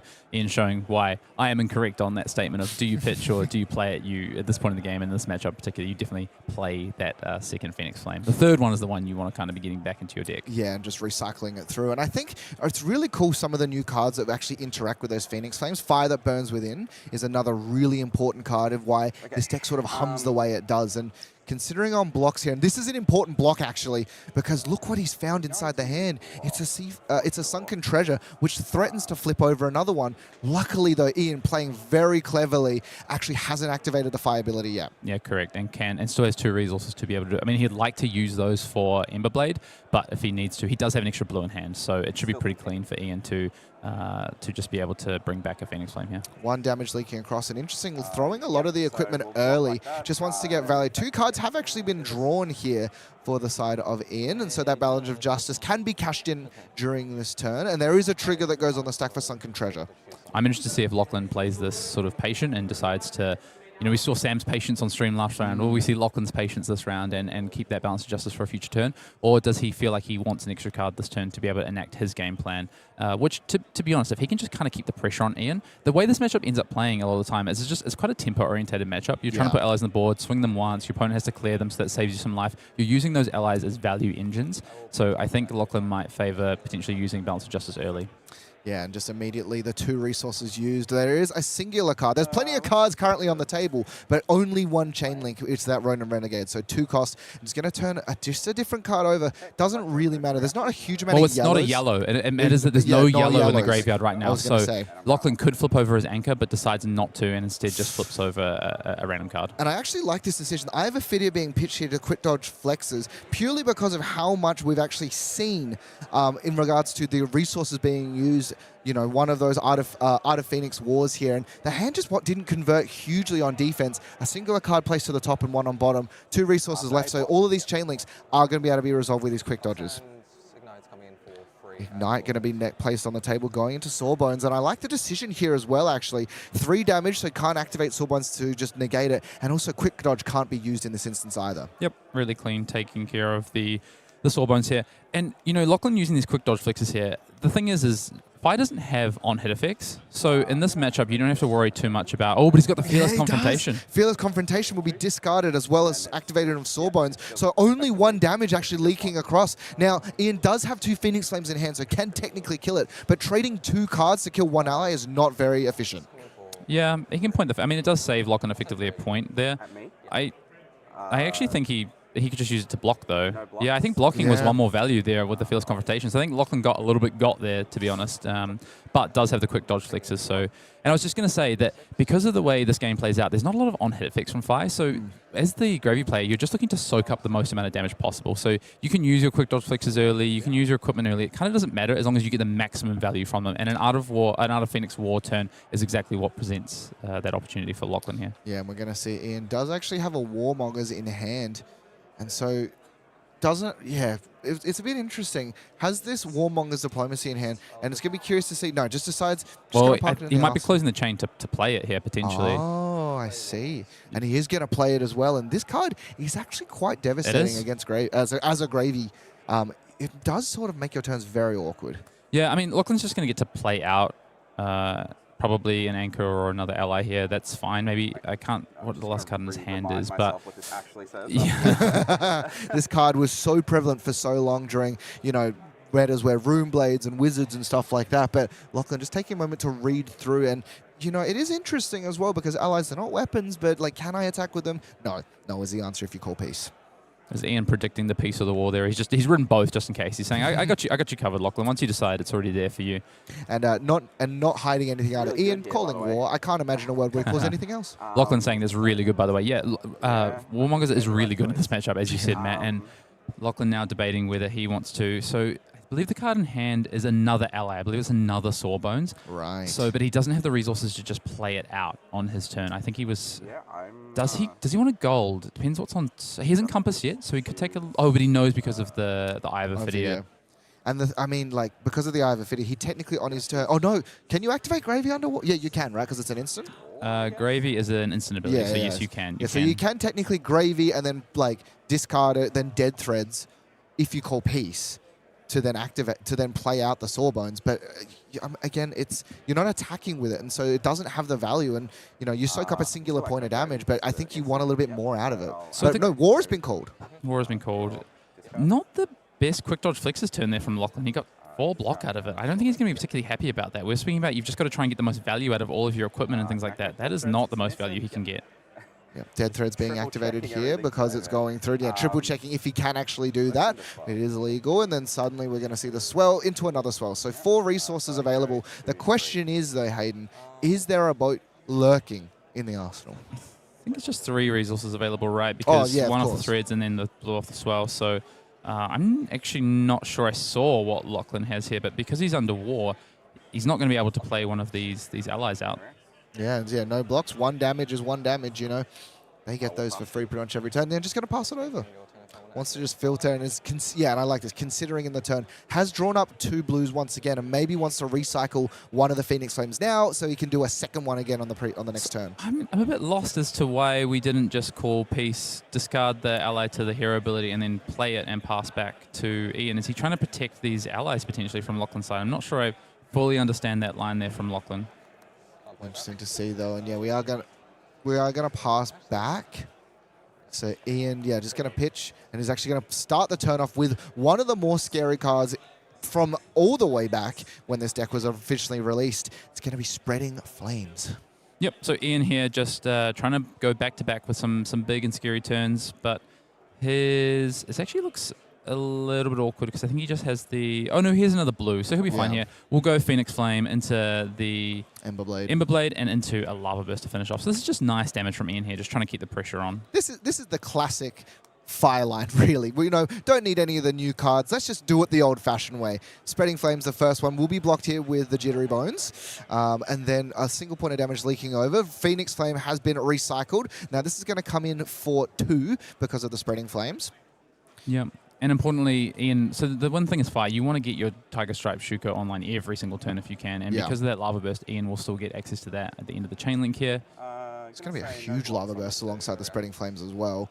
Spreading Flames, of course, giving +1 to their base if they... Sorry, it gives +1 if their base is lower than the amount of Draconic Chain Links. So, this is Chain Link 2, its base is 0, so it gets the buff. Searing Emberblade coming across as well, which is doesn't get the buff in this instance, but it doesn't matter because that Lava Burst is going to come in for so much damage. I wonder if Ian is going to pop this Dragon Path... Flight Path Scalers, because he does have the Tunic available and it would be for 4 damage, but he's not. He's going to play it safe and just bide his time. So he could have popped the Flight Path Scalers, used the Tunic, and then attacked with the Emberblade for 4 because it would be the 4th chain link, and then so it represents an extra 4 damage effectively. I think it might have been worth it there. I think he's being patient and trying to keep the Flight Path back for a potential boat turn. Sure. But if I'm Ian in this spot, and this is an aggro matchup, I think I'm just cracking the Flight Path, honestly. So we'll see if Ian's patience will be rewarded later down the line. Yeah, as well, hasn't blocked with it, but again, Hayden, do you really mind? Like, you're not really that one. Gravy doesn't present a huge amount of on-hits outside of the boat, and the singular block isn't often a huge deal. All your other equipment you don't want to be blocking with anyway, so just, crack it. But we'll see. Maybe he has a macro game plan that we don't know because they've done a lot of work on this deck. Yeah, well, there's also the line where you have Spreading Flames plus Art of War potentially down, or something like that, so maybe he's waiting for something like that. But I think that can sometimes be a bit of a pipe dream. One of the kind of best tools that Gravy Bones has access to. Blood in the Water, the defense reaction being played. The 3rd copy of Sawbones being discarded to it as well, pumping it up to 5. And so a 0 for 5 D-react's pretty good. On Lachlan's turn, he does have access to a couple of blues, including the Murderous Rabble. So he has a kind of clean play here of Murderous Rabble into an ally, attack with the ally. It's just value. This is what Lachlan is trying to do. So far, this game is going exactly as Lachlan would have drawn it up because, yes, Ian is, he's at 33 versus Lachlan's 30 and still has Mask of Pouncing Links, but Ian has used 1 Art of War and had a couple of big turns, and Lachlan is still in a very good spot here. Yeah, Murderous Rabble revealing its partner. So 3 damage coming across. Chain is being closed. And yeah, this is exactly what Gravy wants to do. Sawbones come across. There is an opportunity where you could potentially look to hook this. You've got your block value out of it, but 6 damage is nothing to scoff at regardless. That would give Ian potentially some value to his flight path, though. Yeah. So I don't know. I mean, you just don't need to. I think you've got your 1 gold. If you lost it and then Ian kind of had a bad hand that he wanted to block with anyway, all of a sudden you get punished. So I think this is fine. I just want to point out here, Lachlan has found all 3 Sawbones already. Yeah. Very impactful in this matchup. It's going to mean that he can just run out Sawbones in the next couple of turns and just continue to accrue that value we're talking about. Yeah, first boat has been found by Lachlan Buchan, but doesn't have the double blues to go with it. Rise from the Ashes. It's very interesting to see as well that we are on the blue version of this But Rise from the Ashes grabs the Phoenix Flame into a Ronin Renegade for 6. Yep, nice start to the turn here for Ian Zhong. We'll see what Lachlan, it looks like he wants to get a bit of information about the top of the deck first with that compass. Yeah, and going to take a little bit of a peek, and does actually find a Fiddler's Green on it. Not the best for what he wants to be doing. Can't find the second blue and doesn't have the gold to just go digging. So this boat likely to be parked in Arsenal, but Rigor Mortis is there as well. That Fiddler's Green generally played as just a way of, gaining some life off of Call to the Grave. It's really good against Mask of Momentum. Not that we're going to see it in this matchup, but against Salt the Wound as well. It can be quite nice to stop that Phoenix Flame and still get the 3 life. But yeah, these prismatic ley lines have been a little bit awkward. This is the second one that Lachlan's seen. I believe he sunk another one to the bottom of the deck with opting off the Ivor. Oh, and it's going to be that new instant Rake over card. the coals from the Hunted, and that nice extended art version there as well. I love it. And +1 is going to be coming across and rake over. Yeah, I just love the art of that guy. Whoever it is, he's sick. And we see the blue being pitched across now. Searing Emberblade coming for 4 because it is a draconic attack. It doesn't say attack action card, so 4 damage coming across. Yeah, I was talking before about that flight past scalar. when you have Rake over the Coals plus an Art of the Phoenix War, this is that kind of combination of cards, or you can have a Spreading Flames, for instance. So, yeah, there you go. Taipanis. Oh, it is Taipanis. That's sick. It looks like Taipanis. Yeah, I love the art on Taipanis. He's so cool. So we'll see how Ian tidies this up. He's going to want to get the Sawbones off the table, though. So what are we going to point at the Sawbones? Or is it's actually just going to live this turn, right? Because, oh no, because this will be for 3 thanks to... Yeah, the +1. Or... Oh, but we haven't activated Fire yet. Yeah, we haven't activated right. Fire. So we will then come in for 3 thanks to the Tiger Stripe Shuko on that Sawbones with the final Phoenix Flame that is yet to be pulled back yet. Yeah, there's not really an opportunity, there's no world where you can actually kind of leave that. And so my question to you, Hayden, is do you actually activate Sawbones just to, have a bit of life? Actually wants the Fiddler's Green in this instance. And yeah, it's going to activate the Sawbones here because he knows it's getting cleared. Yeah, so the prevention still works because no Shuko. The only thing is now is that Ian doesn't have to attack the Sawbones. He can just send the 3 at Lachlan's face and choose to deal with it later if he wants to, because now Lachlan can't attack with that Sawbones on his turn. Sure. Does mean that he gets another value off of the 1 prevention potentially further down the line. I often just, when you're playing an aggressive deck like this, just play Route 1. I'm really trying. Like your opponent's playing fancy, trying to play around you, trying to Sawbones on this chain link, and if I'm the Fire deck, I'm like, I don't care. I'm just get rid of your Sawbones. It's the card I care about the most. It's the card that can hurt me the most. Just clear it and yeah. Yeah. So they are going to clear it as well. And I think as well, when the chain closes, an important thing, because of the Fiddler's Green, he knows that it's not actually going to impact the life total a huge amount. So just clear it off, make sure he can't negate things. And then when we start to threaten, I think Master the Pouncing Links is super important, as you were saying. And just being able to shore up those 7s with that Sawbones is super important. Yeah. The only thing I'm interested about is Oof. if I'm Ian on that last turn, I might have been tempted to keep the Rake the Coals back, but of course we hadn't seen a boat yet. Lachlan had the full hand, so with the information that he had, I think it was the right play. Lachlan just sending back the turn there. Yeah, Chum has been drawn, which is important. Ignite's going to be the first attack, and in the hand, Hayden, more importantly, is this Art of Phoenix War and has the Tunic counter available. But doesn't have a Phoenix flame. form and then has a Blaze Headlong, so it's a bit of an awkward hand. I think this is going to be more of a setup turn here for Ian. 20. Ignite, a card that we've seen plenty of times out of the Syndra deck, and it's just a good on-rate attack that allows you to sort of cheat out costs here. And yeah, using the Tunic just to activate the Emberblade because it is discounted by 1. Yep. I think this is finally seeing the Tunic used, and I think this is going to be a bit of a setup turn. It's going to be that Blaze Headlong.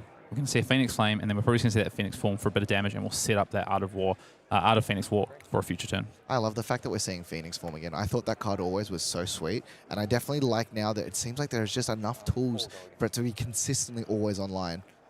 This is just good damage here for me, and it's going to be 4 into another 2 thanks to the Shuko being active, and then we'll finish off with that Phoenix form. So just doing what he needs to do, and then he's looking to set up another big turn. Meanwhile, if we take a peek in at Lachlan, see what he's working with, he has found a sink below, a couple of blues and that Chum, but importantly right now doesn't have gold to be able to utilize that hero ability, so he's going to have to rely on, during his turn, one of those blues potentially. Yeah, luckily for him, though, one of those blues is a golden tipple, so it has a way of getting rid of the Chum as well as making the gold. But no, it's instead just going to send it.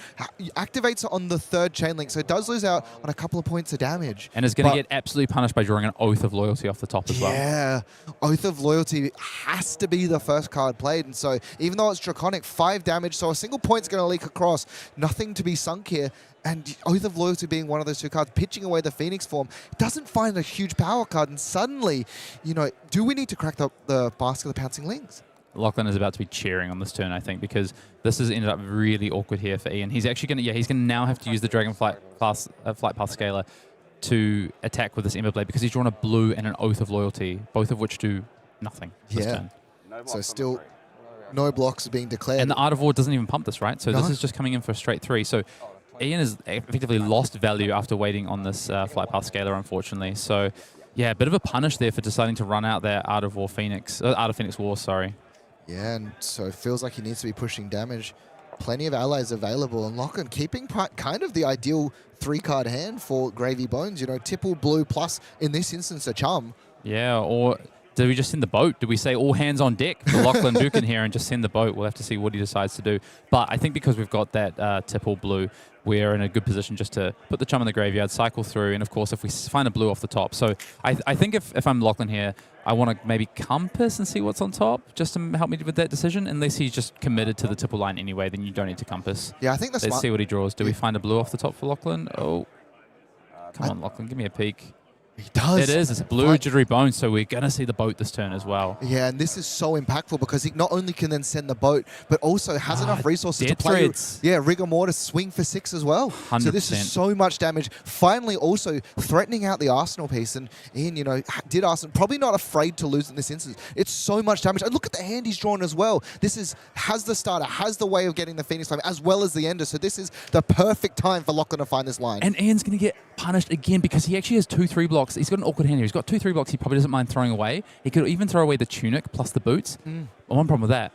Boots are in the graveyard. So this is a bit awkward here for Ian when this boat comes in. And this is a huge turn. This is exactly the sort of turn that Lachlan needed here to push a bunch of damage and find himself, I would say, in the driver's seat or in the captain's seat, so to speak. The captain's seat. All hands on deck as this boat likely is going to be swinging across. Yeah, 1 resource remaining. Here it comes. The card that we're all terrified of. And Ian immediately looks to that Arsenal. He goes, you know what? This is bad. And Hayden, the other thing as well, assuming the Arsenal card is actually going to be going here, this is even more gold to insulate from that dreaded 4 ally hand. So I think you just block this out because your hand kind of sucks here for Ian, which is fine. But it does just mean that Lachlan takes more tempo. There'll be a rigor on the board. I think you can keep back a card so you can clear. You know what's happening next. It's face up, right, for Ian. A rigor's coming in for 6 here. So you can keep back the Ronin Renegade in hand to clear that rigor off the board afterwards.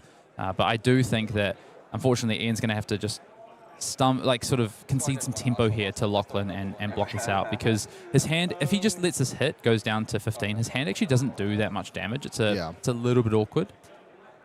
I mean, it does a fair amount, right? But it's maybe not enough. If he had the Tunic counter as well, it probably would have been a little bit better because then could have also swung the Ember Blade, pitched in the yellow. But as you said, this is just everything Lachlan needed. That blue's so impactful. But I think the thing as well, even if it didn't hit the blue, he still had plays. He could have played Chum, had plenty of allies available, and can just go for it in this instance. Yeah, lots of options on Lachlan's side, including yet another Sawbones available as well if you needed it.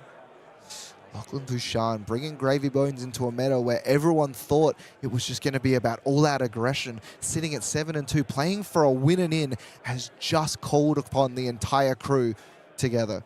Oh, sorry, not win and in, playing for tournament life. Well, he'll be playing for a win in the next round, right? Correct, if they can win this, round.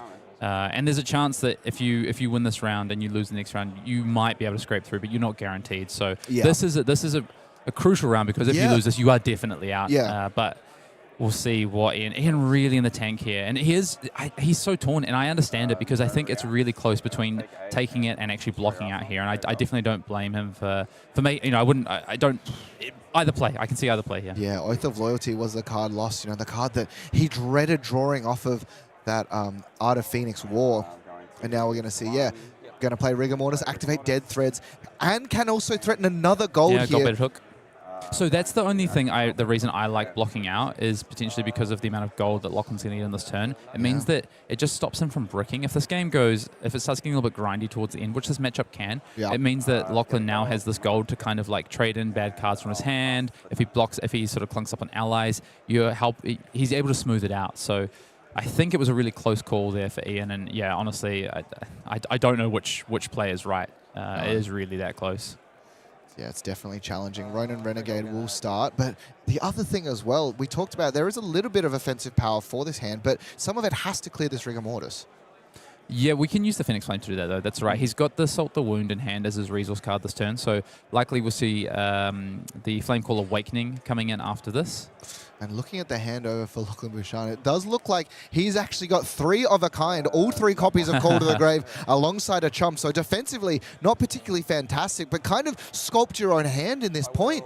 2 chums though, technically 1 could go into the graveyard, so double, like 1 chum, difficult to get through. Talking about 2, suddenly you have no damage going towards Lachlan's face. Our friends back at the studio at LSS in New Zealand had the foresight to at least make that card block for 2. Yes, true. Now, we have also seen the singular copy of usually singular copy of Fiddler's Green be used, so Lachlan doesn't have the easy play of, I'm just going to pay 1, gain some life, and then swing in with a bunch of allies. But because he has 3 copies, can actually gain action points. There's so much that card does, and we are seeing now just looking at shuffling the deck. Oh, went and fetched out a Phoenix Flame. Yeah, so we have played the...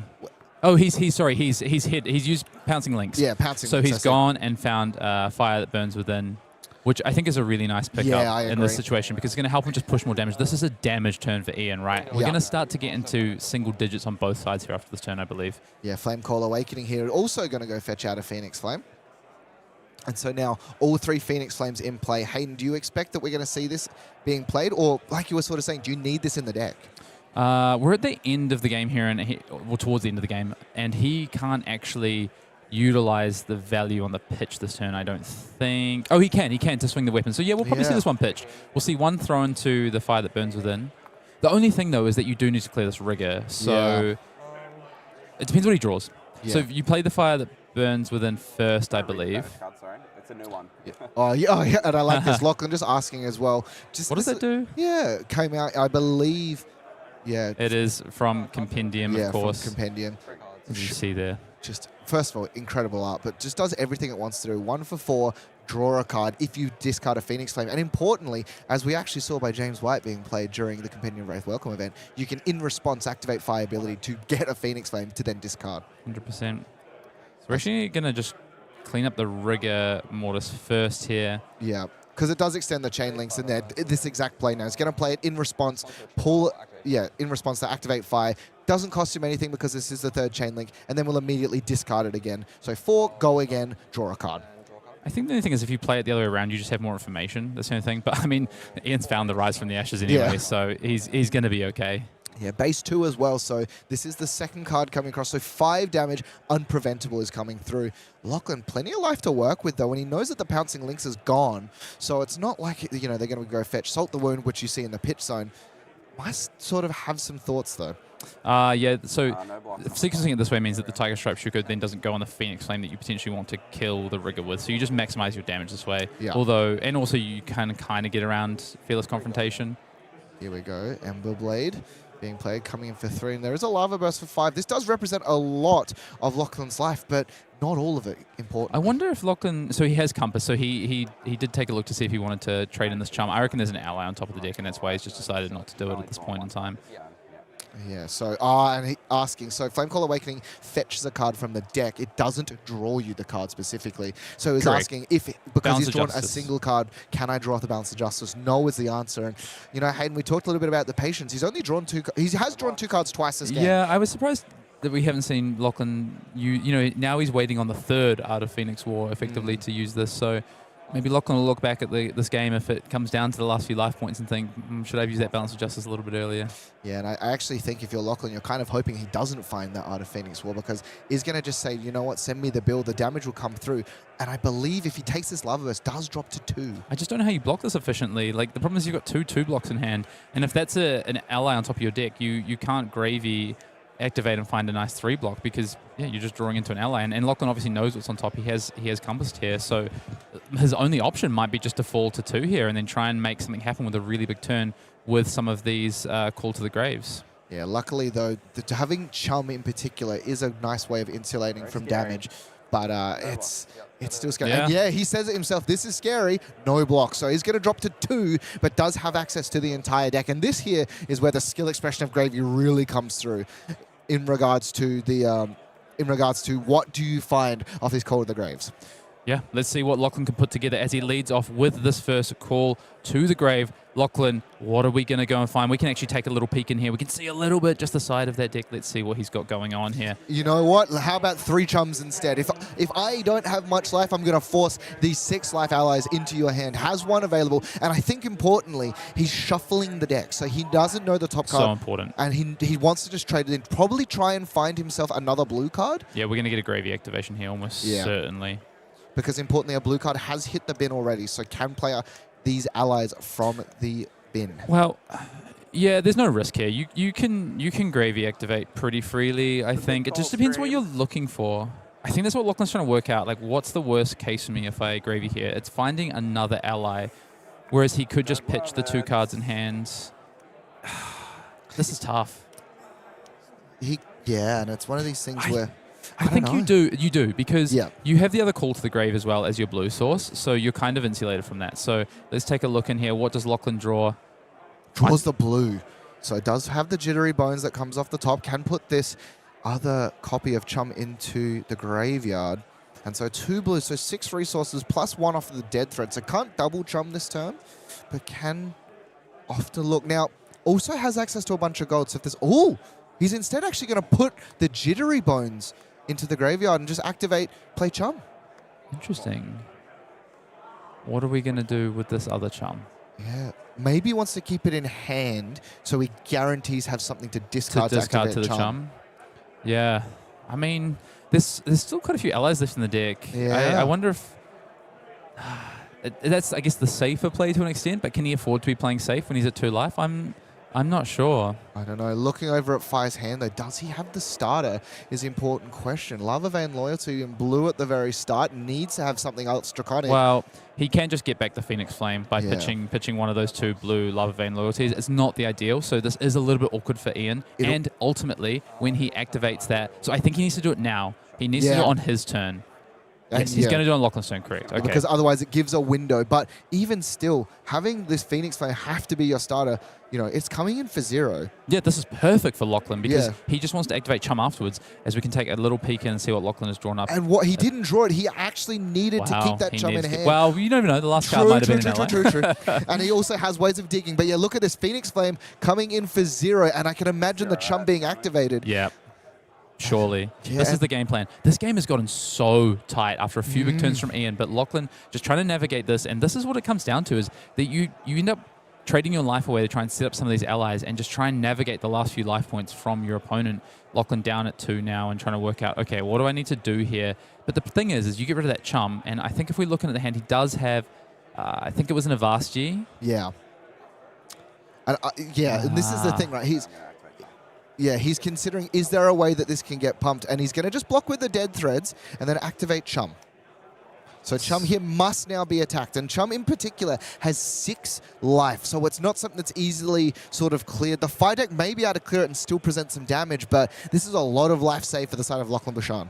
So he's playing around a Rake Over the Coals plus, or double Rake Over the Coals, or Rake Over the Coals plus Art of Phoenix War. So I don't know there for Lachlan. Does he need to play quite that safe? I'm not sold, but maybe Lachlan thinks he kind of just has this game under control and knows that he can afford to just play around everything. Because it feels like what Lachlan's doing right now is he's kind of playing around everything at this point. Yeah. Does have the world sort of at his feet. And this is one other thing as well, is that he can just loop chums back to back to back in turns. You said yourself, Hayden, Avasti is available. So assuming he doesn't actually have to remove any cards here, he can go chum, attack with it, and then play something else. Ian's hand is awkward. Like Ian's hand, he has Phoenix Form there as one of the 2 cards. Alongside this... Inflame the Firebrand, right? So, and he's got currently 2 chain links, so it would just be a 2 go again at this point in time. So enough, not even enough to clear chum. So right now, he has to throw that, then the Phoenix Flame that he can get back off his hero ability. Yeah, okay. So still going to present some damage towards Lachlan, though. So we'll present this first so we can build up the Inflame the Firebrand. Yeah, but that's still awkward. That doesn't really work for Ian, which I think he's just realized that he would still have to throw 2 more attacks at this chum no matter what to kill it. Yeah, he's just worked it out that he didn't need to do that there. Do you think then in this instance you just clear the chum with your 2 attacks, Arsenal the Phoenix Flame? Well, I think what he should have probably done was just pitch the Phoenix Form with the last resource he had. Yeah, but he doesn't have the boots, so it was all a little bit awkward, to be honest. Yeah. The perfect time to play Chum out. And again, it's not like it's going to get any easier for Ian because 2 more are left inside of the graveyard of Lachlan Buchan. 2 life plays 5, and the attack from the Chum on the following turn is also going to represent a lot. 5 into, and then overkills this Chum. So good for Lachlan here. Yeah, but the Phoenix form will come across in the end. So damage is being presented, and this has to be blocked by 2 cards. It does have to be blocked by 2 cards, and then Lachlan is going to struggle to get another ally onto the board. So he'll end up with just that Avasti in hand after this, I believe. Yeah, the Avasti in hand now. And importantly, no dead threads, even though he doesn't have a rigger in hand. Yeah, activate compass. See what's on top. It looks as a fearless confrontation. Yeah, so at least he's going to have something to block with now.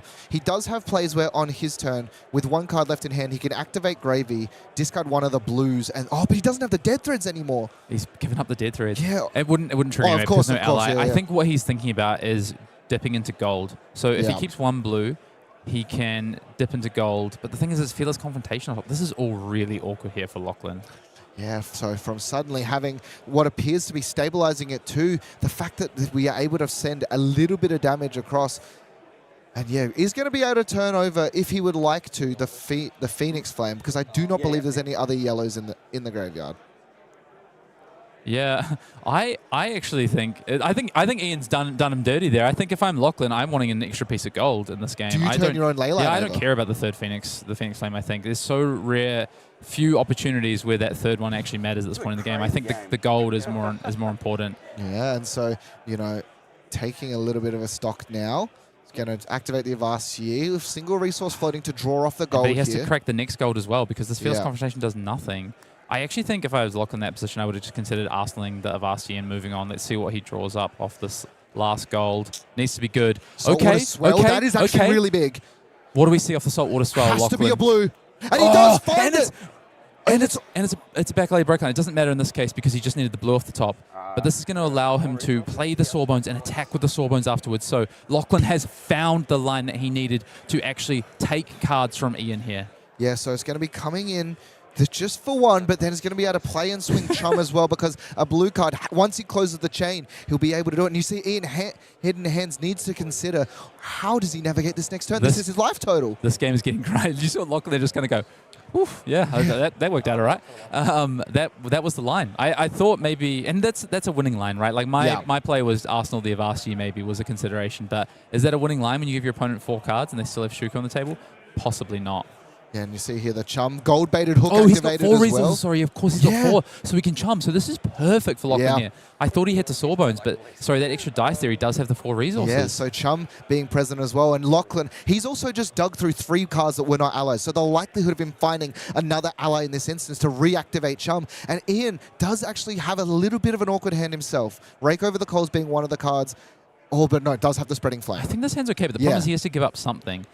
And Tunic's about to come up on 3 counters. So if he gives up Tunic, goes to 1, his hand is pretty good. Can he afford to just give up the Shuko potentially? I think that is probably the play because I think he needs these resources. Yeah, the Gravy Bones deck not known for having a huge... Well, I say that though, there is still a Sawbones inside in the bin.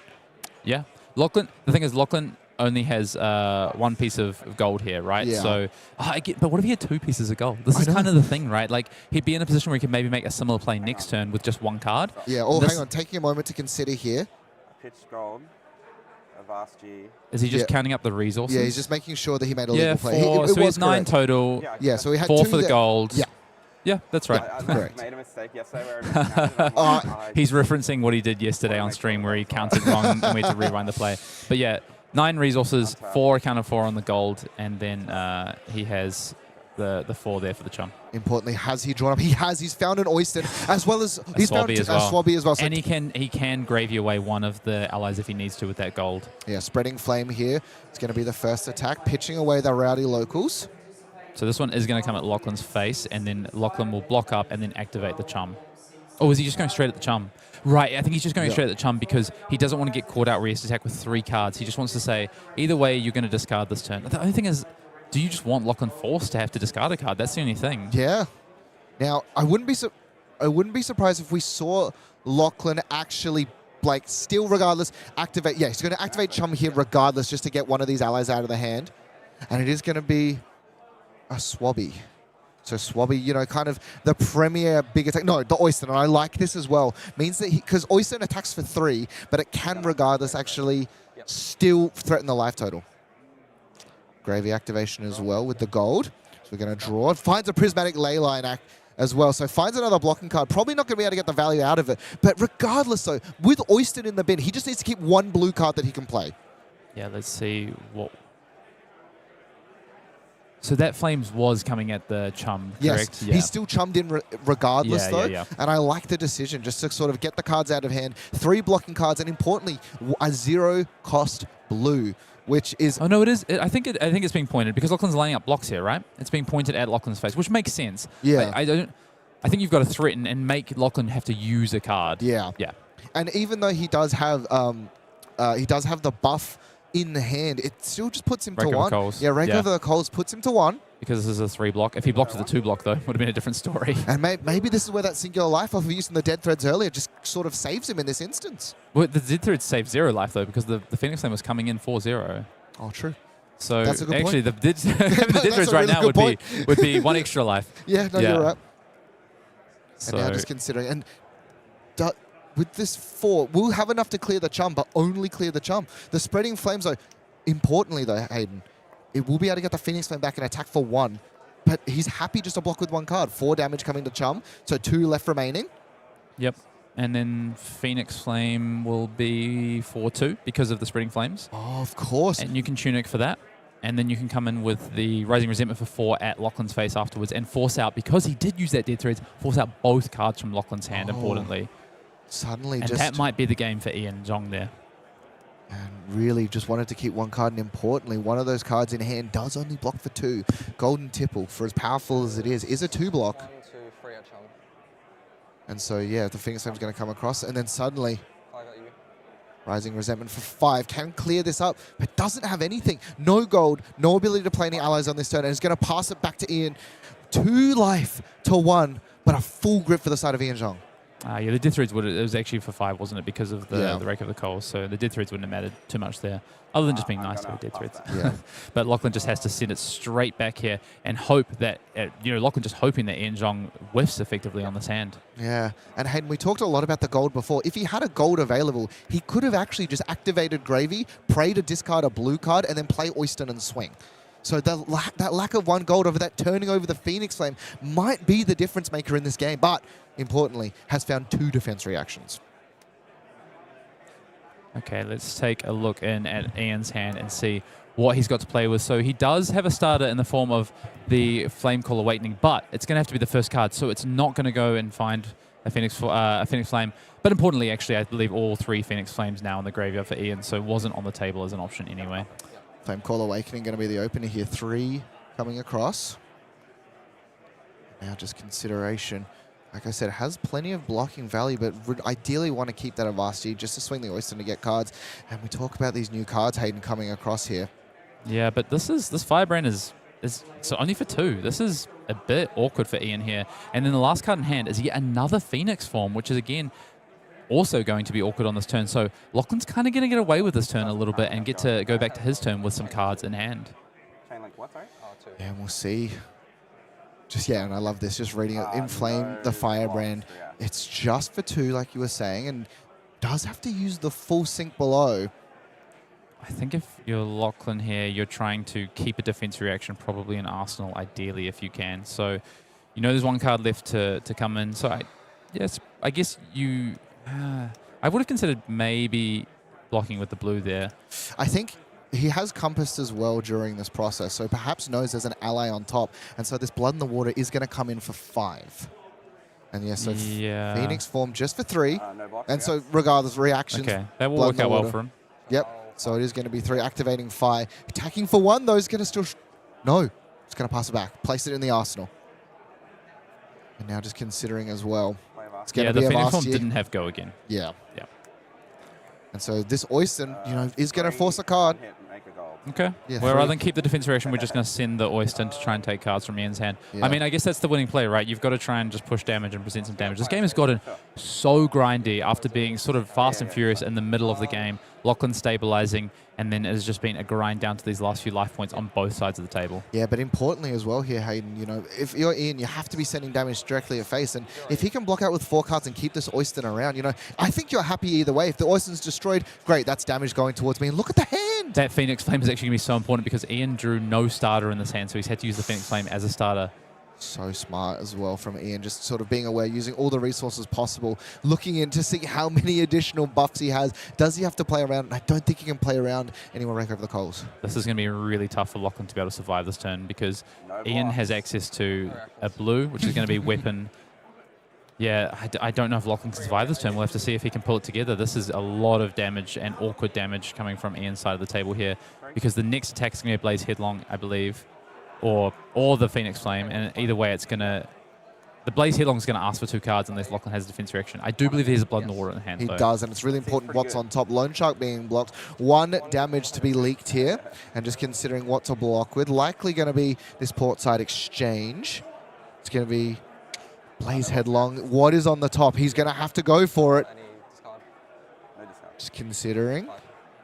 And then the Lava Burst at the very end of it. Jittery Bones is placed onto the combat chamber. Not enough as the final hand being drawn up there. Ian Zhong navigates an incredibly challenging game. Grindy down to the wire, but the damage leaks through and the Pirates are sent down back to the depths. Yeah, and Ian making himself getting himself to a win in next round with that for the final round here in the Calling Brisbane. And what a game. It looks like it started off so fast and furious and all of a sudden it just closed up. And if you're on Lachlan's side of the table, I think you've got to look at the end of that game and see that you've still got your balance of justice sat on the table and that you didn't crack it during one of those Art of Phoenix War turns and probably look back at that on that play. So really close game, lots of back and forth, a few really big decision points for both players, and ultimately Ian Zhong just grinding it out and getting there in the end. This fire deck really sort of bringing it to this event here. And are we going to see more of it? You know, this version of the list plays a little bit more resource heavy, a little bit less low to the ground, but can still be super impactful. And Hayden, if you're getting ready to go for another event, we have the perfect opportunity for you. Early bird weekends are being introduced into us here. So when you purchase on these specific weekends, a free bronze voucher will be yours, allowing you to play even more side events. Yeah, if you take a look at these packages, if you enter into that Calling Premium package, you're going to get all of those beautiful full art lightning attack actions for the world premiere in Prague. And of course, if you do that early bird next weekend, you're going to get that additional bronze ticket, like you say, Matt. Yeah, some incredible stuff here. Again, of course, the Go Again package still also gets you an additional bronze voucher and a slew of just beautiful things. And it's a great time if you know you're going to be going to these events anyway. Why not get some extra value by buying on a specific weekend? Yeah, of course. These early bird package weekends are coming up fast. Prague will be next weekend, March 21st to 22nd. And as we look ahead to World Tour events through the rest of the year, you can see the weekends here that you'll need to be logged on and purchasing your early bird packages if you want to get that additional value, as you say, Matt. Yeah, exactly. Just knowing, hey, you know what? If you're going to go and just sort of go to these events anyway, why not get some extra value? If there's one thing Flesh and Blood players love, it's extra value. And I guess the leader of Value Town that we've seen over the past 3 weeks, Vynnset, is currently playing for a win and in for top 8. Showing for the Power of June in that first showing, coming in second. Are we going to be able to see a repeat? Yeah, Vynnset winning in the next round. And I think a hero that has just kind of gone from mediocrity to being one of the premier disruptive aggro decks in this format. And we're going to see our Vynnset player with an opportunity to potentially punch their ticket to the top 8. Yeah, but punching the ticket will not be easy when Victor Goldmain is on the other side of the table. We're going to take a very short break and we'll be right back with round number 11 for a win and in of the Calling Brisbane.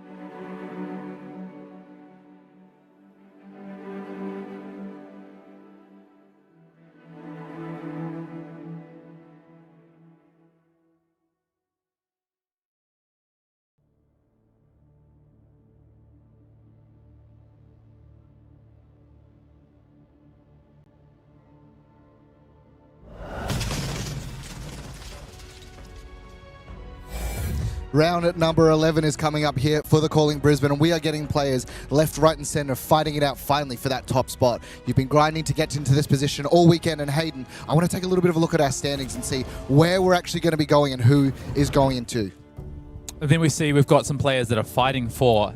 What you want to look at is this left-hand side of the grid here, Matt. Anyone at X and 2 or better is playing for a spot in the top 8 out of X and 1s that already locked it up, but we have 3rd all the way down to 10th that are fighting for their lives. Now, if you end up at X and 3 after losing this last round and you're currently at X and 2, you can make it into the top 8, right. But 2 players are going to miss out on that top 8 is the math. So all of these players effectively from Zach Gardiner downwards, probably definitely from Matt Clark downwards, they can't lose. Yeah. They have to win. So it is going to be very, very tight as we head towards this run to our top 8. Crazy stuff. And we see, you know, a little bit, regardless of, you know, what we saw convert overall and just in general, look at just the variety. There's only, in this top 8 currently, 2 of the same hero, and that's Victor.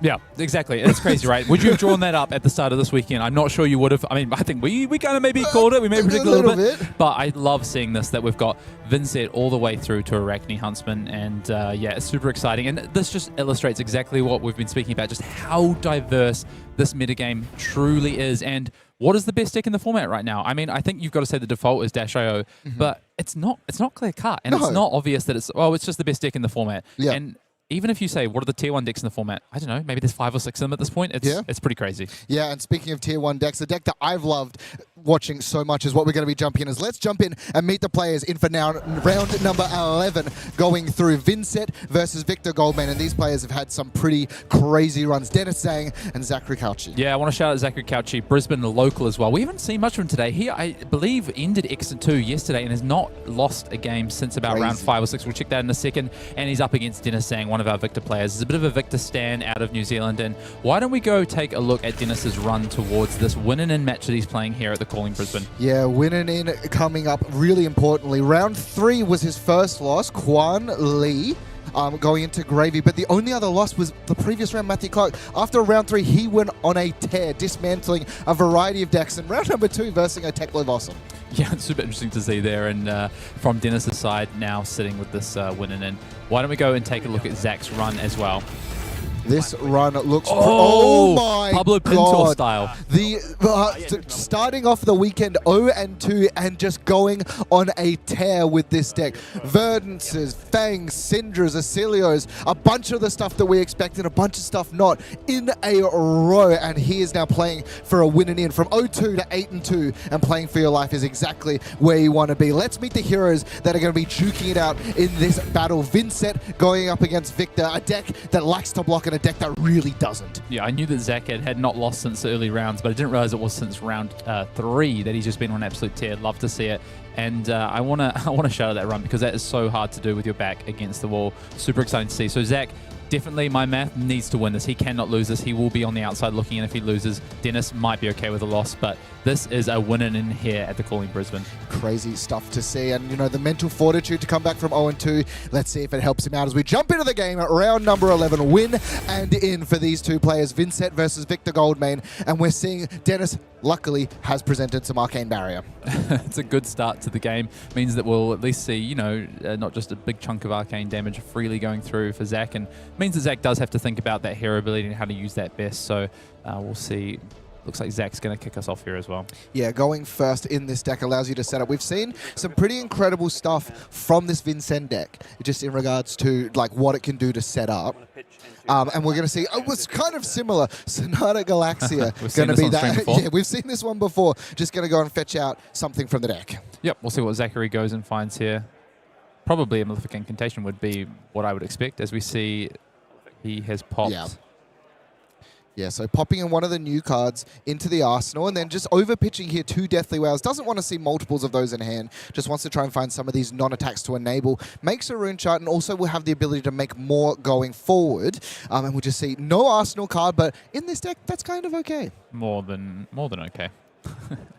We'll see likely a pass back coming through. And Victor, interestingly, has presented Titan's Fist instead of actually presenting the Miller's Grindstone. Realizes, you know what, putting cards into the bin is not super important when it comes to Vynnset. And, you know, maybe I just want to do as much damage as possible. Taking a moment here, is going to double pitch, and this is sort of the optimal opening that you would like. Spinal Crush, stopping some of the go again. Now, Vynnset in itself doesn't care as much as some of the old Shadow Rune Blades, but still a chunk of damage coming through. Yeah, this matchup, if we just sort of zoom out for a second here, typically a matchup where, both sides have disruption, but the victor has that, those crush effects. It's the more sort of tall damage deck. But there is the Vynnset on the other side as a Rune Blade is looking to set up more of those, those big turns effectively. Try and stack some Malefic incantations, stack some Rune Chants, and try and throw a few big damage turns at Dennis, and then ask Dennis, well, when you've got 5-card hands, what are you going to do with it? Can you just present an attack for 9, or do you have pummels? Do you have ways to go wide? And if not, then I'm probably going to take some damage and just come back at you with a big hand myself. Yeah, importantly, the thing to remember with this deck is that we have Balanced and Eloquent Eulogy. Only has the 2 Rune Chants currently, and they all have Blood Debt. So while, yes, we were able to block some damage out, 2 damage also ticks down at the end of Zach's turn. Yeah, but I think he's okay with that. He's doing what we spoke about just then, is setting up. So a couple of nice, strong attacks in the Banish Zone there, and then can block out more damage if he wants to. Yeah, a card in hand left for Dennis Zhang, as he's going to present the blue disable, kind of the premier, I've only got blues, I'm going to swing something at you attack that we've seen throughout the weekend. 7 damage coming across, and on Crush puts a card from the arsenal on the bottom of the deck. So Zach lining some blocks up, and he's not been able to present anything yet, and Cull actually being one of the few cards that's being blocked with alongside the Maraudering Skies. Seems like a pretty clean block here for Zach. He'll take the 2 damage and move on with his life, I would have thought, with that Deep Recess of Existence and the Eloquent Eulogy in Banish. It's been interesting as well, Hayden. We've mainly seen this Vynnset deck fighting into the super aggressive stuff, and Cull has been such an important card, but maybe in this sort of matchup, ripping a singular card may not be as impactful for the side of Vynnset. But instead, just opting to pass it back. Blues being pitched, and now Zachary has to make a decision of what's being banished. It's going to be a Deathly Wail, and this is sort of the starter that you kind of need for this deck to get the Rune Chants go humming. But more setup here for Zachary's side. Going to go and find another Malefic Incantation. Zach kind of just playing the game plan out that I spoke about. He knows how to navigate this matchup, and it's all going to come down to a few really big turns on his side of the table. Is going to take a big chunk of blood debt now, so I would say next turn we need to make something happen, but we've got 2 Malefic Incantations. I wouldn't mind getting a peek at Dennis's hand and just seeing, can he threaten some more cards from Zachary this turn with a big turn.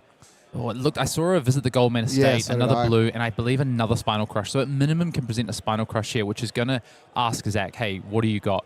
I want to point out, though, with Zach's side of the table, he does have access to some equipment that he can use if needed, if he wants to try and buffer that big turn. Yeah, and similarly, Face Purgatory, we know is having the ability just to rip cards from hand, but it also is just a 2-block, and sometimes when they're not leaving you with many cards left, that's totally fine. Goldmane Estate will be played, and it is the 3rd gold, because remember, that Aegis counts as a gold, and so the Might tokens will come on the back end as well. We'll see what Dennis draws up here if he wants to have a little peek. He's not even going to look at himself. That's a bit rude, Dennis. The 3 Mights coming across. And, of course, on Gold Generation, Victor's ability just allows you to draw a card up, and actually hasn't drawn up the blue. He didn't find the blue, so he'd have to throw... He has 2 floating, so it's fine. He has the other blue, and then he can Arsenal the CNC for next turn. Or if he anticipates the big turn from Zach, he might want to Arsenal the Fate for Scene. So Dennis kind of has it all in terms of he can decide how he wants to navigate this next turn cycle. Do I stay aggressive and Arsenal the CNC, or do I think about defending up if I believe that Zach is going to be aggressive? I think Zach is kind of in a spot where he has to start attacking. So even if you throw the Spinal Crush, he's probably going to give you potentially 2 cards, but it's still going to be able to throw back a couple of cards. Just considering now as well, checking the arsenal. Plenty of players available here with the Victor deck. And, if he decides he can start to dig with gold, but, it's not really necessary. He kind of has the world at his feet and just trying to figure out what's the crackback here. What am I afraid of? How much damage am I taking on the back end as well? And double Malefic Incantation definitely represents a lot of damage over a lot of turns. I think I like throwing the... Oh, we're going to pitch... Oh, because we've got a Boulder Drop. I see. Okay. Yeah, Boulder Drop. And this is the other thing for Zach as well now. 2 cards in hand. Yeah. On Crush has to put 1 back, but is also representing a card we've seen a lot this weekend, Hayden, Pummel. Yes. I'm not sure I understand this line from Dennis, because now Zach can just throw 1 card plus the boots and block up here, whereas you are demanding 2 cards with the Spinal Crush. And Dennis, I'm fairly certain he has another blue in hand. He has I thought he had another blue in hand. I'm not sure. Also, his Tunic counter, so he still could have done it. I think maybe he's... Oh, he's actually going to use the Face Purgatory as well. So it's going to not only just shore up the damage, has plenty of cards available, but it's also going to force a discard and a draw on his own. So this using the equipment in one of the few spots where guiding gives you the opportunity to actually have value off of ripping a card. Okay, he doesn't have. It's the CNC and the Fate for Scene. I So see. if he used the Tunic there, then he would have just been left with Boulder Drop in Arsenal. It kind of makes the decision for him. So I understand. I'm with you. I'm with you, Dennis. But we'll see here now. A card has been drawn for the side of Zachary, but he doesn't need a huge amount. I think maybe digging for the Go Again enabler, unless he's already got that sitting inside the Arsenal slot. Yeah, you don't want to use Creepers too early, right? That's kind of the challenge. But I thought we saw a more Sky. He blocked the first red one. I wonder what is in the Arsenal, though. Yeah, just going to discard the Command and Conquer. Opts to actually keep the Fate for Scene for the Arsenal. I do like the decision as well. Just show up. You know you're about to take a chunk of damage. And look what he's found. Deadwood Dirge, another copy of... I think it's Funeral Moon. I think he's got Funeral Moon and a Deathly Whale, so... We're going to see the Funeral Moon pitch at the start of turn here. It probably changed. He probably drew one of those and it's changed his thought process, so he's just having a think about which one to banish on this turn. Yeah, and it's really going to come down to what's sitting inside that Arsenal slot. The Deadwood Dirge, you know, if it is a Go Again enabler, it does sort of allow you to just put the Deathly Whale in 4, so everything unlocked currently for the side of Vynnset. And if it, like I was saying, if he has a Go Again enabler, we'll have a way of sort of playing any card as well. You know, has the ability to make a bunch of rune charts with the Deadwood Dirge. Interesting we didn't want to banish the Funeral Moon from Zach's side. I think he's probably... I wonder if he's just going to play the Funeral Moon out. We'll have to see. Might actually want to be able to play it with the Creepers, but starting off Deep Recesses of Existence is going to be the play. So comes in for 6. And as well, I don't believe he actually activated the Vynnset ability, so all of this Arcane is technically preventable. Yeah, it is. Yeah, I think Zach just makes sure he has enough threats in his banish zone so that he can use his life total as a resource, but then he wants to get to a point where he just goes big turn, like just doesn't take his foot off the pedal eventually. Yeah, I think is what Zach is trying to line up here. So why not pop a second Deathly Whale in there to just make sure you've got that sort of all gas as you go through the next few turns. And if Dennis takes any of the damage here from these room chants, Zach can of course just throw out that Funeral Moon. Yeah, it doesn't really have... He can actually also, with the Tunic, Creepers out the Deadwood Dirge to regain the action point as well. So, but you were saying, hey, do you want to be Creepersing this early into the game versus a Victor? I don't think so, because it just incentivizes the Victor the following turn to make sure they block up and prevent all the rune chant or as much as they can. And then you're having to then commit to using your hero ability every single turn. And then eventually you're going to want to put a second counter on it. And at that point, the card's probably gone. So I don't love doing it early. I think you can if you need to, but I don't think Zach necessarily needs to here, but we'll see. Nice and efficient from Dennis, though, using the Tunic counter to actually soak up the 4 rune chants alongside a Macho Grande being pitched to the bottom. Probably the best target for that late game for Victor. 6 damage still from Deep Recesses of Existence, and on damage, it will still have that really scary banish ability. He might, to your point, he might be forced to utilize the Creepers here, though, because otherwise he's just going to be left with the 2 cards in hand, whether he's happy to just say, okay, I'll move on. Yeah, importantly, though, the Aegis was the only card that was actually blocked with, so 4 damage has leaked, which means this Deep Recesses of Existence will have its ability. And now, back on Zachary, what is the plan? Is it just pass it over? I doubt it. He's got to have something here that we don't know. Looking in hand, it's just the 2 point, the Deadwood Dirge and Funeral Moon, so I think he is going to use the Creepers so that he can keep this momentum going. Yeah, here it is, the activation of the Spellbound Creepers, a Fate counter, and from the Arsenal, it is going to be a Shadow Puppetry. So actually able to go 3 wide in this instance. So flashing that one out, Spellbound Creepers gives non-attack actions Go Again. And because it says Go Again on the bottom of the card, can be played at instant speed. So then the Go Again gives you back your action point. Now, this also does give you the ability to then play a card with Go Again as well. Yeah, so Zach opting to, he wants to go 3 wide here. Because he could have just played the Shadow Puppetry on to start the turn and then gone 2 wide. So Zach is trying to go 3 wide on this turn. Now the question is, can he go 3 wide? And what resources does he need to burn to be able to go 3 wide? Because he's going to need access to more rune chant tokens to be able to do that, which might mean that Vixen Quillhand has to get involved in this turn in order for him to do it. Or does he hope that the Funeral Moon he'll leak a damage and he'll be able to use the Funeral Moon at instant speed? Plenty of decisions. If there's one thing this deck does a lot of, Elegant Eulogy is going to be the play in this instance. Now, does have Go Again and is also buffed up by 1 on hit. You can look at the top card and banish it. This is only 5 though, so pretty easy for this deck to shore up alongside of the arm equipment. So a little bit scary here for the side of Zach. Yep, threatening the Eloquence token at the end of turn. We'll see now, just Dennis just taking a moment to consider. But yet again, Zach didn't use the hero ability, right? So actually, right now, if Dennis pitches, well, he takes the rune chance though.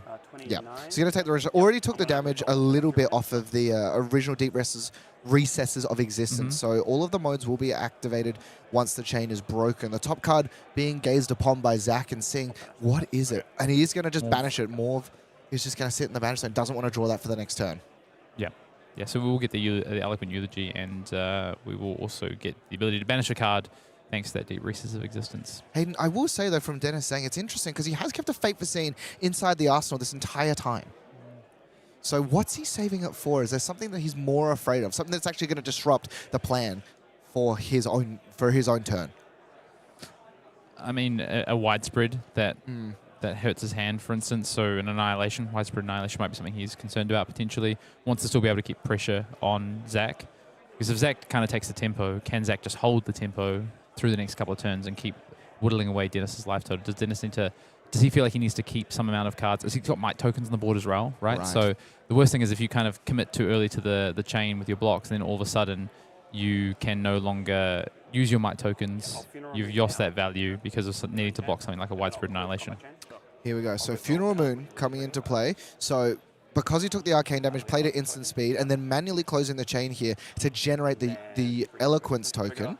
So the next non-attack is going to have go again. Going to manually banish a card as well from his graveyard, and then as well from Dennis's graveyard here. Cull's going to be the banish, so is actually placing it in there, and so he's going to try and force out a card. And yeah, that is the one card that you probably do care about banishing here.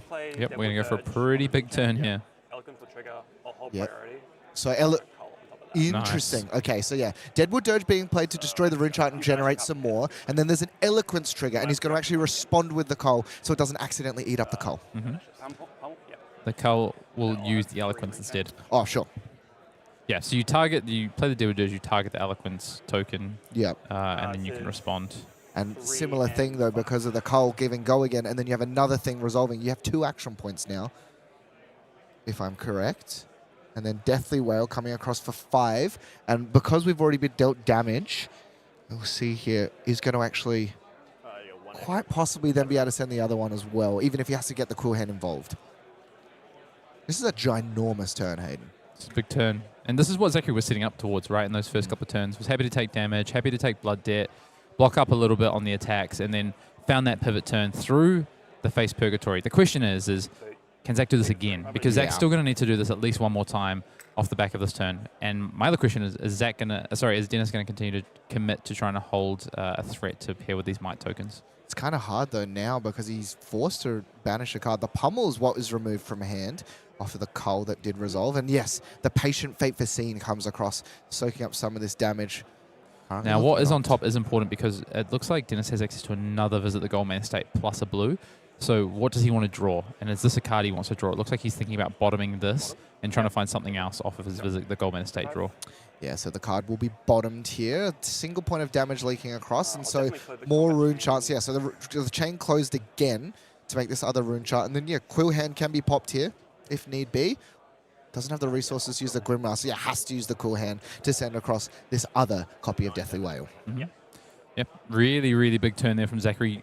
Draining all the cards from Banish and sending them all at Dennis Zhang's face here. Yeah, 9 damage as well off of the rune chants. 2 rune chants being left at the end as well. So plenty here for Zach. And so now draws 4 cards up, doesn't have anything available left over. And does he find something? Drop.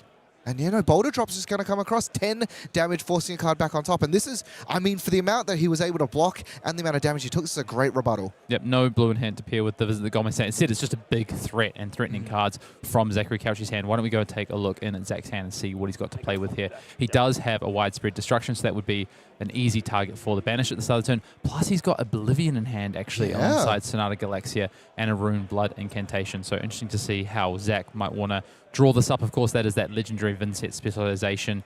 You do have to have 6 rune chance to be able to play it, but it does create that ally token for you. I will say the cards in all of the shadow heroes that make the ally for you are some of my favorites. Eclipse, a card I personally played ridiculous amounts. But we'll see here if it's instead just on blocking duty. And how important is it in this matchup versus Victor? Well, I think if they're fatigue Victor, it's probably pretty important, right? But this game is Oblivion's not relevant right now, right? This is going to be decided by life totals being reduced to 0, not by cards being run out of deck effectively. So actually, this blue's a little bit awkward here because I think Zach might have wanted to do a bit of another mini setup turn, but that Oblivion is kind of throwing things into a bit of disarray for that maybe because it doesn't defend. So it's effectively a pitch card. That's all that Zach can really use it for on this next turn. And does Zach want to be pitching? I'm not so sure. Yeah, I'm not sure either. And of course, if this does crush with the boulder drop, a card's going to go back on top of the deck. So really, it's not like he can just take some damage, put the Oblivion back, and get rid of it. It has to, you don't want to be recycling to this non-block card. So yeah, I think Zach might just take the damage here, though, and pop maybe the widespread on top and then just have a setup turn. He will lose his boots for doing so, but he could set up the Runeblood Incantation and Sonata Galaxia for maybe another Runeblood Incantation, for instance. Or he doesn't even necessarily need the blue to do that, so he could put the blue on top. You still have to have a cut to banish, right? So actually you have to keep the widespread. You have to keep the widespread destruction, ideally. I'll take 10. Yeah, but I think you just take 10 and then pop the... Yeah, what do you pop on top? Because you don't even have resources to play the incantation. Yeah, so he puts the incantation on top. I like the decision here. And, taking 10 damage seems like a lot, but still somehow Zach, after that ginormous turn ahead on life. So 16 plays 17. Dennis draws the hand, and what does he find? Looks like another visit to the Goldman Estate, I think. He's found a Trounce, maybe? No, all blues. All blues. And Widespread Destruction is going to be the card placed inside the arsenal. And we'll see. He can actually afford to set up and also swing the Widespread Destruction should he choose. Yeah, it's been sent to the banish zone, so to speak. And now Zach's got a bit of a choice. Yeah, okay, so he does send it. To your point, he wants to try and force the issue on keeping these Spellbound Creepers around, and if he can't keep them around, Dennis has to dedicate a lot of resources to stopping him keeping it around. And then Zach can, if Zach takes all of Dennis's hand, Zach can also... Of course. So what he's done instead, he was able to play it out, pitch to the Grimoire, and based on the Malefic's ticking down, gets him to 6, and suddenly he's actually able to play out the Nazareth. So from suddenly, because of how rune chants work, they still exist when the actual triggers go off on the Malefic incantations. They tick down, the Grimoire's activated at instant speed, and suddenly Widespread Annihilation and Nazareth sitting on the battlefield as well. Definitely missed that play. Did not think of pitching the red to the Grimoire. That is a really nice heads-up play for Zachary Cauchi there, and is going to mean that he gets that Nazareth on the board as well. So, yeah. Awesome play there from Zach. Love to see it, and now he is sat with that Shadow Demon ally on the board that can... won't be able to attack this turn, right, because he doesn't have Go again, unfortunately. Didn't have enough resources to boots out or creepers out something else and get another action point. But it is going to represent something that either Dennis needs to take care of, which means just more life for Zachary, right? Or Zach, if he leaves on the board, Zach has access to Nazareth for the following turn. So lots of decisions now for Dennis. Really nice play here, Zach. One thing about the Iron Maiden is this deck is ridiculously complicated. If you've ever tried to play it yourself, just trying to pick the deck up is... It's so challenging. There are so many constant lines. You have to always consider your downer card potentially, and then also managing things like your life total, blood debt. It is such a complex deck, but Zachary masterfully able to know about how when rune chants pop, how they work on the back end, and was able to find something out of nothing. 3 rune chants have been sort of shored up, so no arcane left. So these Spellbound Creepers will be leaving at the end of this turn, but still 6 damage coming ahead. No sort of threat because there's no arsenal card to be banished, but it's still a lot of damage, particularly when you have to be able to deal with this 6 health ally. Yeah, it's just damage at this point, right? And Dennis is not on that much life. He's on 16 here. He has pitched a blue to prevent those rune chants, now facing down 6 damage here. If he wants to declare no blocks, for instance, I think he's going to at least block with the Clash of Bravado that he has in hand because it's just value, right? Yeah, so the Clash of Bravado going to be revealed, and both misses. A gold will be cracked in this instance to put the pummel on the bottom, and we'll see, does he find the second copy? No, it is going to be an Enlightened Strike, just able to win over there on that Clash. What are we getting rid of? See, Clash of Bravado being red. One of the newer cards actually relevant here. So it's an aura that can be destroyed. So one of the malefic incantations will be sent away, and importantly, Nazareth is not an aura. Maybe. Because if you take a rune chant, that essentially limits what Zach can do next turn in terms of the starting rune chants he has on his turn. Right. So you've got to weigh up. Do you think Zach can easily get a rune chant to get to 3? Because 3 is the magic number in this deck, right? Yeah. So many things need 3 rune chants for rune gate. So that's what Dennis is weighing up here. Or do I take a malefic so that the second attack has less impact potentially? I think you take the rune chant here. I think it just reduces Zach's options at the start of his next turn. Yeah, particularly as well with those malefics, only have 1 counter. Okay. No, but instead he's just going to take the malefic, understands that, you know what, perhaps there are so many 3 versions of, you know, banishing off of Vynnset. I can't present much damage to steal anything anyway. But yeah, more life is being taken, no effects. Rune Blood going to be drawn up here. And now suddenly, 13 plays 17. There's not a huge amount that Dennis can present across. And the Spellbearing Creepers, importantly, have gone to the bin because Dennis Zhang did not take any arcane damage on that turn. And now Dennis taking a moment. Nazareth, just such an incredible card. Has it in the beautiful, I believe that looks cold foil. Just a reminder, this is a win-in match here, so a lot on the line for both these players. Dennis Zhang opting to crack a gold. Knew that it was an E-Strike, and yeah, he's just going to send E-Strike for 7 into Nazareth. But Zach, I mean, don't get me wrong, it's a card that is very important, but from how this match has been going, it doesn't look like it's going to fatigue, and Zach gets to keep a full grip. Just worth life there, right? Just worth 7 life, effectively. Yeah. Yeah, so 4 rune charts, though. And I guess one of the scary things, though, is he is sort of lacking now. Does have to start the setup process, but has been given a little bit of room to breathe. Yeah, but that's fine. He's still on 17 life. This is kind of exactly like how I think Zach wants this game to go. Navigated it really well so far. There's a rune gate card already there, sat, waiting, and we have another Rune Blood incantation that's been put into play, and plus an Arsenal card here. Yeah, and we'll see here now. Just a blue disable coming across, so wasn't able to find a big power card. Now, does threaten the pummel in this instance, but it's not something that Zachary cares. He did bottom a pummel, so unless he's drawn up another one with that card face down, which we can't see as of yet. I think it was all blue. I think he's just had to attack with blues here. That's what he's got, right? Yeah. Yeah. 6 damage coming across, and just sort of thinking, you know, debilitate has to have 4, and -2, not a big deal.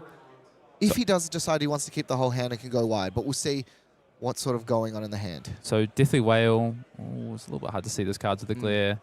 Yeah, Yellow Malefic there, and Deathly Delight, and that Deathly Whale. And Widespread Destruction is going to be the blocking card. So 3 damage to leak across. 13 all here as the life totals tick slower and slower down. Zachary, though, able to keep plenty of cards available. The red Deathly Whale is going to be pitched across. 5 rune chants here, and I love the decision just to go to up to 6 now. Yeah, if you're a Zachary Cauchi fan, that's exactly the sort of turn you wanted to see for Zach there.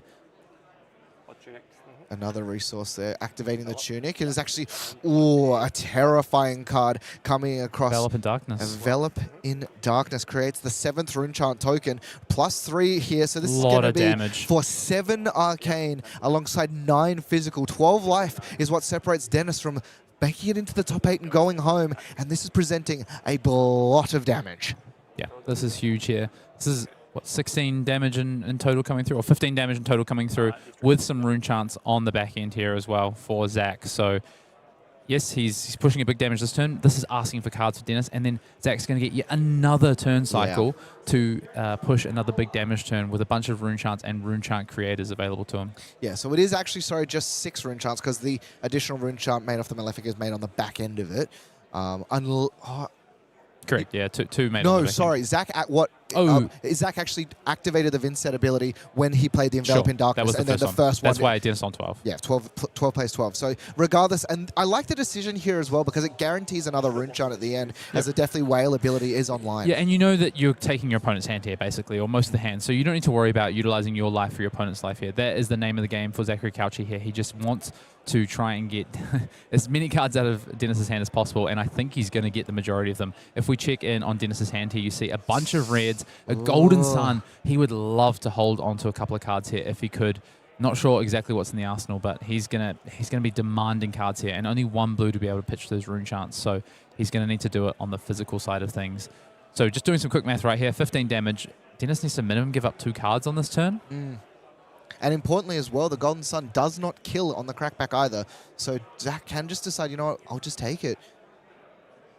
It's interesting, though, because a CNC is in hand, so can at least threaten that Arsenal card for Zach, but... Yeah, if you're keeping 2 cards, I think you're keeping the... Because you only have... The only gold you have is the Aegis, so yeah. I think you're just keeping the CNC in a blue, if you're keeping anything at all. But Dennis might just say, pitch 3 rune chance, go to 9, and then throw 3 cards at this. Is that a winning play, though? That's the question I have here. Yeah, it's always one of those things about deciding a winning play. So you're going to use the Tunic to soak up one of the rune chants here. And that Tunic has just been on rune chant duty this entire game. Yep. Dennis just going to have a block 3 chest equipment this game, it looks like. Taking some consideration now as to if we want to soak up more of these rune chants. And, you know, Victor, maybe if it was the previous hand where we had the quad blue, great, nice and simple. Soak up all of the arcane and then just block out. But I actually found some of those power cards that were missing on the previous cycle. Yeah, Dennis in the blender, trying to work out the play here. Are we just going to take the 5, Dennis? Is that the play? And then throw 3 cards, go down to 4, and come back at Zach with a CNC potentially. Yeah, so we're going to see drops to 7 off of the rune chance. Was no efficient way of blocking. Has the arm piece available as well, and can, if it is an attack in the arsenal, reveal to gain a little bit of extra power on it. And we'll see what else is going to be presented with, because at this point, his life total looking precarious.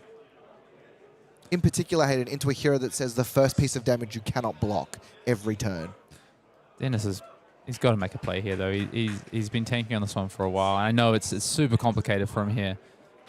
We'll see what he decides to do in the end. He's going to block for 5 using the Command and Conquer reveal from the arsenal. Oh no, it's the sink below. Fate for Scene. Fate for Scene, thank you. Revealing the top card. So he's going to keep that 3-card hand, 7, 9, yep. which will allow him to come in with a Spinal Crush here. That is what Dennis Zhang has decided to keep. So has found a line here that allows him to take a bit of damage, but not too much damage, and then come back with a attack that is going to demand cards from Zach's hand to, or otherwise Zach will not have the access to go again. A hand from Zach looking a little awkward. Eloquent Eulogy, Deadwood Dirge, Cull. And I believe that is a second copy of Eloquent Eulogy? Let's take a look at on the hand here, Zach. So it looks like we've got, a Eulogy, a Dirge, a Cull, and there's a card behind it. It's an attack action. Could be in a second Eulogy. It's hard to see exactly at this point.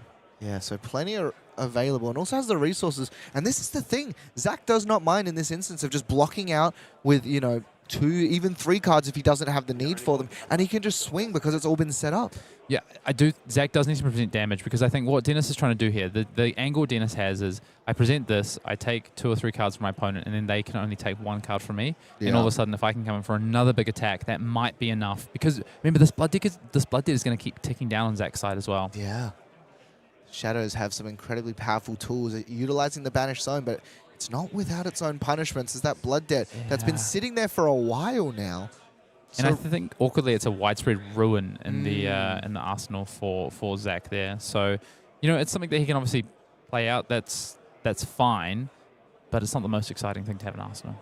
No, having to arsenal rune gate cards is probably like something you'd ideally not do. 6 blocks into the 9 power Spinal Crush, so 3 damage.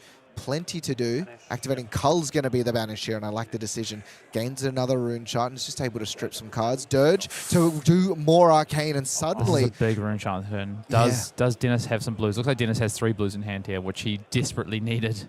Yeah, but the important thing, Hayden, as well, is... No, he's just going to pass! Okay, yeah. Takes the 2 damage.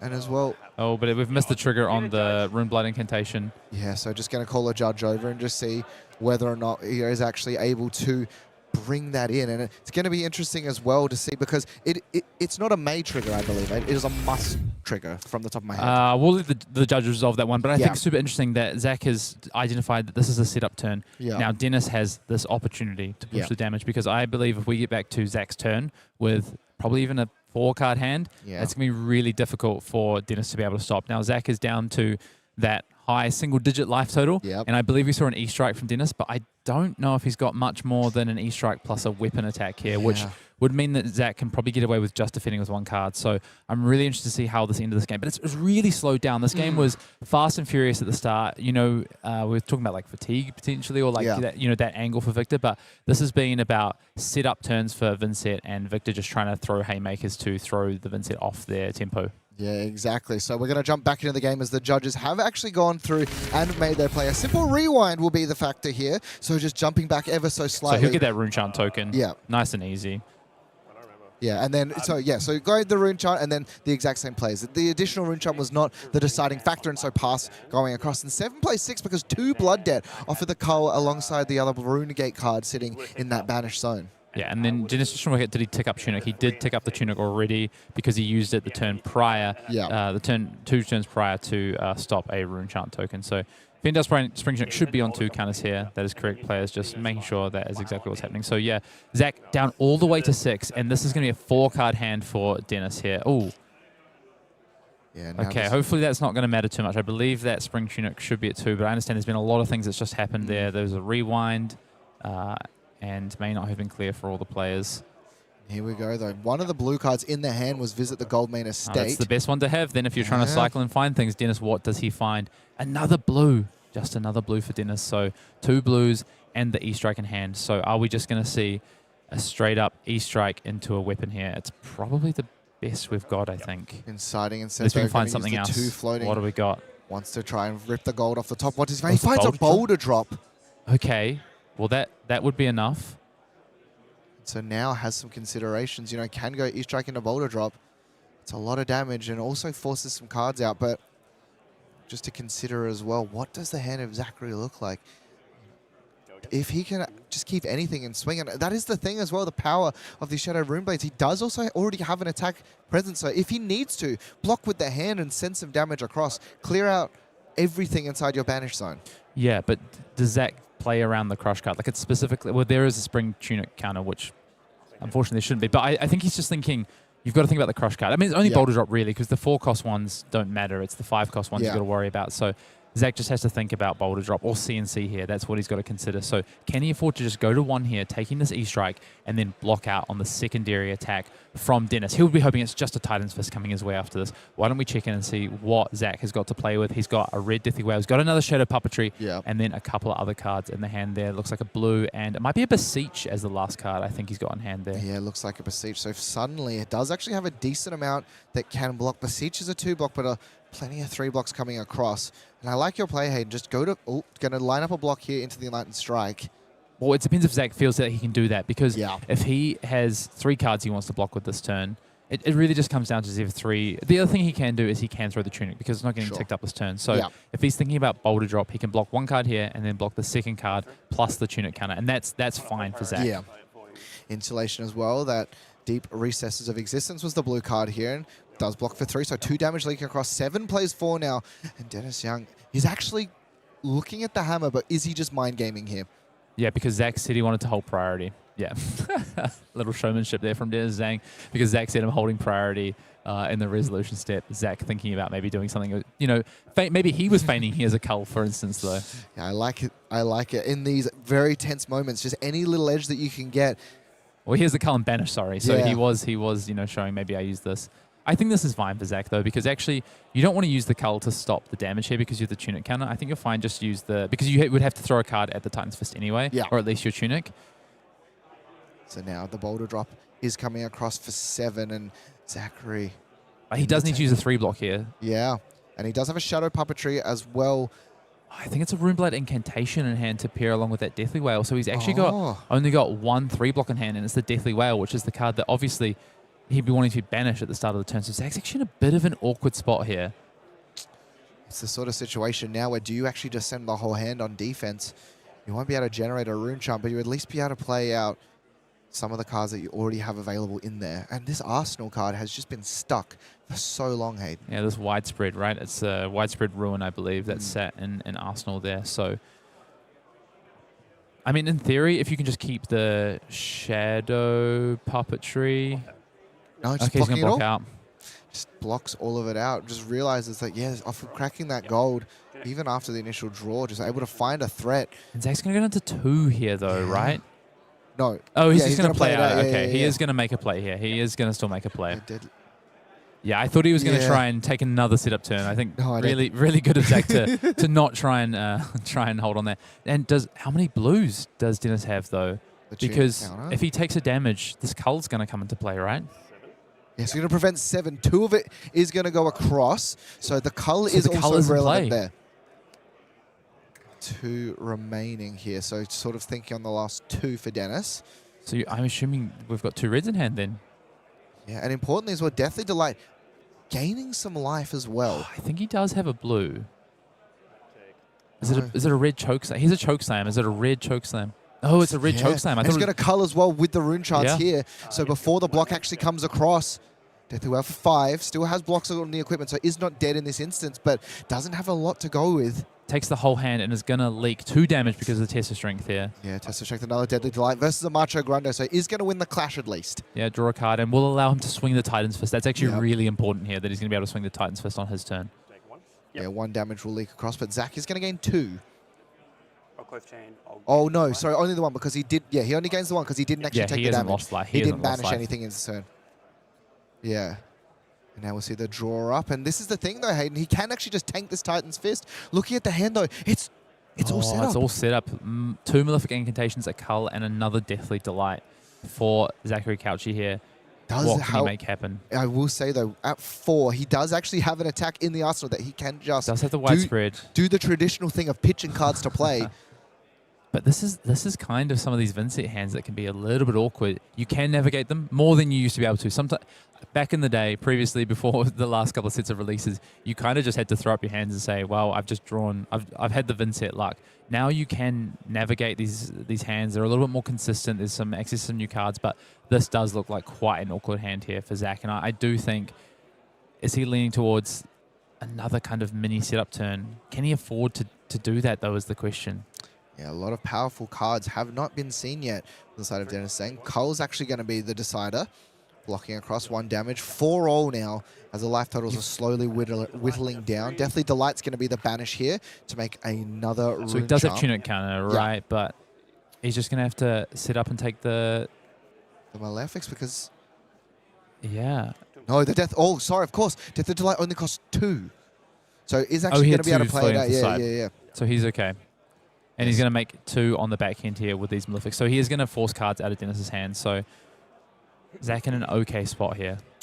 Yeah, and you know, once again though, Zach threatening life gain and just again constantly edging up and down, up and down. We're going to see a trounce again. We're going to see a trounce on stream. Oh, we're going to see has the chaos resurged for Dennis Zhang. The thing is, Dennis needs to try and find a way to keep some cards to actually be able to threaten some damage. Because if he's just swinging Titan's Fist or not doing anything at all, it's just giving Zach all the ability to build as many rune chants he needs. It gives Zach all the flexibility of those 4 or 5 card hands. So Dennis, I think, is working out, how do I take a card here? I mean, if he can hit off... He also has a test of strength, so I believe he has a trounce and a test of strength in hand.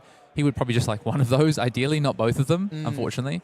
But I think we might see the trounce come out to try and find a might token as well. And how important is actually denying the life gain here as well? Are we going to use the arm piece just to block? We're just going to spend both the block cards here. Okay, fair enough. Yeah, I thought we might see the arm piece come out, but we'll just throw both cards. Yeah, so he's going to win the first clash. And we'll see as well. Oh, right.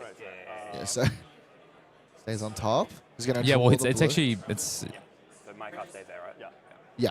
So he's doing the test of strength first, but the pummel. No. Oh, no. He can throw the shield, though, if he wanted to. Or, sorry, a piece of gold, rather. Yeah. And now just considering, but importantly, that is the first clash on the trounce that what has do we been got? lost. And the reveal is going to be the Macho Grande. Okay, so he's going to at least win 1. But yeah, the third. And wins that as well. Okay. So luckily enough for him, he's able to cash in one of those gold and create some might alongside the Vigor tokens. Drew another blue as well, but... The might's so important here, though. Yeah, the Titan's Fist, I think, is still going to be the play. These will pop. Everything popping. Oh, but also, sorry, I apologize. A Vigor token so might be super important. Yeah, we could go to cracking some gold here. Let's see, because Dennis is playing with 2 blues here. I believe we're going to see a gold crack to try and find something, because that would give him access to 2 floating afterwards. He could find a 5 attack. What do we get here off the draw? Oh, cracking again. Just had a bit of a peek. Wasn't happy with it. No resources left. We'll see as well. Oh. Come on, Dennis. What are we playing with? Oh, and it did find a choke slam. But he's also found an E-Strike. So he can send E-Strike for 7 here and then Titan's Fist for 4. Or he can just send that choke slam for 10. What are you sort of inclined to do? I feel like the 2 cards. Damage. I'm seeing the most amount of damage. Exactly, right. Because, yeah, I think I'm just seeing the most amount of damage here. Yeah, I mean, it's one difference at the end of the day, right? And I guess the question is, do you want to try and keep maybe something like the E-Strike for the Arsenal? You can't because it costs 4, so you'd be pitching both cards. Oh, of course. Way. Yeah, and he also, I forgot he cracked 2 gold. So that Vigor token immediately disappeared. Tight one here for Dennis. This game has really come down to such a grind at the end here. Both players playing as tight as possible, trying to find their avenue into the top 8 here in Brisbane. So this E-Strike, I'm assuming Go Again has been named. And so 7 off of the 2 mites as well. And then the Titan's Fist. Yeah, the Titan's Fist follow. No. Oh, yeah. Sorry. No. Yeah. That's 11 damage. He bottomed the choke slam. That's why I was like, does he have enough? 1 damage will leak across, and the Titan's Fist is going to demand another card. This is huge for Dennis. That was the find he needed there, I think. Blocks it all as well. Yeah. So it's just. Well, you don't want to banish and take the damage, right? So you have your 2 rune chance. You have your tunic counter. You just hope that Dennis isn't able to punish. And what does Dennis find on the way back? I see a CNC. What else is in the hand here? A Trounce. That's not what you want to see, but there is a Troppledani here, so he can lead off with... He just has played the CNC, right? That's all he's kind of got. Yeah, so because nothing to great pitch for Zach. Nothing to pitch into to the Troppledani prior to the attack, so can't actually crack the goal that is generated. Does draw a card, though. But doesn't find a pummel. No, and importantly... Not that Zach's playing around pummel at this point anyway. No, you cannot. And I think if you're Zach, you breathe a little bit of a sigh of relief. You have multiple cards that block for 3, and you also have another red Deathly Whale. Plenty of rune chance that will be generated, because the 3rd one will be generated off of the Vynnset trigger. So I think this game's swinging back and forth, a pendulum every single turn. Zach's found another Rune Blood incantation, I think, here. He's got a Funeral Moon in hand by the looks of it, and then a pair of Deathly Whales by the looks of it in hand. I think it's a yellow and a red. So what are we lining up for the block here? Yeah, so the Funeral Moon and the yellow Deathly Whale, because it has the tunic counter to play out the incantation as well. Now, can actually also, importantly, Hayden, because he has the non-attack that he can play. Oh, it's not Shadow, though. Yeah. He's just going to utilize he's got 3 resources, so he's just going to come in here. He's going to play out the incantation, then just a Deathly Whale. Yep, and get 3 on the back end. So this is going to demand minimum 2 cards from Dennis here. Yep. And I think you're incentivized to block out these rune chants as well, just so he doesn't generate more. But regardless, you're right, Hayden. He's at that all-important 3 rune chant angle. Wow, this game is so tight between these 2 players. Everything on the line here. Winner plays on. Loser likely or could be going home here, depending on which way it breaks. Hayden, we saw the first 40 points of life for each, collectively for the players get destroyed within the first 10 minutes. And the trounce again. But we're going to right behind you first, so you can stack the ability there. Dennis bottoms that card, didn't like it. Okay, that's 1 to the good for Dennis. What's the second one hold for Dennis here? It's going to be another one. Okay, that's really important for Dennis here. Yeah, trouncing. Luckily for Dennis, the curse was broken yesterday, and so as a result, as you said, Hayden, a bit of a blessing. So drawing plenty of cards, and now we're going to see still has a lot of cards because he was able to win that trounce. Vigor and the mites will pop. Plenty of gold to dig through as well if he needs to. And Zachary, look at the hand. The only attack he has in there is blue. Yeah, as you say, Dennis with 2 blues in hand, 2 gold at his disposal, plus that Vigor token and a counter on the Spring Tunic. Can kind of go digging if he wants to here. See what he does. I believe it looks like he's going to go digging with this gold here straight away. Let's see what Dennis finds off the top. This time, you want to show us, Dennis? It's another blue. I believe he's more likely than not going to go digging again. He's just living on these golds at the moment, though. Yeah. Yep. Okay, Tunic. Tunic up to 3? No, I think of the Vigor. Yeah, so you two resources, correct. Yeah. Is he just going to swing? So he can Tunic and just swing for 8 with a Thunderquake here, if he, for 9 with a Thunderquake if he wanted to. Yeah. What are you trying to find that's better than that? An attack for 10? So are you happy just sending the attack for 9 rather than busting yet another gold token? I was going to say, because he could be digging for gold on some, but he has to use the gold to dig for it, so... No, yeah, just the Thunderquake. I think this is right. This forces 3 cards out, right? Because... Yeah, Zach has to block with 3 cards here already, with this coming in for 9. And unless he wants to give Tunic plus 2 cards. Double Enveloping Darkness, though, and those only block for 2. The Shadow Puppetry will at least block for 3. Shadow box for... Does it block for 3? It's 2 as well. 2, yeah, sorry. it's 2 as well. So yeah, 3 2 blocks in hand. Yeah. And yeah, she's going to have to send it all. Yep, throws the hand. Wow. Back against Dennis. What can Dennis find this time? Dennis just needs to find a Golden Sun or something of like, what do we got here? He's found a Golden Sun, finally. He's finally found it. Is this going to be it? And yeah, doesn't opt to swing the flail. Needs to keep those rune chants around. The turn is Zach passed has back. very few cards in deck as well. And the Golden Is this Sun is gonna be finally going to be swung across the gold. Has been consumed as well. Zachary checking, does it have overpower? And which it does, and the fist bump is extended. Zhang able to clinch it out there against Vynnset. Just some incredible play back and forth the entire time. And what felt like was going to start off being this super hyper aggro matchup goes into just little chip damage here and there. And Dennis Zhang punching his ticket into the top 8 here at the Calling Brisbane, and probably, we'll have to see how the breakers fall, but maybe sending Zachary Cauchi home. Devastating after that.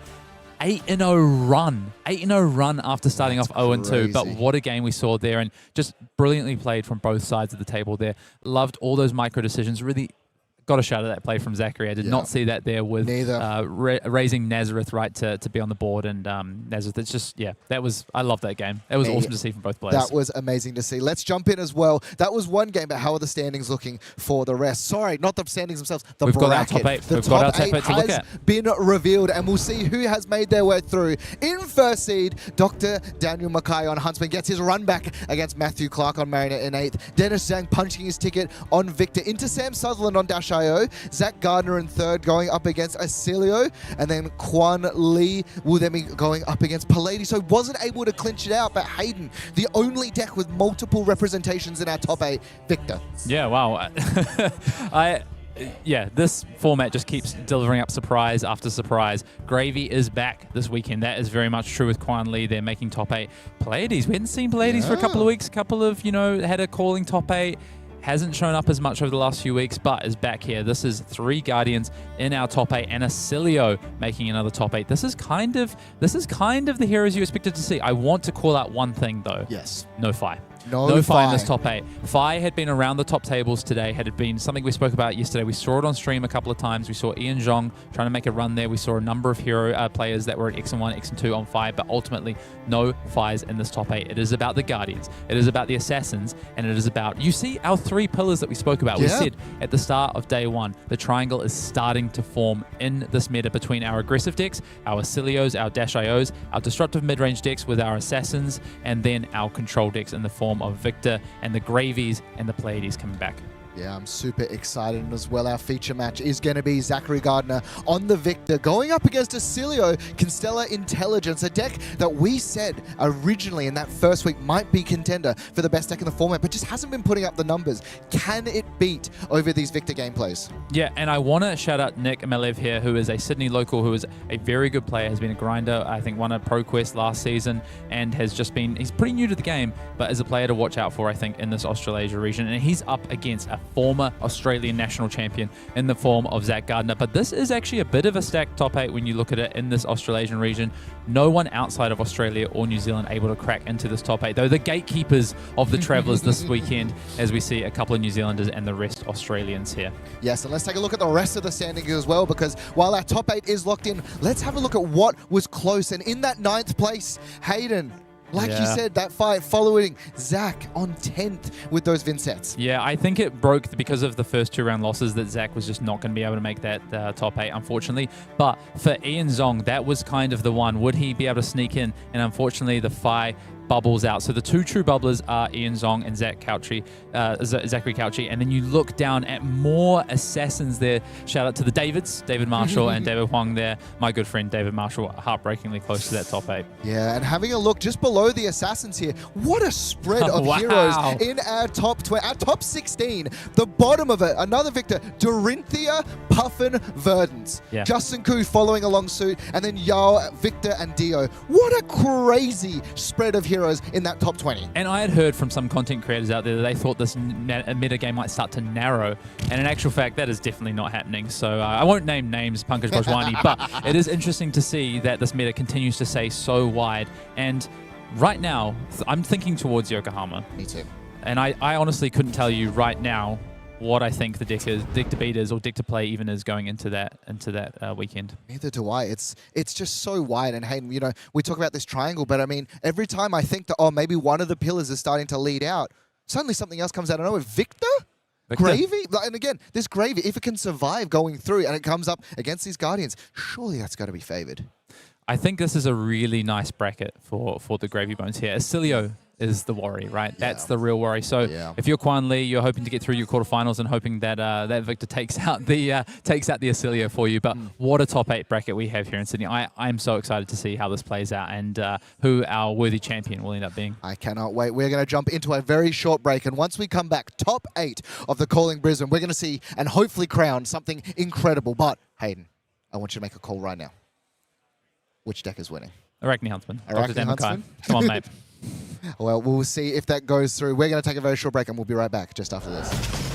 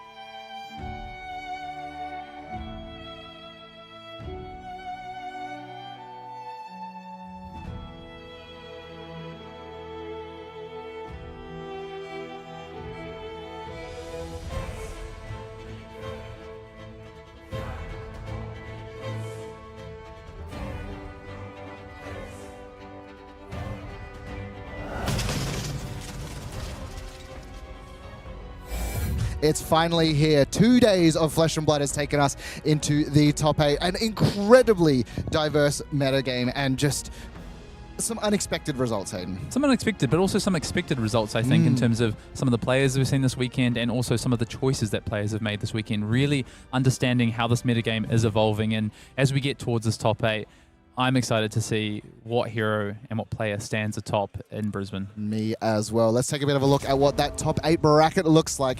As again, as you were saying, Hayden, just some things that we expected to see, and then again, 2 of something that maybe we didn't expect. Yeah, and just looking ahead of this bracket, I'm keeping an eye out for who's got the kind of nice run or the nice side of the bracket, and my eyes get drawn to Kuan. If he can overcome this Pleiades, he potentially meets a Victor. If the Victor can take out the Oscilio, it looks like a nice clean run. But on the other side of things, Dennis Zhang and Sam Sutherland are going to have a rematch now. Dennis Zhang won that in the Swiss. Sam Sutherland is going to be looking for revenge there, as is another rematch, Dr. Daniel McKay versus Matthew Clark.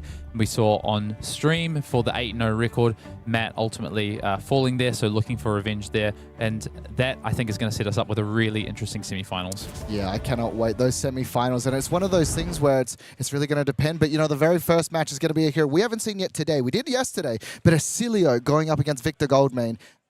Again, crazy, and I cannot wait. Let's jump right in. Let's meet the players first of all and see who's going to be fighting tooth and nail. Nick Malev, you were saying before on Oscilio, a newer player, but incredibly strong, coming in at 6. And then Zachary Gardiner, going to be, it looks like it's Vynnset. It's actually going to be Victor Goldmain. Yeah, and as I was shouting out before, Nick, a newer player out of Sydney, but has hit the scene really strong, been grinding those pro quests and road to nationals, and is one to keep an eye out for in this region. Meanwhile, Zach Gardiner, he's already shown he's got the chops. He's got a Nationals trophy in the cabinet, and he is here to now put a calling win to his name. Yes, and let's find out. Let's have a look at their records. Nick Malev first. What has he fought through to get to this point? And 2 losses. Did start off actually with a loss to Dennis Zhang on Victor, the only other loss being Brody Spurlock. But Hayden beating the Mirror, beating Tough Nut, beating some of these hyper aggro decks as well, taking down Matthew Clark in that final round of Swiss. And also just want to point out 2 other Victors. So after he lost to Dennis Zhang, he's actually gone on to take out 2 other Victors. So he's 2-1 against the Victor this weekend. Can he make it 3-1? Well, let's take a look and see if Oscilio has been versed in, as we take a look at Zachary Gardiner's run into this top 8 as well. Started off a little bit easier. Kuan Lee was one of the losses that he took into Gravy Bones, but as well Dr. Dan McKay is other loss, and taking a little bit of look through, has dodged Oscilio this weekend.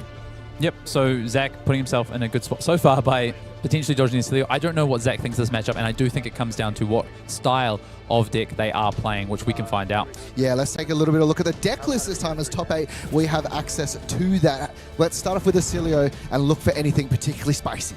Yeah, I mean, just taking a look over this to start with, it looks fairly standard. You see kind of what you might expect out of these decks right now. You've got access to Cloud Cover's a really cool new card that they got out of Compendium of Wraith. Of course, you also see Temporal Wobble there as well. So Nick playing all the new hits and most of the classics, so to speak. So this is a pretty standard Oscilio deck, but the thing with Oscilio is that it's been powerful for a while now, and it's just had a few upgrades. Yeah, strong for a reason. And a deck that we've seen a lot this weekend, but not so much recently. Victor, taking a bit of a look at Zach Gardiner's deck list as well. I'm really curious to see what is actually going to be his tools into the Oscilio deck, and importantly seeing a lot of that Null Rune. Yeah, he's playing the kind of more tempo-based deck. He's not playing these more defensive control-y decks like we saw Gary on stream yesterday playing. He's playing something more akin to what we just saw from Dennis Zhang, I think. Access to, of course, the full sets of pummels. He's got a lot of those red attacks, the Test of Iron Grip and Test of Iron Strength, but he's not playing those yellow clash cards that we've seen out of some of the defensive decks. Yeah, and as I actually properly have a bit of a look through, I thought I saw more Null Rune. It's just the Null Rune boots that we're going to be presenting. So has sort of opted for, you know, if you want to go tall, it doesn't matter because I'm going to smack you in the face for a lot of damage. Yeah, this tells me that Zach's sort of his Brizzy 26 list, he's all focused on dealing as much damage as he can and as many on-hits as he can to this Oscilio deck. So this game might be, you know, somewhat fast and furious to a degree, because Zach's going to want to try and disrupt Nick as much as possible, and Nick's going to want to try. Yeah, you could point out there actually one copy of Amulet of Echoes. I think is a great call out, but just one copy. A lot of them we see 2s, 3s. So can Zach find that early, or can Nick sort of find a big pop-off turn early? Well, that's only one way to find out if he finds that Amulet. We jump into the game, our quarterfinals of the top 8 for calling Brisbane. Zach, the highest seed, has opted to go first, and a really nice start with a Cranial Crush into a deck that sometimes just can't block. Yep, a nice sort of way to start. I mean, he would have probably liked to have led with a nice big red attack, but I think this will do nicely. And we see Glyph Power Spell. Actually, that is one thing I didn't notice on the deck list there, which is something that not all of these Oscilios are choosing to play. And I like the decision as well, and it might actually turn out to be pretty good into Zach because he only has the 1 Arcane Barrier, so he also had 3 copies of Burn Bear on the side. I know they're generally brought in for poppers, but we'll see exactly how it goes. Yeah, the other thing to look out for is the Mind Warps in this game, right? Because we only have access to Arcane Barrier 1. Every single Mind Warp is going to be absolutely deadly from Nick Malev's side. We'll see.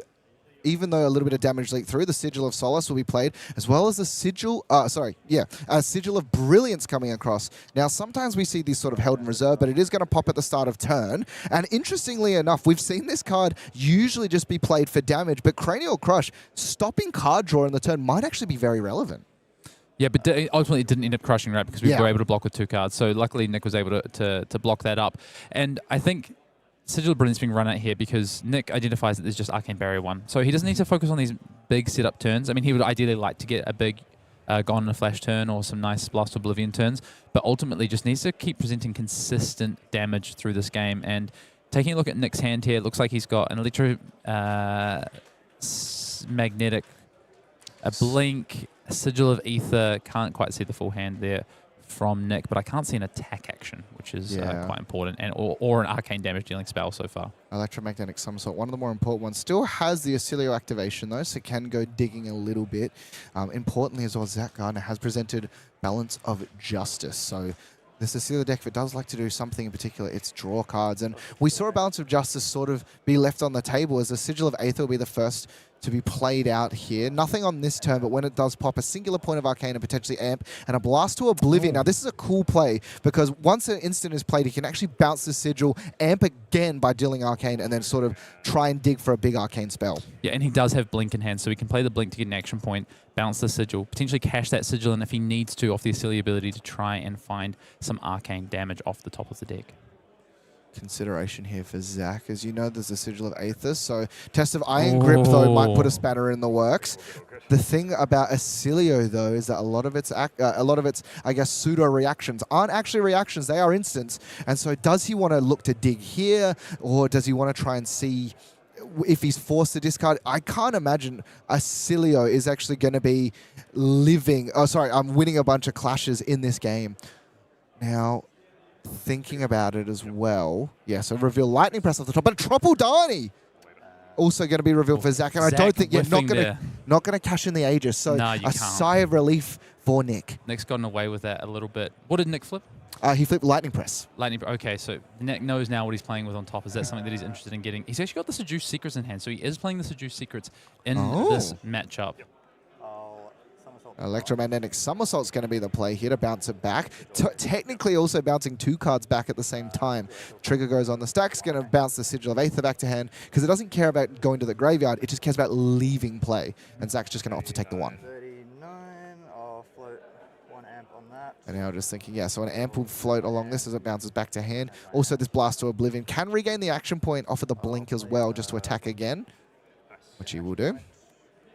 And now amping again, because it is a lightning card after all. Sigil Aether again, amping to 4. Oh, including...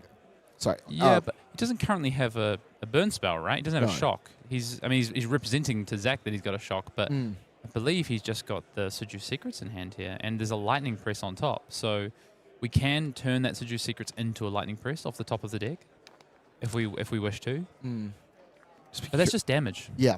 And I think that is one thing as well, right? Like, Zach has to sort of play around the fact of, what if I'm getting Mind Warped in this instance? What if my entire 100%. hand is getting ripped? And I like how Nick is actually sort of very obviously tracking all the amp, tracking the amount of lightning spells that are being played, just so you have to think about it if you're on the side of Zach. Yeah, you've got to be doing that. You've got to keep your opponent guessing the whole time. And also, it's just good habits to be in. Yeah, no blocks. Reaction is going to come through. Sigil's Secrets was the card in hand and is just going to lightning press over the top to bounce the Sigil once again, continue to amp, but Zach now knows there's nothing sort of coming. Will come in for 7. Oh, no, but what he's done, because it's a Sigil on play, he's actually amping onto the ping from the Sigil leaving. So this is 7 Oh, it's Sigil Arcane. Aether, isn't it? It's Yeah, Sigil Sigil Aether. Aether. So the Arcane, it doesn't look like he had a big burn spell because it's not technically a burn spell, but 7 being pumped across and suddenly, huge. that is such a smart play by using that lightning press information on top. For some reason, I thought we were looking at Sigil Conductivity. Sigil Aether, of course, it Yeah. amps and pings 1, so he gets to play this on the ping. So this is an absolutely massive turn here for Nick off the back of this one. We've seen some pretty complicated decks throughout the weekend, and Oscilio definitely sits upon the perch of the more complicated ones, and you can see why. 7 arcane damage, as well as 7 physical from this Blast to Oblivion when no blocks were declared. Yeah, this is a huge turn for Nick Malev here. He's already presented this Blast to Oblivion once. This is now coming in for 7, and then there's 7 arcane damage heading the way of Zach Gardiner with just that Nullroom boots. So is there any point in even throwing any resources towards this? The test of Iron Grip as well, whiffing, was such a key point that was there actually too. huge. It's been a bit of a game changer here, I think. Yeah, and we just see just reaching over for the life total. Is going to take it all. 7 and 7, so 14 damage alongside that original Blast to Oblivion.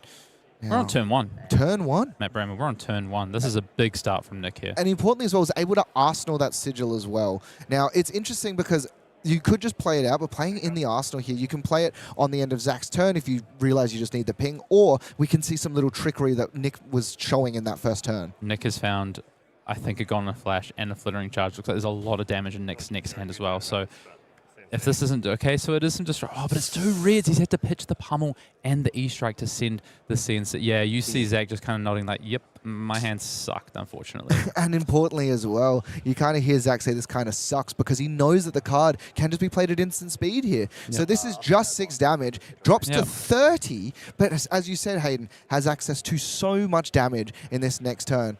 And would have loved to have pummeled alongside that Command and Conquer, but no, just going to place a card in Arsenal and pass. Yeah, Zach's going to need to stabilize because this is the Nick Malev show right now, and I think, got a big hand here to present more damage after already taking 15 on the last turn of Zach Gardiner's life total. Oh, a little bit lucky here for Zach. Those are going to pitch the Tropple Dani to block the first Sigil. That's what we need. That's what we need. Gold. Draws a card as well. Draws another red. That's going to be a red boulder drop off the top. Has a resource floating though, so only has access to AB1, so at least he can block some of it efficiently. I believe there's another test of Iron Grip. There's 2 tests of Iron Grips in the hand here. So this could be big.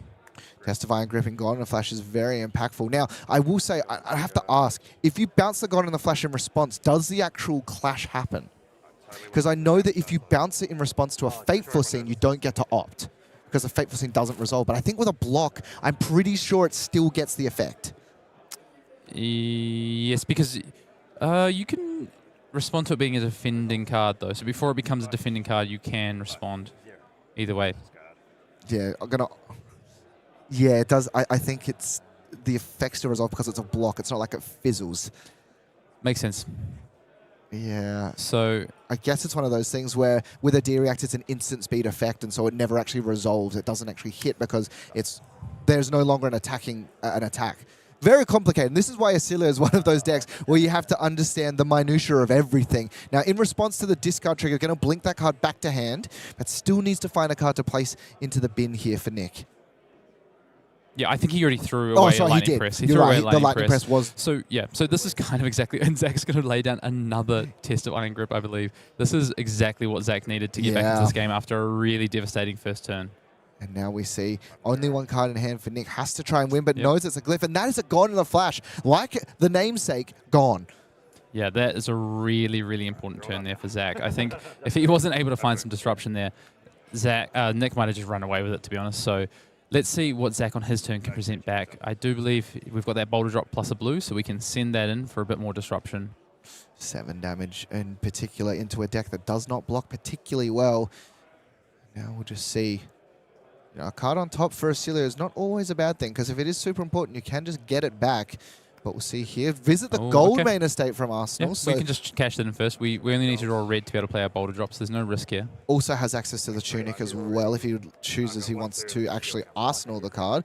Now has the third gold again, the Aegis that we've seen so frequently. So 3 mites, so the setup for the next turn. Enlightened Strike is going to be the card off the top. So I wouldn't be surprised to see the boulder drop and that E-Strike parked in Arsenal. Yeah, I think just send the boulder here and then park your E-Strike for next turn. This is a good spot for Zach. Activate Tunic. Yeah, you hear him say to himself, activate Tunic. Goes to 3 and the boulder drop coming in for 7. When it crushes, placing a card back on top. And Nick luckily does know he has at least 1 card that blocks. And if there's one thing that the Oscilio deck likes to do, it's aggressively block with its 2-piece of battle-worn equipment. I'll tell you what it's not doing. Blocking with a lot of cards from hand, generally. No. As we see, we know about the etchings of Arcana, which of course Zach also knows about because he saw that off the top of the clash. Can't get a good glimpse at what else Nick has in hand. He doesn't like showing his hand to the camera. So I see actually it looks like there is a shock. I think he's got a consign to Cosmos and shock in hand as well. So he could have blocked if he wanted to, but he's choosing not to. Card placed on top. And I mean, it's as I was saying, Oscilio as a deck cycles through so frequently. Flittering Charge, though, kind of the backbone of how this deck likes to take its non-gone in a flash turns. Look at Zach's hand, though. He's found another Visit the Goldman Estate. And also plenty of blue Spinal Crush available. So unless Nick can string together some disruption or something, a lot of damage. But Oscilio as a deck really needs as many cards for velocity to actually go for those ginormous turns. Yeah, Spinal Crush could be fantastic on the next turn. In damage, play Sigil Brilliance. So taking some time here. You see the Etchings of Arcana now come down, shooting that 5 damage. Thanks to that amp at Zach. And of course, with that Arcane Barrier 1, is going to really struggle to stop this from happening. Yeah, and so he's going to be able to get back some of the more important cards. But as we said before, Hayden, plenty of offensive output for the side of Zachary Gardiner. And don't get me wrong, Oscilio is a deck that can kill you on your own turn, but generally not from 16. No, generally not. So we're going to see there's 5 damage. Are we going to pitch? Yeah. Okay, there's the Sigil of Brilliance we're choosing to get back off of that 5 damage. I'm just going to Arsenal that and get it set up for a future turn here. So a pretty good turn here for Nick. I would say this is a couple of really good turns in a row for both Zach and Nick. Yeah, 3 mites pop using those tokens made by B-Star Bat, one of the actual artists that is here this weekend at the Calling Brisbane. And another great reason just to get out to these big events. We have some incredible artists on site as well as a bunch of vendors, plenty of things to do. It's such a great time. Visit the Goldmain Estate is going to be played again. Wow, and he's found a pummel off the top of the Gardiner. And so suddenly plenty of damage. 3 of these mites are going to be popping immediately. The Golden Sun is also there. Spinal Crush is a debilitating card for this Oscilio. May not have the resources on this turn to actually be able to do it, but also has a card parked in Arsenal. But I think Zach's thinking about, do I need to crack some of this gold to try and find another blue off the top? Because right now I'm operating off a yellow and 2 reds. That's going to be really difficult to cast a pummel off of. How greedy or how safe do I need to be? And that Arsenal card is, as we know, is the E-Strike, right? Yeah. So, and Zach's on 16 life.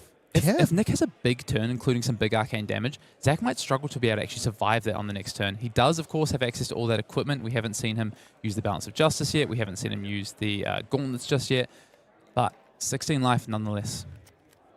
And I think you are right, Hayden. Having to dig here. Plenty of gold to work with. And also, you have seen 2 Goldmain Estates already. So you know that the likelihood of you actually finding the third is significantly less. So that gold, obviously, you want to have it as much as possible, but it's not like it's going to be the difference between you making mites or not. Let's see. We're going to... 2, 4, 5. I think we're just going to play safe and spin Spinal Crush. Yeah. I think Zach was really in the tank there on what the right play was, but ultimately this is a significant and safe threat because it presents 12 damage with that Crush going in effect. If Nick wants to try and stop this attack, he has to commit a lot of resources to it. Yeah, and you see already Oscilioing with the activation of the hero ability, discarding one of the shocks there. Yeah, Comet Storm Shock's going to go to the bin. Are we going to use some equipment to block up, and then maybe this will be a bit of a setup turn for Nick instead? Scary though, because and you see, so just declaring 10 damage is going to come across. 13 plays 16 on turn 3 of the game. When you tell me that Victor is going to be versing Oscilio, I thought it's going to be a slow, methodical game, but no, instead I'm just going to keep sending rock every single time. No, this game tends to be pretty quick because you're trying to throw disruption. Okay. So we're going for a big arcane damage turn potentially? Maybe has the Mind Warp in play, because Spinal Crush, yes, does mean that you lose go again, but the Oscilio deck does have plenty of ways of playing things at instant speed, and specifically action so cards. I was about to point out the Lightning Greaves actually still works here, because Lightning Greaves can still give your instants go again. They are not prevented from gaining go again because of the Spinal Crush. So that is really important to note here. Oscilioing again, removing a Sigil of Solace, and so plenty to go, Nick. These turns are super hard to navigate. I think Nick is trying to find the big turn here and either take all of Zach's hand or all of Zach's life potentially on this turn. That's that's a really good way of starting it. Blast to Oblivion with a Sigil of Brilliance on the battlefield. Kind of the scariest position to be in. Looking over at Zach's hand, doesn't have any Gone in a disruption. Flash. Thanks. Zach was able to get rid of that Gone in a Flash with a second Testifying Grip. Imagine if there was a if there was a Gone in a Flash right now. Yeah, Trounce though. Coverage Trounce. Sorry. No, you can read it. Oh, hang on. Yeah. So there is a trigger here, and Nick can look instead just to do something. I don't know what that would be. So Nick could potentially bounce the Sigil of Brilliance Sorry for the signature. It's first Right. and draw the card if he wanted to. Yeah. So when Trounce happens, there is a trigger. And then now each clash, is there priority prior to each clash? No, you it is- can't because it respond. You resolves at can't once. when a card is resolving. You can't interrupt a card resolving. Yeah. So once we clash the first time, we are clashing a second time with nothing in between. Yeah, and you see Which Zach I think Zach is explaining explaining to Nick there. Yeah. Yep. that. So 8. yeah, so Blink versus Debilitate there. It's going to be the first clash one, and then it's going to be a Thunk versus a Mind Warp.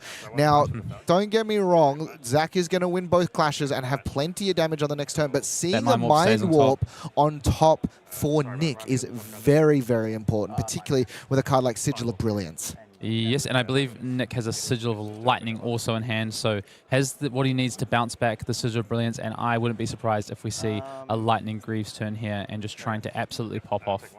Yeah, and we usually see these Lightning Greaves popped with those Gone in a Flashes, but yeah, here we go. Here we go. Activate the old knocker.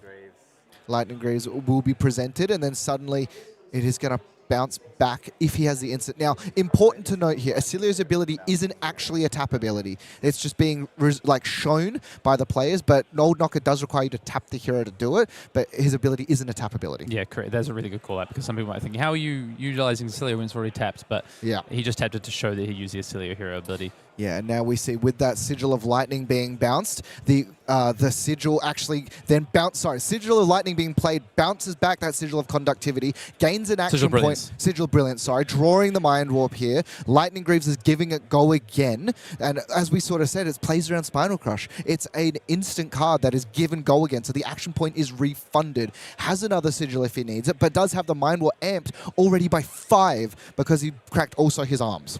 Yeah, correct. So we've had 2 Sigils. We've had a Sigil Leaf play this turn already. 2. And it looks like we could maybe check in on the hand cam. Nick might want to show us here another Sigil of Brilliance. It looks like a Sigil of... Is that Aether? No. Yeah, it is Aether. Yeah, Sigil of Aether. Wow. Nick kind of has it all. This could be crazy, crazy turn here. And he's got the power, Glyph power as well.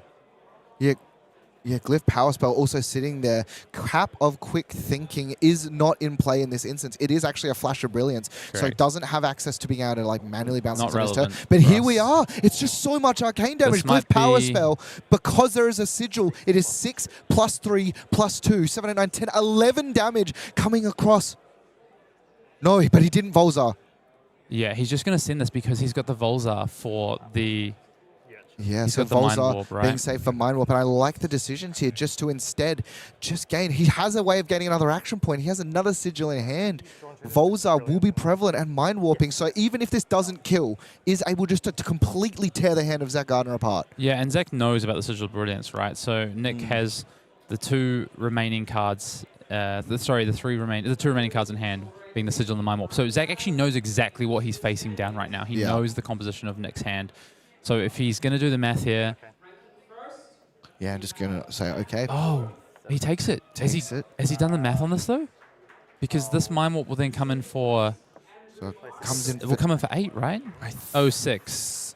6, because Mind Because Warp is the 2 amp's by already been default. used. And Oh, but it's a shock. But no, He but it's a he had shock third card in instead. hand. He has a shock as an instant That's what speed. Nick was hiding from us. Exactly. That is the final card that we could not see. Importantly, this does come through for some damage, and it gains the action point back, but Volzar continues to amp up, and suddenly, because he's got sigils, that is for free, and Mind Warp is suddenly looking like a lethal threat. Yeah, so Mind Warp is going to be for... 7. He can prevent this. Has to prevent this, and then has and then to we'll prevent fall this, and to then 1, right? yeah. But as we were saying before, Hayden, there is plenty of instant speed shocks available in this Oscilio deck. AB1. Yeah, so AB1 with a blue card here, and then the Mind Warp activating Volzar comes through for 7, goes AB1s again, drops down to 1 life for the side of Zach, And and is gonna lose his importantly, hand. gets Mind Warped, 1 card left in hand, and it's one of these instances now where it's going to be on the draw for Nick. Yeah, but Nick has 13 left to play with. He just has to find I just wanna make a sure he shock gets to the amp. bar there. And They- I'm just thinking, Counting out Sorry. to make sure the right amount of resources here. I think his amp is correct. I think so too. He played out the Sigil of Brilliance very quickly with the same side. Now, I was actually just counting how many lightning cards are here. 1, Downstep with Sigil Lightning. 2, 3, 4, 5. Yeah, amp 5, right? Yeah, M5. Plus the earlier amp was used on his first damage spell. Correct. Aether Bindings of the 3rd age. Oh, but it's so Yeah. It's all good. yeah, that's yeah, that that's is right. correct. That's That's right. correct. So shock in my hand. 2 brilliance plays Yep. plus the shock. So yeah. And so now passing him back, the Mind Warp will resolve. Zach, Wow, is that a quarterfinals winning play there from Nick Malev? That is a huge turn there. and I want you to know as well that this is a forced combo, no Gardiner Flash available, but also through Spinal Crush. This just shows you the power of Oscilio, and especially when you don't care about Spinal Crush thanks to Lightning Grooves. And here's the scary thing as well, is that if Zach does send damage, he has the Enlightened Strike in the arsenal, so he can send some damage back. 1, it doesn't kill, and 2, he has Flash of Brilliance. He can just block that, bounce up the Sigil, and suddenly we're drawing more and more cards. Balance of Justice is there, and he's going to pop it immediately, but didn't block with it. And this is the thing I was going to say earlier. We pointed at the equipment. I was wondering if he was going to regret not having used those, instead taking the arcane damage, because Yeah. sometimes Oscilio just kills you from 20 with arcane damage. That's why this deck has been so scary for so long. Does have 6 Might tokens available alongside a bunch of gold. It looks like a bunch of reds in Zach Gardiner's hand here. Yeah. 12 go again. It's going to say 12 go again. Is threatening a lot. Nick, have you found a shock? Nick Malev, what have you got? Don't hold out on us, Nick. Sorry, 11 go again. It's a miscalculation. As I said before, the Flash of Brilliance. So it can go digging additionally 4 more shocks. Yeah. No, I mean, Nick can just tank this, right? I mean, he's got 13 life. Yeah. He does also have that Flash of Brilliance as well, if he wants to get that involved to bounce the Sigil of Brilliance and draw another card. Just taking stock here. So he can dig a couple of cards deep into the deck to try and find a shock here if he wants to try and push the lethal, but he might also just play safe. We'll see. Yep. Oh, is he going to... Okay. I was going to say, if you draw the card, Nick, make sure you show us what it is. Looks like an Electromagnetic Somersault. He does have arcane damage in hand, I believe. I believe he has an Etchings. I think he has an Etchings in hand, which is just a 1-card 3. So if he Yeah. can keep 1 card in hand, it will be enough in this Yeah. game. And it's very easy for him. I will say, hey, I am surprised that the Flash of Brilliance wasn't used here. Just to bounce the Sigil to get another blocking card. But doesn't matter. He's going to... Oh, Because he's got the somersault. Somersault. He's He's got going the to bounce his somersault. 2 blocking Yeah, cards exactly. back. So he doesn't need to. Electromagnetic Somersault. One of the core cards of the Oscilio deck, both on offense and defense. And now Zach knows for a fact as well that if he completely has nothing left, Command and Conquer. 6 plays 6, but he doesn't even need to spend cards from hand. Yeah. Yeah, Zach able to present lethal in this instance, particularly when he just tanked half of his life total to arcane damage the turn before. Yeah, Nick can get the Flash of Brilliance involved if he... the Flash of Brilliance involved to bounce Ashes of Brilliance, but he would just be looking for additional insulation, I think. I think the only thing you've got to consider is there some sort of damage prevention? That's what Nick really just needs to consider here. And What yeah, do I just need to play around? taking stock as well. Because the other thing that he can do in regards to digging, by doing this here, bounce the Sigil of Brilliance back to hand, he can then draw the card, play it again, and then as well draw another card at the start of his turn. So he has so many ways just to dig deep. Or he might And this happens to, he chooses to save it just so he can continue to amp up the Volzar. Yeah, correct. Yeah, which is I think what we're going to do here. Draw a card. And it is another sigil by the looks of it off the top. I think it might have been a sigil of Ether coming off the top. Yeah, but it doesn't matter. Look how close Zach has got in this game, though. Plenty left here. Embodiment of Lightning will be I think this is going to do it, though, for Nick Malev. Is he about to punch his ticket to the semi-finals? Etchings of Arcana after being amped twice by 2 sigils. Volzar will be activated and Zach Gardiner will fall to Nick Malev as he on Oscilio punches his way through to the next round of the top 8. Yeah, amazing job there by Nick. A couple of absolutely belter turns there. You saw Zach almost pull it back with that double test of Iron Grip, getting rid of that Gone in a flash, and it looked like he might have a foothold back in the game. But Nick just found turn after turn of brutal bounces and and brilliance turns, right? And it just, I loved seeing that play from Nick. And like I told you, Nick is a really, really strong player. And I think importantly as well, Hayden, is that because he won, it definitely makes a couple of matchups in our bracket a little bit spicy. If we take and jump in after that round number 1 and have a look, because he won, look what he's up against. Yeah, it's going to be Nick Malev against Kuan Lee. So the Gravy, as we thought, would probably get through in that bottom semi-final. But Nick Malev, maybe a bit of an upset there, is now going to meet into what is traditionally a really good matchup for Oscilio. On the other side of the bracket, though, Dennis Zhang did it again, beat Sam Sutherland in the Swiss, now in the top 8, punching his ticket to the semi-finals. And Dan McKay does the exact same thing on the other side of the bracket, beating Matthew Clark again to put himself into that semi-final and setting up a really, really interesting semi-final bracket with 4 different heroes. And as well, one of the really interesting things here, Hayden, is based on how this bracket is shaped up, it is guaranteed our grand final to be New Zealand versus Australia. It's going to be a transatlantic battle. Trans-Tasman battle. Trans-Tasman, sorry, you're so right.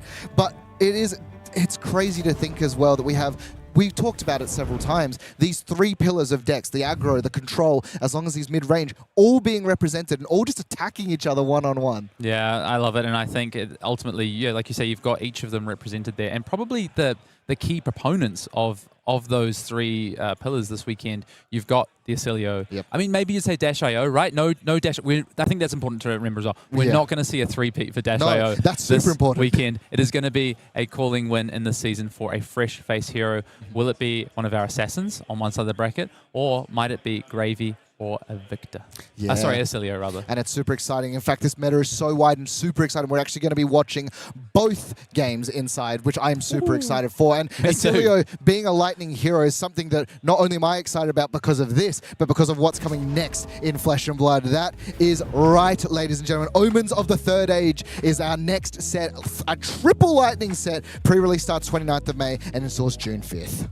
Yeah, and just taking a look at one of our first heroes here, Aurora, Legacy of Tempest, we are returning or seeing the return of maybe a fan favorite, maybe a less so fan favorite, depending on what side of the fence you sit on, but nevertheless, very exciting to see Aurora, Legacy of Tempest. Alongside Aurora will be a return of Oscilio in a different form, Fork Continuum. Some say Oscilio has been hitting the gym and is ready for this Omens of the Third Age, looking absolutely buff here with, I think, a very, very cool hero ability as well. I'm super excited. And then probably the fan favorite, the one I'm most excited about, Ziggy Starlight, a Lightning Illusionist. A little bit of a clash of styles here, and I'm super excited to see what this looks like as a wizard player. I know it as Oscilio and he's a wizard, but Ziggy looks like he's going to be doing very wizard-esque things. I have a question. Ziggy, if they beat Pleiades in a match, do they steal Pleiades' guitar? That's the question I have for you. I certainly think so. I'm super excited for them to be joining the cast. Lightning Flow is written on all 3 of these heroes and is the ability to tap into raw power of lightning and manipulate it in unique ways. Storm Shard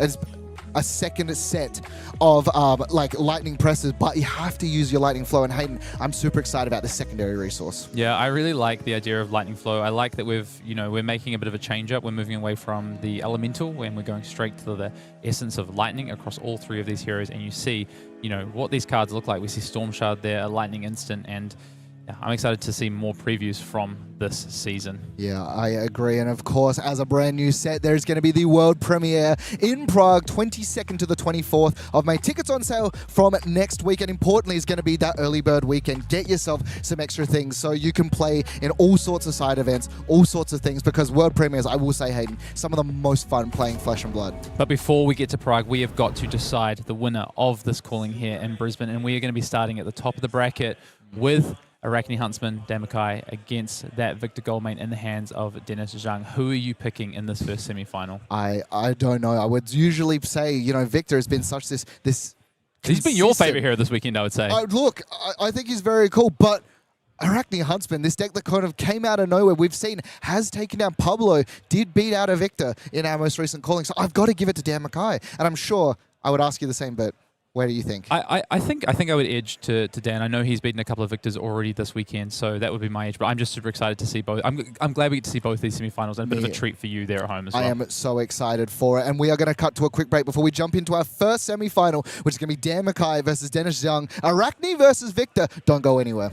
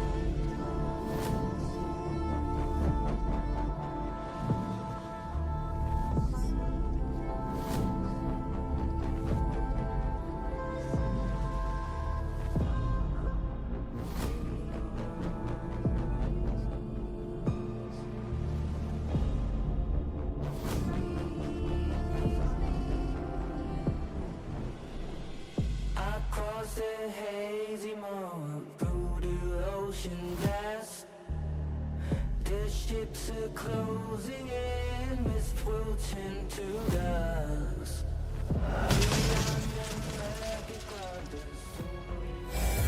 We are cutting into the very first semi-final. One of two that we are going to be having on broadcast. Matt Brandwood, Hayden Dow. Hayden, very important question. Standing. Thoughts?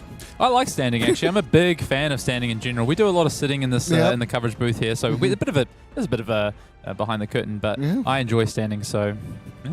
So do I. And people, you should be standing up at home as well, because we have 4 incredibly different decks fighting it out in this semi-finals. Hayden, run us through once again what we're going to be seeing going forward between the semis and then potentially into finals. Yeah, so we're going to be watching both semi-finals, importantly, here at this top 8, and very excited. First of all, we're going to see Arakni Huntsman up against Victor Goldmean, our #1 seed, Dan McKay, up against Dennis Zhang. And I think this is a really close matchup, actually. I think it can kind of go either way. It's one of those sort of like 50, 55 matches. I'm sure both sides of the table have been prepping and practicing, though, and I know both of them have. I definitely know Dan has beaten a Victor, and I believe Dennis might have taken out a Huntsman earlier as well. On the other side of the bracket, we've got Nick Malev, who we just saw on stream with that awesome quarterfinal game.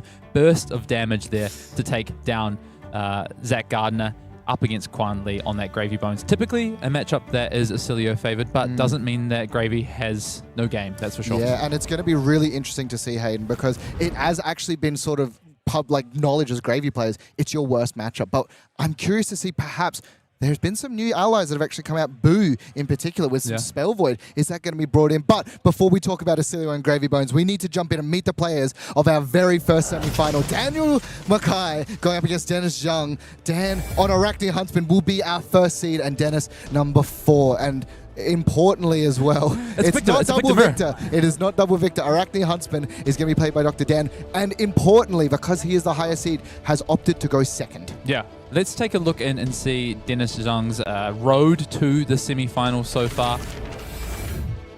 Yeah, looking through as well. It's actually been, sort of, it's been a very big slew, but importantly, not one, but 2 Huntsmans have been felled by Dennis Zhang throughout the Swiss rounds. Yeah, so Dennis, a bit of experience this weekend. He's got the tempo behind him, so to speak, in this matchup. Why don't we go and take a look at Dan's journey and see how he has fared on the way to being our first seed. And you can see there, he has played against a Victor, Zach Gardiner, who we just saw on stream, former Australian national champion, who he did beat out in round 10. So and round 1 as well against Reese. So both of these players are 2-0 against the respective matchup. One of them has to leave here being 2-1, and one of them will be 3-0. Who will it be? Let's go and take a look at the deck list for our players. Let's see, first of all, what Dennis Zhang is working with here with his Victor is Calling deck list. And you can see, we saw him already on stream. You see he's pretty aggressive. He's got a lot of these red attacks with a lot of crush effects. He's got those 3 boulder drops. He's got those red choke slams, which is something that we don't see out of all the lists as well. Yeah. And you see a couple of copies of Trounce.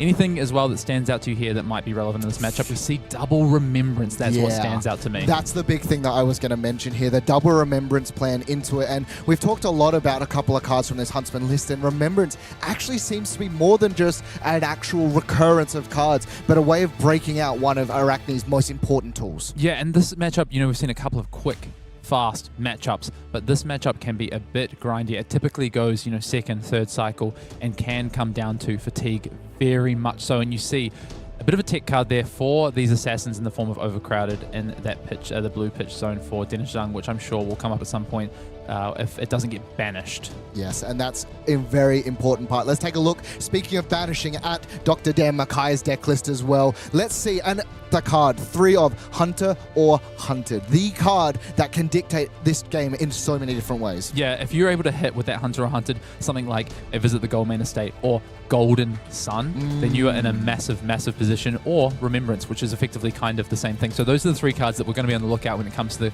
Hunted or Hunter. But you see a fairly standardish list here from Dan McKay. We've seen him on stream already. A lot of reds, a lot of ways to banish cards off the top, and I expect that he's probably 1 copy of Remembrance as well, which will be relevant in this matchup. I anticipate him presenting most of the cards in this deck into this matchup as well. I think both players will be, and there's only one way to find out as we jump into our first semi-final of the Calling Brisbane. As we said before, Dr. Dan McKay in first seed is elected to go second, and Dennis Zhang, can he punish this decision? Yep. We'll take a look at the equipment spread here for Dan, and I want to point out something that's been so important this weekend for these huntsmen is these Graven Gloves. It has been an absolute game changer for this Arakni huntsman hero, and is, I'm sure, going to play a pivotal part in this game. Dennis Zhang, he's going to be focused on trying to prevent those silvers wherever possible. But we know as Dan sings to start the match, he's well known to sing on just all his games, really. But on Dennis's side of the board, he doesn't have as many defense reactions as some of the other victors have access to, and I think that is going to be important to note for this game. Look at this. The Miller's Grindstone will be the first choice, and getting the Graven Gloves immediately into the bin alongside a copy of Eradicate. So maybe he thinks because of how it works, and a Sigil of Solace also being played, so immediately up on life, and Dr. Dan McKay shows you exactly why he wants to be going second. Yep, this is good. You see the attrition war, right? Swing hammer, pitch 2 cards. Dan, I'll throw my glove straight at it because this is an attrition war. And now we'll see Surgical Extraction immediately going to be pitched in here. Nerve Scalpel is actually going to be the dagger of choice. And as you were saying before, Hayden, for those of you who weren't here, the dagger choice depends on how much we're presenting on the next attack. Yep. I want to just quickly call this out. Dennis Zhong has access to 2 defense reactions. He's got 2 Fate Foreseen in his list. That's it. That is something to look out for, because Dan is going to try and utilize those attack reactions that he has to try and push over the top. And if Dennis can't prevent them, it is going to mean Dennis is going to lose cards from his deck.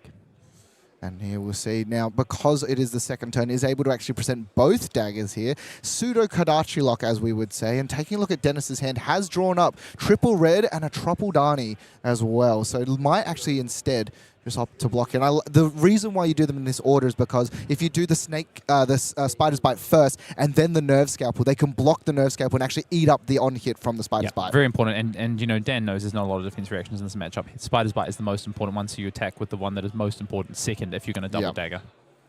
And now just considering from Dennis Zhang, has the E-Strike, so definitely on the offensive side can present some damage, but this Arakni deck will never let you keep a 5-card hand. No. I mean, you can keep a 5-card hand if you want, but you may lose a number of cards off the top of your deck to do it. Yeah, and that's always what makes it so scary. And now we're going to immediately see the gauntlets getting involved. So that's early equipment usage there from Dennis. Yeah, and this card, one of the most important ones, to the fact that the deck list that Dan McKay is running has 6 copies, excessive blood loss, threatening multiple cards from the top of the deck, and also a real scary breakpoint. Yeah, we spoke about the Graven Gloves, but this is the other game-changing card that has come out in Compendium of Wraith for this Arakni Huntsman. Just such a strong red, but also even at yellow and blue, Dan playing the blue and the red versions here. And I think he'll shout out to his teammate, David Marshall, who finished up in 11th. He was one who called, we should play the 4 through 6 copies of this this card. It's so good. Yeah, and I think it's also, and yes, yeah, putting the daggers in the correct order. And I think an important part about it is because it's generating multiple silver, it's kind of very synergistic with those Graven Gloves. It sort of allows you to constantly be buying them back, able to keep some cards. And it's going to be the boulder drop here. You hear Dan just exclaim how good it is because of blocking with the arm piece. 8 damage on this boulder drop coming across. Excessive blood loss will be blocked with, and that's our first copy. All right. Hunter or Hunted that's looking a on the top. slam. Choke slam along the top. And yeah, has a look. Yeah. You see, here's one. And now this is important. We talk a little bit about this, Hayden, as well. He's going to go and find the choke Do you take slams. the reds or the blues, though? Oh, Dan, make sure you check that there's reds in this list. Exactly. And that's an important thing. He gets to see the configuration of it. And now you actually see, he's thinking, he's pulling out all the copies. You can elect to take 3 copies of the card with the same name. It doesn't care about if it's the same color. 4, sorry, it's 4 total. total. It's 4 total. Yeah, 1 off the top and then the remaining. Correct. You take the one off the top and then you get to go and search for 3 others. So he's going to leave him with a red. He's going to take the blues, which that is interesting to me. I would be taking the damage out of the deck rather than taking the blues. But importantly here, Hayden. Importantly for silver. So what I was going to say is the things you want to know if we just zoom out in this game. Cards that have been utilized, so just sheer number of cards left in deck. So keeping an eye on graveyards and how many cards are being used. So using a red and then blocking with cards on that is going to be really important. So that's why I think reds are so important. Yep. Silver for Dan McKay is going to be really important. And gold for Dennis Zhang is going to be important. So those are the 3 resources. Life is kind of, it's somewhat irrelevant. It's like, it's not completely irrelevant, but it's kind of third on the list of those things. Or it's like graveyard tokens and then you worry about the life. Interestingly, though, he actually arsenaled Clash of Bravado instead of the Enlightened Strike. Is that just because he thinks, it at least attacks for a big number? Has Yeah. going to have the tunic counter as well, so he can keep a 1-card blue hand. But Dan McKay, just pass it back. And the first copy of probably many Golden Suns coming across, the gold will be eaten up. And importantly, that first copy of 2 Remembrances is being pitched at the bottom of the deck. Yeah, I think it's worth noting that Dan did have to, I believe, pitch a yellow and a red on that last one Yeah, to play it the hunter or hunted, so had to lose a bit of value on that. Yeah, and we'll see here with Persuasive Prognosis, the Graven Gloves, and it's also going to Oasis Respite here. And so all of the damage, except for one being leaked across, so it's 4-3, but the pummel comes across over the top as well. And this here is a lot of damage being presented, drawn up incredibly well by Dennis. 14? 14 hammers in, yeah, it's going to take 5 damage off the top and discard a card. Oh, Codex. That's a really big hit for Dennis Zhang there. So we spoke about just sheer number of cards that go into the graveyard, but also the quality of those cards, and that is a big hit for Dan McKay there from Dennis Zhang. So Dennis will be pretty happy with that. Important to note, though, it did look like that Dan just put the Graven Gloves back into his arm slot. Yeah. He technically, they were in the graveyard, went to his turn, used the silver to He's buy them already back. bought them back twice. Yeah, twice already. It has been 3 turns. Thanks to that Hunter or Hunted, yeah. He's so blocked with it on every turn. that Hunter or Hunted was defended for 4, took a bunch of cards out of Dennis's deck, and also gave 4 block back to Dan. So Yeah. cheeky 2-card 8 plus remove some cards from your opponent's deck. Hey, look, if you can buy them back on every turn, that's definitely a good way of being able to just consistently build pressure. Enlightened Strike's going to come across now. Frailty Trap in the hand for Dan McKay. Now, Frailty Trap was a super important card that we have seen into the Assassin Mirrors, but a little bit less value here. Yep, just damage here. 5 damage coming across. And using the defense reaction early, very smart. Dan aware that Command and Conquer is in the list as the Graven Gloves and Frailty Trap were presented. And now it's just going to look to see, does he care about the arsenal? Does he want to keep cards in hand? But this deck, yeah, just keeps very good 1 and 0 card hands. Just happy to pass it back. You know, our audience out there might get sick of me talking about this, but card density is so important in this matchup. And the other thing I want to point out with Graven Gloves, you're not meant to agree with me, by the way. Oh, sorry. I think it's really fascinating. I like it a lot. The other thing about the Graven Gloves as well is not only does it add a lot of life to Dan's 40 life, but it also means that he doesn't have to block with a card, right? Yeah. So he keeps a card in deck and just blocks the equipment instead. And I think that's really important to note. Coercive tendency. And as you were saying, hey, Nerve Scalpel means it's likely a 4 attack, and Eradicate, one of the more terrifying ones, will be present. No defense reactions, and I mean, it's not like there's many anyway. Another copy of Chokeslam was found along the top, placed immediately to the bottom of the deck, and this represents card density-wise, Hayden, so much, and it has to be blocked out. Yeah. I think we're going to see 2 cards here for Dennis. Yeah, it's going to be a Cranial Crush alongside a Blue Disable, one of the better premium blues when it is actually swinging later on in the game. No Arsenal present, and Dan's just going to draw back up, found a sink below, and it is just going to be that Clash of Bravado coming from the Arsenal. Just send damage, 7 here, but Hayden, Dan can just block this very, very easily. Yep, Sync Below going to get added to this chain link, I'm sure, to cover this up nicely. I'd say this is pretty even. Both players have defended with 2 cards for 1 card on the opposition side a couple of times now, and Dan has obviously banished a few cards. So I'd say it's about even at this point in time in terms of just deck velocity and density here. This is going to come down to fatigue, I think, Matt. I'd almost put money on it right now, just in terms of the way that both these players are approaching this game. Macho Grande being revealed off the top. Strap in here, as this is going to be a long one. Testifying Grip will be the reveal under the trapdoor on top, and he's going to lose it. And it's just, again, he does lose another card there, but it's not like it was a reaction or anything along those lines. It was just going to be parked on Arsenal. So a little bit awkward, but Dennis getting the value where he can. Yeah, but just again, going back to density, that's 2 cards for 1 there on Dennis's side. So that's the trades he wants to make. And of course, Dan is losing a card from Arsenal, which would have just been representing a 4 attack plus a break point. The thing is so far Dan hasn't been able to present what he would like to do, which is block with a couple of cards, send a 0 for 4, Arsenal a threat. Yeah. So far he's had to block a lot and not been able to send many 0 for 4s. And Test of Iron Grip is when you do have the 0-4 is really important. Let's see, visit the Goldman Estate. Because of the Aegis, it is going to make those 3 mites on the back end of it as well. A card has been drawn for Dennis Zhang as well, based on Victor's hero ability. 3 might, 3 gold, the classic. We've seen this many, many times over the past few rounds, Hayden, and we are just going to see probably just one of these blue... Nope, just going to be the Miller's Grindstone coming across. A bit of reprieve for Dr. Dan McKay.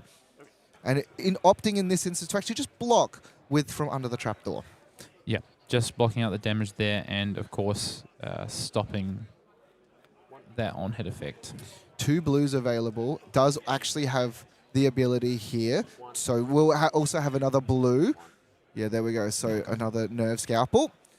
And then does also have the Codex available right behind you. We'll actually get to look at the top card. But the Codex here is going to be played, and he's going to likely find The Eradicate? No, just the Command and Conquer because he has 2 resources It's floating. just damage. Again, this is, Yeah. honestly, I'm going to simplify it for you. This is all about deck damage. Yeah. So 6 is bigger than 4. Yeah. That is the long and the short of it. 6 Yeah. is bigger than 4 here. So Dan chooses to get back that CNC, demanding 2 cards from Dennis Zhong here, or basically 2 cards or a commitment of some equipment, which I can't imagine Dennis is going to want to do at this point in time in the game.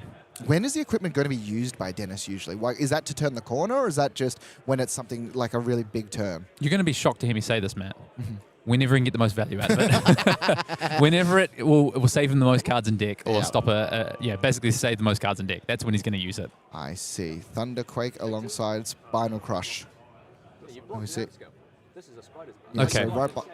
So so missing the trigger here, I think, as well, because it's moved past it completely. I do believe that. Is it a May ability? And just both players just agreeing to move past. This is a Miller's Grindstone for 7. So it is technically pitching a card, keep it in deck, so a 0-card 7, and does actually also threaten to rip a card off the top. 100%. Dan's found his first copy of Remembrance here. In comes the Miller's Grindstone. See how Dan navigates this. Of course, we do have the Miller's Grindstone threatening the clash, and he's pretty likely to win a clash, but we're just going to see those Black Tech Whisperers get involved. Importantly, the other thing I want to note is Dan has not been able to find a way to make silver. He's not been able to connect. Dennis has done a really good job of blocking up so far. Dan Remembrance needs as well. to try and find a way to push through some damage, some on-hit effects, and get some silver. We are going to see Trounce get involved here. Yeah. And importantly as well, Remembrance is being pitched for this. So both players have seen 1 copy. Or does actually win the clash on the side of Dan McKay. Is he going to break the gold? Most likely. Send that overcrowd to the bottom button. We might hit a clash card off the top. You know, a block card. It's not impossible. And it's another one. It's missed. Boys, the curse has returned in our semi-finals, and suddenly he's going to flip it. And the 3rd copy. And it's Dan wins the clash on the Trounce. You know what, though? He wins both clashes. He does. He gets it. He wins the Trounce entirely. And what you've got to look at as well is there is so many of these block cards and these non-attack cards in these decks. It's actually not that crazy as much. We're making a big hullabaloo, but it is not that unlikely. I mean, 2 in a row, maybe a little bit less likely. Also cash the gold as well, just to put it on the bottom. The fact 3 in a Dan row. did fight. And don't get me wrong, Dan's deck does not also, it's like, has a bunch of defense reactions, has a bunch of attack reactions as well. So the favors. And now, is Dan actually going to be able to use this Vigor? I'm not sure, but the Might token might actually be relevant for those on hits. Yep. In the meantime, we've seen Command and Conquer played here, and Dan's just going to block that out with 2 red contract cards. So, again, deck density. It's a bit of a win there for Dennis Zhang on that turn. Dan has cracked the Might and the Vigor. Yep, and so has 1 floating. Can't actually present this Surgical Extraction here, offer the Tunic counter, and keep the Shredders back up as well. Now, Surgical Extraction is one of the cards that we've seen do incredible damage. And the Tunic counter has been used and now is being presented. Looking at the top, it's going to be another Clash card. Yeah, Dan's saying I'm going to bottom that one because he wants to put cards that don't send big damage at the bottom of the deck for that second and potentially 3rd, 4th cycle. I think he would love to get rid of that Test of Iron Grip, but he's not convinced he's going to hit here. So I think he doesn't want that in Dennis's hand next to him because I think Dan's identified he needs to start connecting with some attacks. And the more he sees these block cards come out, he's just going to keep falling behind. I would give the advantage to Dennis in this game so far. Yeah, speaking of Test of Iron Grip, there's another one here prevalent. And the overblock. Yeah, the overblock as well. The clash was won, so this shred is going to be disappearing into the graveyard. 5 damage. Dan punished there for using that tunic counter and not just swinging weapon instead. I was thinking the weapon swing was more appealing to me just from a pure deck density standpoint, just damage standpoint. So, yeah, Dan getting a little bit punished there. I think a big thing as well about these block cards is they're unaffected by both of the daggers. Yeah, so it is really one of these important. things where you can just take the dagger damage and still very comfortably block efficiently. And are we just going to see again another Command and Conquer? Very likely. Just send back some damage. As Dennis thumbs his way through his graveyard to see what he has used so far. Both players have expended a number of resources so far in this game. We're entering, I would say, the mid-phase of this game. Both these players playing pretty rapidly. We're 12, 13 minutes in. We're 9 or 10 turns through a pretty complicated game. Yeah, it's one of these things, you know, for those of you who have ever watched Dan McKay play before, he does play at blistering fast speeds. And, just slamming the blocks down, knows that this Command and Conquer will be taking cards and doesn't really want to. And importantly, has found his 1 copy of the Seeker's Kunai. Yes, he has, and that is a nice way to play around Testifying Grip, but Yeah. we know it's on the last one's on the bottom of the deck now. Leave No Witnesses is also going to be the play, threatening multiple. It doesn't attack for 6. It is just 4. That dice has just been left there to considering. And now, yeah, just what is the block? And as you were saying before, Hayden, test of strength this time. So it is still a 4 block, and both players are going to reveal defense reactions. That's one of the 2 copies of Fate Foreseen, though. And it's now at the bottom of the deck, which is Yeah. important for Dan to remember. Oh, and he's won it with a Golden Sun as well. Yeah, one of the best things that you can win this one with, but Dan is going to still threaten. 2 gold off that. Oh, but not only is he going to threaten in one way, he's going to threaten in the second as well. Can he try and bait out a defense reaction? We know he doesn't have it, but Dan does not. And we'll see. Going to activate the Mask of Pair Edition. Yeah, Really but wants it's to pretty create safe. silver. It's pretty safe to do so, right? Because he knows he's just seen a Fateful Scene. He knows there's only 2 Yeah. a couple on the deck, right? So Yeah, Cut to the Chase was the card as well. So it did get to look again at the top. 2 blues and a third. No, it does actually hit 1 a red, trout. so 1 so silver. Wow. One silver being I think prevalent. Dan was hoping for 2 silvers there. I think so as well. Setting a card in Arsenal as well. And a singular silver is better than none. Does also have a gold sitting there. Sadly, can't be traded down into silver and then cashed in for the arms. Please, sir, please bank teller. Can I trade this gold for 2 silver? Will you allow me to do so? I think if he could, he would have done that many, many turns ago. Dennis, still a full grip, though, after the defense, and did lose some cards from deck, Hayden. So we talk about velocity. 3 cards were placed in the bin. And look at the defensive capability from Dan. And pitching away the Golden Sun, knows he needs it to actually close that game out with Overpower. I really like this play from Dennis. He saw the defense reaction on top of Dan's deck, so he knows he can block really well this turn. So instead of expending a really strong damage dealing card, he just decides to pitch him, just send a blue instead and say, well, I'll use a weaker card this turn while you have the defense reactions. Yeah, and he actually then, Dan, immediately showed the same defense reaction. So now, if you're keeping track as Dennis, you know, okay, I have no information. We know there's another Shelter from the Storm in hand, but he doesn't. And we'll see here, pitching the Eradicate, saving it for later as the Spider's Bite comes in, and then it followed up with pretty Slay much the the classic Slay the Scholars, which is looking for non-attacks. So not the most prevalent. And the second copy of Fate Foreseen has been shown and left on top of the deck. Yeah. I don't know if Dan cares too much about that, but I think he's also saying, well, I'll just keep it on top. It incentivizes my opponent to maybe give me 2 cards here for the Slay the Scholars as well. Yeah, and this is one thing, you know, we talk a lot about just the Arakni sort of dictating deck size just by placing things on top and like trying to fulfill contracts, but there's also a psychological part of it too. He's left it on top. Do I want to let it get destroyed? He actually lets the damage through, and that is the copy of Fate Foreseen gone. And then the Seeker Kunai is just going to get played out. So not actually popped on this turn. It can be played at instant speed, and then it's a reaction to use. And now it is just sitting there. And this is one of the cards, I think, that can break parity. Yep, just onboard trick is really, really strong, especially with all these on hits. This is the sort of thing Dan was looking for. I think Dan has evened this up a little bit. I had the advantage to Dennis probably through the first sort of 10 turns. I think the last couple of turns, Dan has really evened this up now, and that Seeker Kunai could be a big foil later on down the track. Golden Sun in hand, and I do believe as well an Enlightened Strike. Now, Dan will be keeping track of these sorts of things, but he did see that first Golden Sun pitched away, so it may not be prepared for the second one. E-Strike, go again into Golden Sun. Seems like a good way of ripping it right back. But no, he's going to bottom the card. Yeah, I think it's actually the 3rd Golden Sun, because I think we've seen a Golden Sun played already, right? Oh, yes. Have we? Yes. I think we have, yeah. Yeah, I like this. He's going to go and fetch a Frailty Trap by discarding under the trap door. So the Frailty Trap here is going to trigger as well. So Dan playing around if the Miller's Grindstone is going to be the choice. Takes 2 damage here off the Enlightened Strike, but it's just going to be Boulder Drop instead. Frailty does affect it. It's from Arsenal, though, yeah. yeah. So 6, and it's just going to be able to block with 2 cards and then send something back. So this is a Shelter. A 0 for 5 Frailty Trap here. Really, Yeah. really strong for Dan, and we'll see what he can send back. But it seems like Dan's kind of finally finding a groove of being able to actually present some threats and try and threaten the deck density of Dennis Zhang here. Let's see what Dan can do. It looks like he has a coercive tendency in his hand, so can really threaten some damage this turn along with a surgical extraction, I believe. So Spider's Bite. So if he has the surgical, has the tunic counter as well. And yeah, Nerve Scalpel. Interesting though, because he's seen both the Fate Foreseens. So maybe just trying to incentivize blocks. Yeah, but also I think Dennis has a test of strength in hand. So he has it, like you said, unaffected by either dagger. Yeah. He has that test of strength perfectly for the surgical extraction. I'm sure we will see. Well, I mean, he could choose to seek a kunai if he wanted to, of course. But I think we'll at least see the coercive tendency here, and then Dan has decisions to make.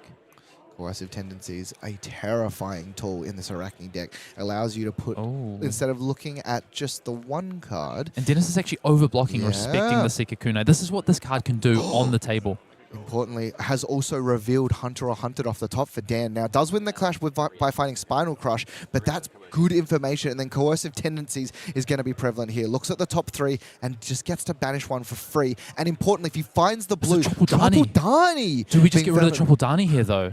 That card in the late game can recycle gold and allow you just to dig through the deck. Now, I do know Dan wants to find that second silver to rebuy, but that Triple Dani has to be enticing.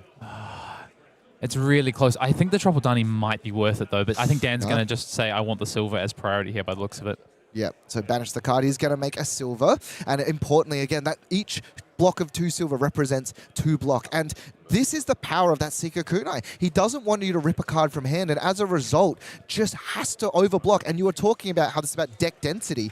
Look at this. So look at the amount of reactions in Dan's hand. He is unable to attack this next turn, but luckily he has a pretty good defensive turn as well. I think Dan does need to think about keeping some defense reactions back for these pummels, because yes, this is a fatigue matchup, but if Dennis thinks that he loses the fatigue matchup and he's aiming towards setting up some sort of like big push damage in the final turns, like pummel, also bear in mind pummel does take cards, right? Yeah. I think Dan needs to have some defense reactions to try and cover that off. So wonder if we'll see pitching some defense reactions. Okay, so Fate's going to be first, and then probably the Hunter or Hunted. And I think we talk about it, this card represents potentially up to 4 copies out of the deck. But no, it's just going to opt to save it because his opponent knows I don't think he has Trap. a blue, right?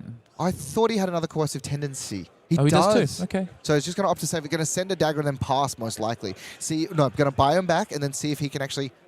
He could also crack a gold here. Could just crack the gold. That is true. Yeah. So going to be able to crack the gold. Graven Gloves going to return for the 3rd time. Yeah, he's going to crack the gold. 1 resource floating off the top. What does he find? Do you know what's quite cool here is he can keep the Hunter or Hunted for next turn because he knows a few of the cards in Dennis's hand because of the Coercive Tendency. Right. So if he sees a card on top that matches, one of the cards in hand, then he can potentially rip.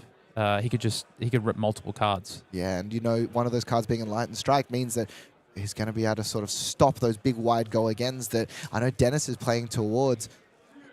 Sink Below was found there. But hey, at least it's being pitched away, so he does know for a fact that he's going to have some, at least defense reactions in the late game. Yeah. No, I think this is fine. Yeah, I think that's the only reason I can think for holding back the Hunter Hunted, because your opponent knows about it, right? Yeah. But I do believe we've seen all 3 CNCs used by Dennis at this point, I think. I believe so. And we've also seen at least one of the remembrances be pitched away, so it's not like you can get them back relatively quickly. Remember, Dennis is up on remembrance count. He has 2 remembrances to Dan's 1 remembrance. Yeah. And it's just going to park it in our arsenal. And you see just the laugh coming across. Again, another hand of T-Rex. Wow. But importantly, I don't believe he's found a blue. No, he has. There is a blue. It's a blue plus 3 defense reacts. Double Fate for Scene and Frailty Trap in the hand for Dan McKay here, along with a blue excessive blood loss by the looks of it. I think the scary thing, though, is the only blue that he has available is his only attack. So it does mean that he's either trading in, trying to rip cards with this Hunter or Hunted, or he needs to keep this excessive blood loss. But even then, it's the blue one. It doesn't threaten a huge amount. Yeah, Dan's really struggled to find these red attacks, I would say, that he's been looking for. I guess the challenge is, though, that even though he struggled to find them, the life total's still relatively close. And so later on, he's going to be able to find a bunch of them and start to really pressure not only the life total, but the deck as well.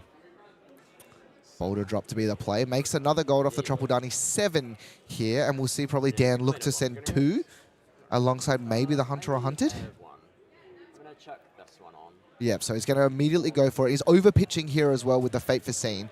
And he's going to look at the top card. And we'll see. No, he has the Remembrance, though. So this is the play that you sort of... that we bring in the remembrances for. Yep. Because there's a separate trigger for Arakni Huntsman, what will happen is after he's looked, before the Hunter or Hunted resolves, he's able to go and shuffle cards back into his deck. An important word of that, shuffle. I think there was... Did we know about that remembrance, though? Should Dan have known about that? It's turn 14. We've seen the other remembrance. Didn't he pitch the remembrance early? Is this not back to pitch stack here? 40.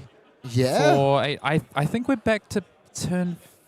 We know. I think we're short. So he didn't necessarily know about it. Well, he's drawn a number of cards.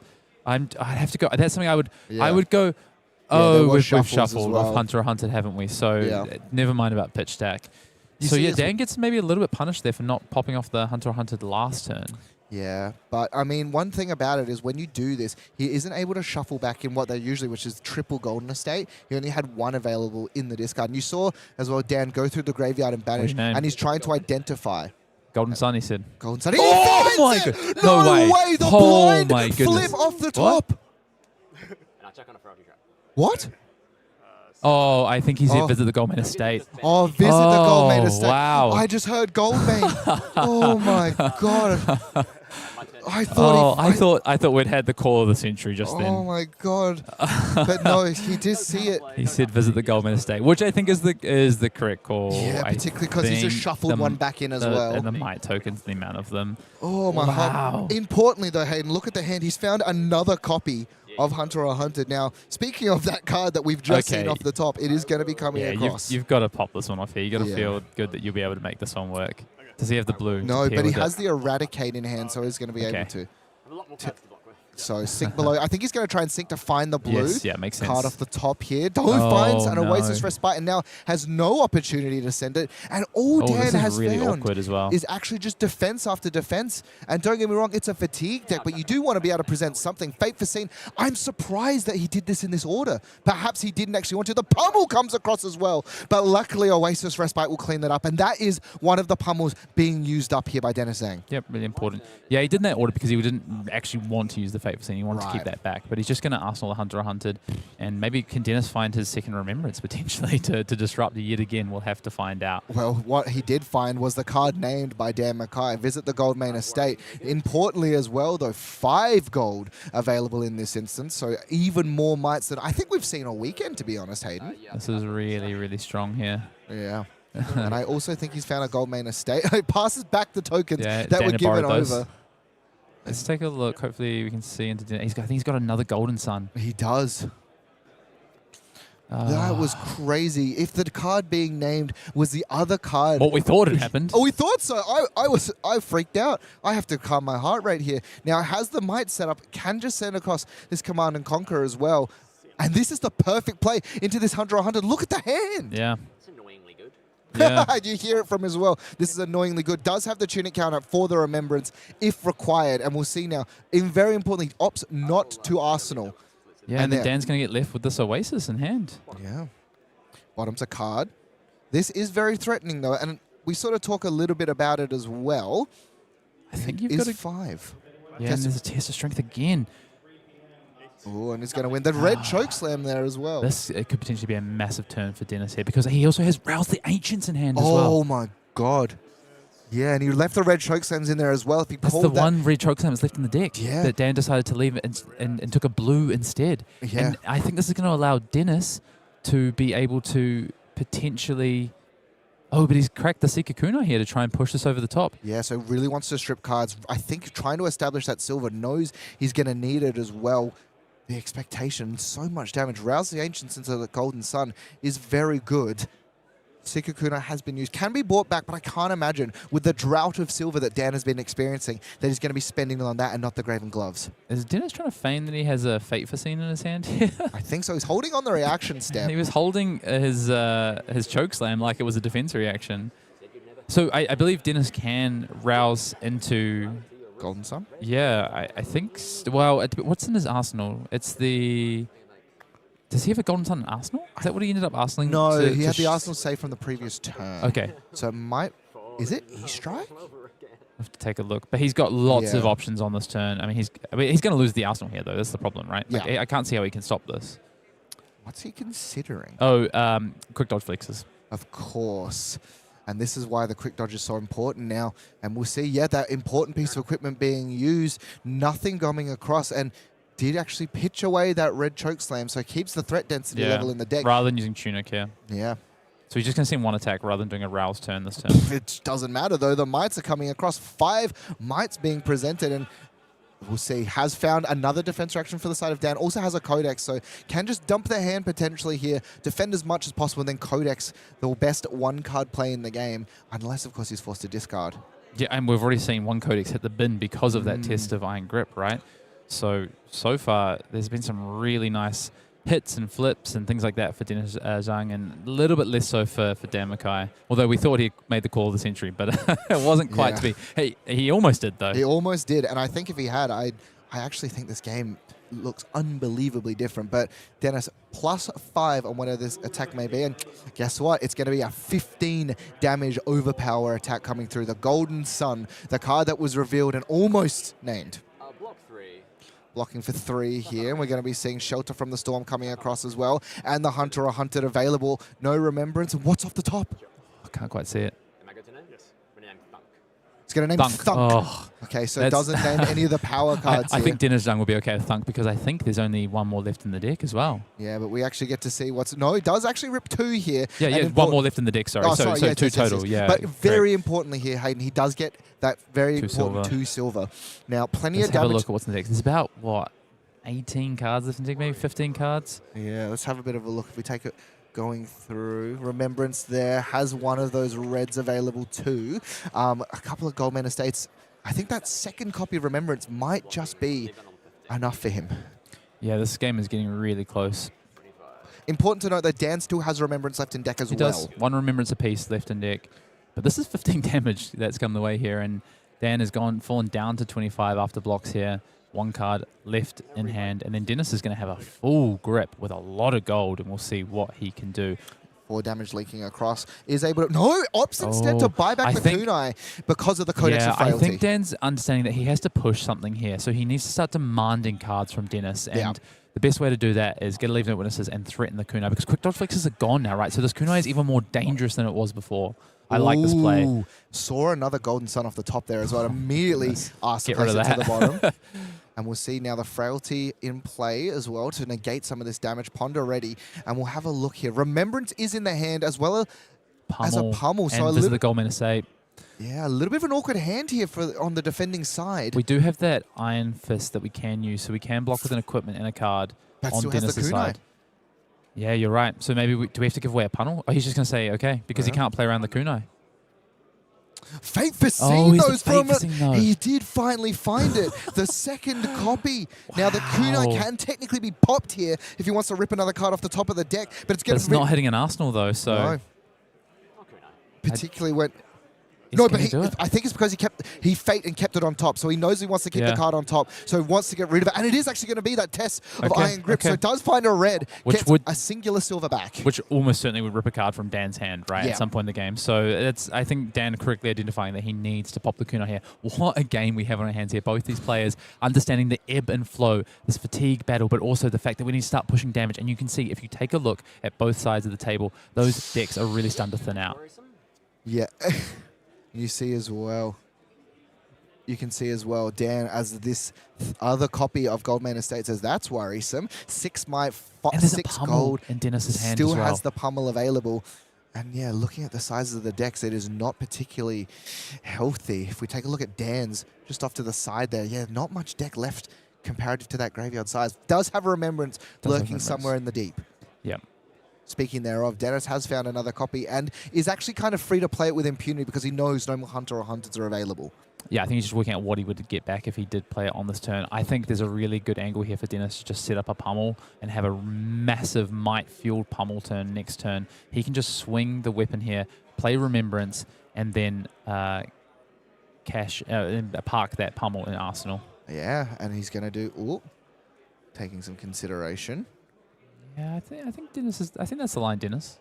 Yeah, and then can also just Remembrance as well, so he doesn't... Oh, is he just going to send the Grindstone along with the Tunic? Lots of consideration here. He's just thinking, yeah, he has 2 available. He's going to go up to 3 by activating Tunic. He's just going to actually pitch Oh, the he's- Remembrance and send. yeah, Yeah, he's going to send the Disable. I think he's up on deck density here. He doesn't necessarily need to push this Remembrance here.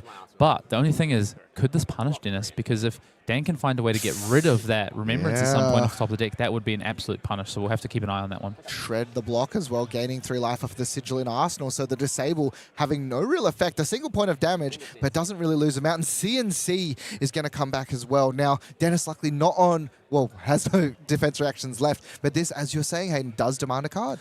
The other thing I want to everyone to keep an eye out for is if Dan takes a big chunk of damage on this next turn, we are all of a sudden in gold Rouse the Ancients territory Yeah. once Dennis' deck thins out, where he can play these, crackle these golds and have these big sort of like double rouse into a third attack turn on the table if Dan falls to that sort of low teens digits of life.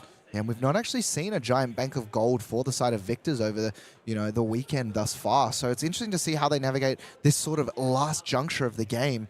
Dan McKay still has plenty of threats left. A Remembrance available. I think still has a Codex available too. Yeah, one more Codex. The other thing I'll point out as well is that because the Hunted and Hunters are gone now, Dennis Zhang can actually pitch stack from here. His deck is not going to get shuffled again, so he's in pitch stack territory. He can understand what he's playing with. Yeah, unless it's... Yes, but the Remembrance has been pitched. Yeah, exactly. So he understands his pitch stack back to Remembrance now, which could be really important.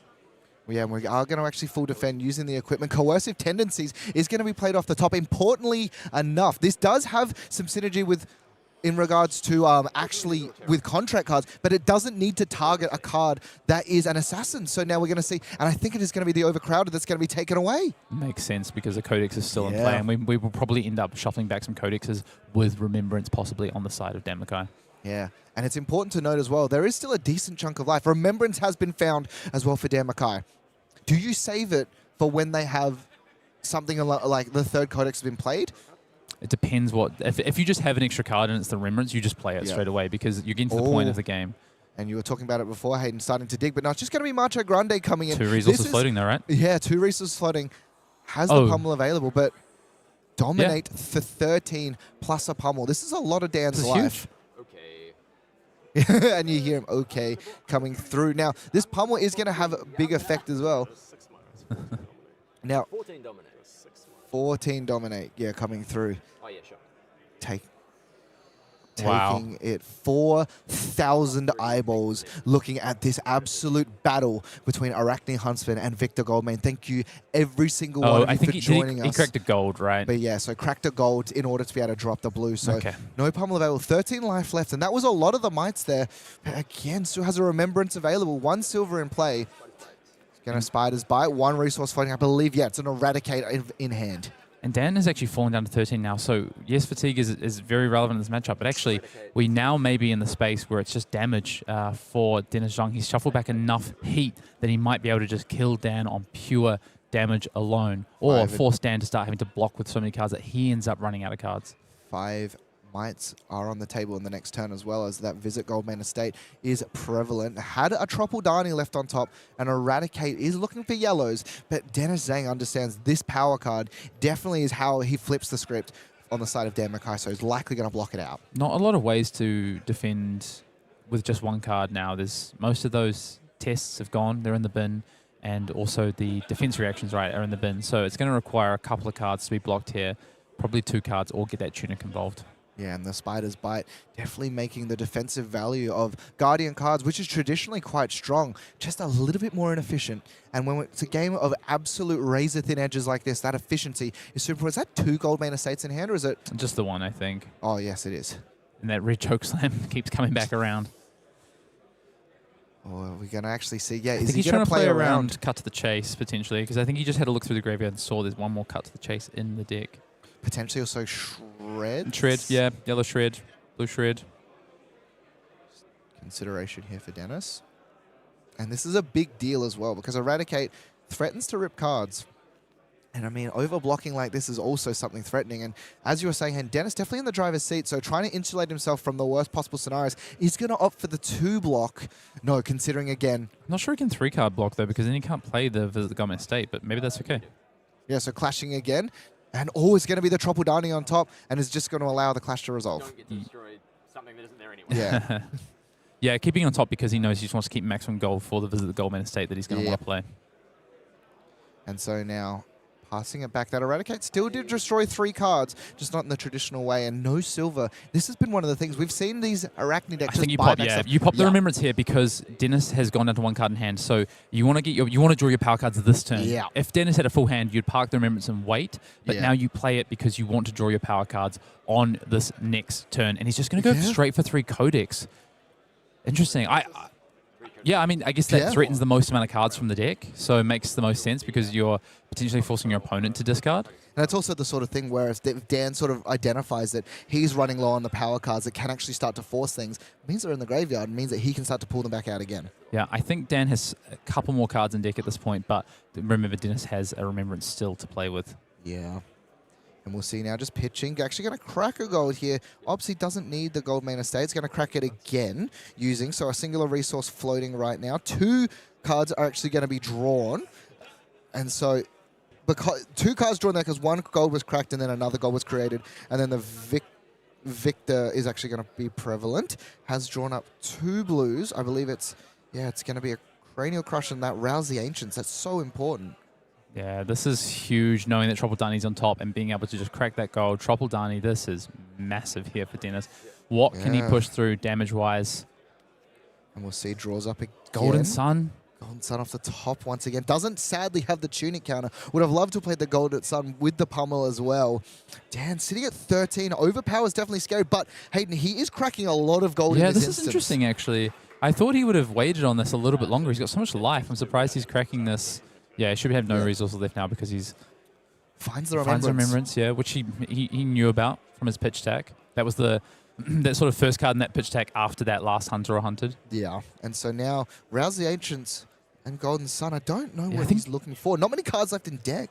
I think Dennis might have forgotten what his pitch, or he knows there's a blue here afterwards, so he can pitch this. He'll have 3 resources floating. Wants to threaten. And then can Golden Sun plus threaten pummel. Can you remember the last card? But I think the important thing as well, Golden Sun has overpower. Yeah, correct. Which means that a lot of the cards in Dan's hand right now are not action cards. They are reactions, D-reactions, so it is a lot of damage, but is it enough to actually push through and end the game right now? Yeah, I think the thing is Dennis has the pummel, right? Yeah. I wonder if Dan is going to get on the pummel read, though, understanding that so that's no gold left. He even uses the shield for gold to be able to give this the overpower and come in for 10 here. And now we'll see 10's going to come through. Pummel is going to be the last card. So 14, 7 currently being blocked. So 7 damage and a card discarded for Dan. Does have the remembrance. No, he's got the coercive tendency. And luckily for Dan, does actually have the ability to play off a tunic. So plenty of damage being gone across. But it's a blue excessive blood loss, right? Correct. So it's so unexciting. Coercive tendencies is going to be the card discarded off the pummel. And now we'll see, thinking about the pitch. Yeah, and this is probably one of the most important stacks that you line up in your life. Because Hayden, as you were saying, has 0 gold now. And these gold main estates, they are sort of like what you get back with the remembrance. If you have no gold, how do you sort of string this together? 6 life is not much for Dan McKay, but the deck density on both sides. Yeah, I think that if Dennis Zhang does not win this game, it could be on that turn. I mean, he definitely played a lot more Victor than I have, but I was just so surprised to see him crack effectively all his resources there. Like that is his rainy day fund that he has spent all on that turn to try and push damage into Dan after Dan spent that remembrance and said, all right, you've got 1 card in hand. I'm going to pop my remembrance and try and draw some really impactful cards. And Dennis said, well, I'm going to try and stop you by feeding through all this gold and sending a big pummeled Golden Sun, which did put Dan down to 6, of course, and Dennis is all the way up to 25. But can Dennis find enough damage to push through, or can Dan block out enough, throw enough codexes in the mix, and maybe get there? This game is, I think it looks like Dennis is really far ahead, but I think this game is quite close. I think it's unbelievably close here, and it gets down to the point where, we could be looking at 0 cards in deck, and Dennis really taking his time. It is in the top 8, so can take a little bit. Now, an important thing as well, Hayden, though, and we sort of talked about it, is removing the overcrowded. And the fact that because we've seen the overcrowded be removed and we have the 3 codexes, it means these codexes are super high value. Yeah, it's actually huge. I mean, unfortunately for Dan, the last card in hand is not a codex, right? Like that would be the ultimate here. If Dan had that codex in hand, I would probably say that he's in a pretty good spot. You can see Dan really wanted to take out that tunic there. He's like, come on, Dennis, make a decision. I'm ready to take up this tunic and move on with the game. We have seen this game flying. We're through 20 turns almost in 40 minutes. So players have been playing relatively quickly throughout the game. And Dennis is trying to decide his pitch stack here. And I think he's just trying to... It looks like he has 3 cards. So whatever he puts on top, he will draw in this next hand, I believe. I'm trying to work out if that should be Troppledani or the Visit the Gold Main Estate. I think it has to be Troppledani, right? Because, Gold Main Estate is, with value-wise, doesn't have any gold to actually sort of identify. So being able to pitch the Troppledani, he kind of expects that this is not going to be a terrifying card. Yeah, he's decided to put the Tropaldani on top, so he is now sitting with 3 blues in hand, one of them being Rouse the Ancients, a Macho Grande, Thunderquake, and that Tropaldani. And Dan is coming in with a blue Excessive Bloodlust, which I believe will just grab 1 card from Dennis Zhang's hand here. Yeah, but it does demand a block, importantly, because he does know that the cards left there are so important at this point, particularly when it's been stacked up. And Excessive Bloodlust, in particular, if it's a red, now, A lot of life. we're pretty sure it isn't, but if it was a red, you know, stripping cards, and we are at that point you were talking about, Hayden, deck density is more important than these life totals. Yeah, the problem Dan's going to run into is that Dennis has this weapon to be able to keep swinging with. So Dennis decides to put the Tropaldani on top, not to visit the Goldman Estate. And I believe it's just because he wants to swing weapon, I think. Yeah. This is interesting here as well for Dan. He has found a defense reaction, so can cleanly block this out alongside, actually, one very important Codex. And this is going to demand a card from hand, and the Remembrance is in hand as well. Does he draw the second Codex? No. I think it's a cut to the chase. I thought it might have been a bit greedy bottoming that sigil there, because if you drew another Codex, what do you do with double Codex? You have to pitch one to swing a dagger. So, yeah, we'll see what Dan decides to do here. But, of course, Remembrance for Dennis, about 6 cards left in deck for him. I think we should see him pop off this Remembrance here, unless he really values that pitch deck and wants particular cards from it. You can just see both these players have really clear game plans that they're trying to enact, and it's coming down to the, as you say, the real finer details of how you end up trying to enact the strategy.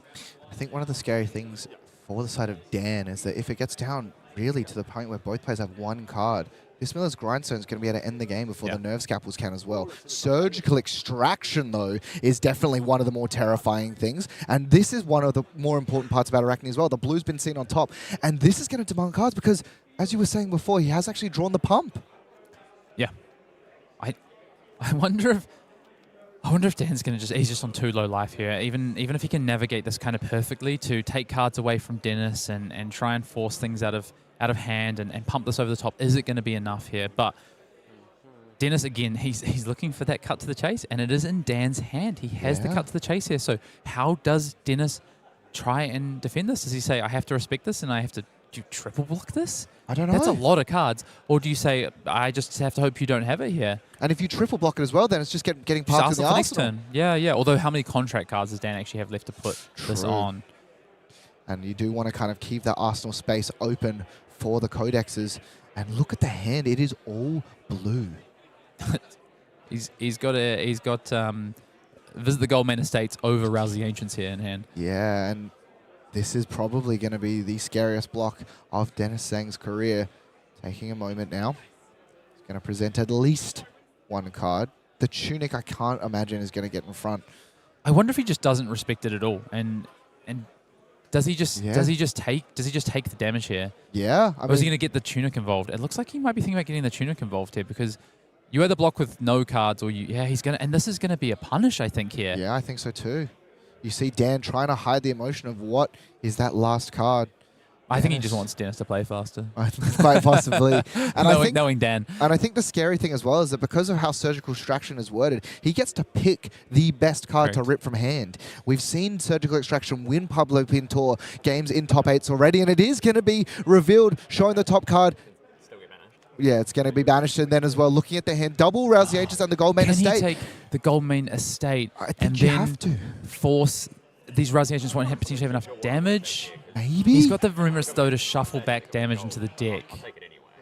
Yeah, because it's the card that draws you and cycles through, right? So his best play now is either that Arsenal card or Swing Hammer. So that's what Dan decides to take away. 3 silver has been presented as well. Double Codex is in the hands for Dan McKay.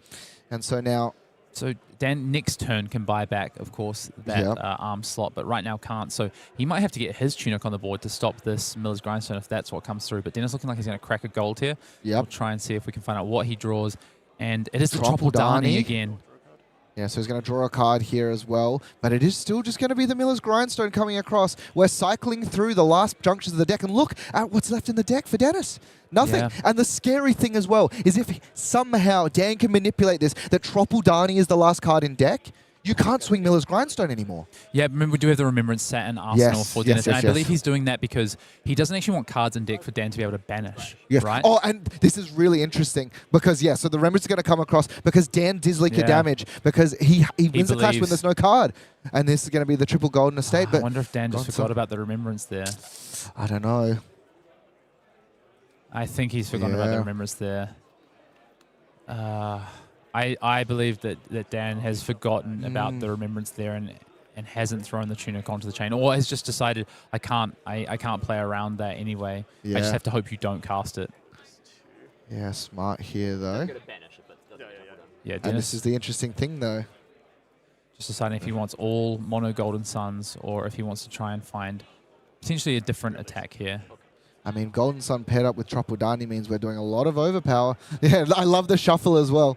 And the card players still taking the correct game actions. Oh, it's a Golden Sun. What a it's a Golden surprise. Sun. Who would support? Wow. Oasis Respite is gone. And importantly, that is a life gain that could have potentially been there. So one will tick across. Something that stops a Miller's Grindstone as well, Yeah. cleanly. Yeah, that's Remembrance huge. is being banished here. Now it is going to be those three. Importantly, though, Dan does know he's going to draw all three of them, actually. So three of them are going to be in the same hand. Yeah. I think the problem is Dan's just run out of damage. He's just not going to be able to. Dennis is at such a high life total here. I think Dennis is looking pretty golden, as they might say here. But we will have to find out if he can close this one out or if Dan's still got a twist or a turn with this Arakni Huntsman. It's going to be very interesting to see what he actually buys back here. Does going to be the Graven Gloves. I was curious to see whether or not he was actually going to find the kunai again. Tunic will tick to 2. Yeah. It should be Yeah. to 3, yeah. Dennis was just ordering his Yeah. dwindling pitch stack here. Hunters. Spider's Bite's going to be coming across for the Huntsman. Dan has a pair of Codex of Frailties in hand here, so be interesting to see how he navigates this. Probably pitching one to swing the secondary dagger and then laying down a Codex. 21. And this is the scary thing now. Dennis can just decide to take the damage. He has plenty of life left available. Also has some gold, so can start to dig if he wants to find the Tropodani again. Codex is going to be prevalent. Now, what's he find? Surgical Extraction, because he does have the tunic. And I do like this decision. He's going to force blocks. Yeah, it's a break point, right? Yeah. So what do you do here? And awkward blocks too, because of the Spider's Bite. No, he's Oh, going he to bottom bottoms the Tropodani. Okay, that's fine, because it's the card he doesn't care about. Yeah, It's the one exactly. that can't swing Miller's Grindstone. If that's the last card in deck, he won't have to worry about it. Yeah, importantly. Yeah, and the Spider's Bite is active here, so this is demanding 2 cards. So if Dan can survive... But Dan's only got 3 cards left in deck, right? So, and he's going to have to give cards to Dennis. This is such a dance to end this game. Yeah. What a semi-final we have had here between Victor Goldmane and Arakni Huntsman, and it's come down to the wire. How does Dennis Zhang navigate one of the final turns here in the semi-final?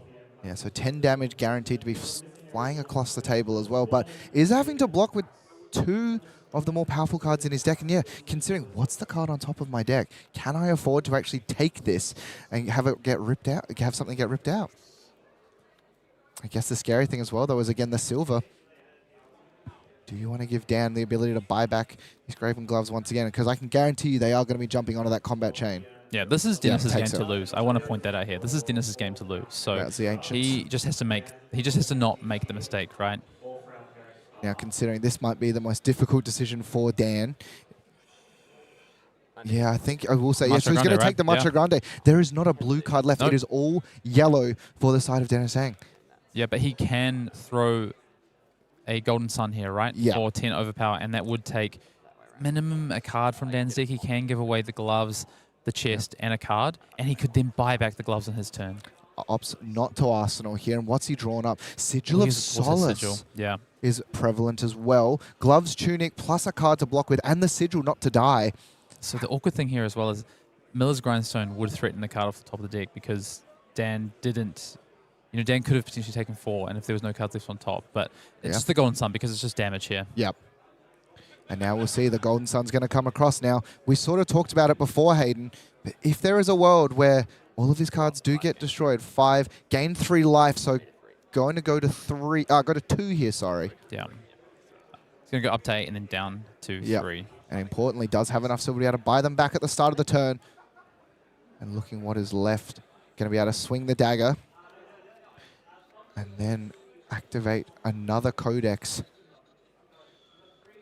And what do you get? Can't get another Surgical Extraction because it won't have the resources available. Leave no witnesses, I guess. Yeah. Surgical Extraction is obviously the card you...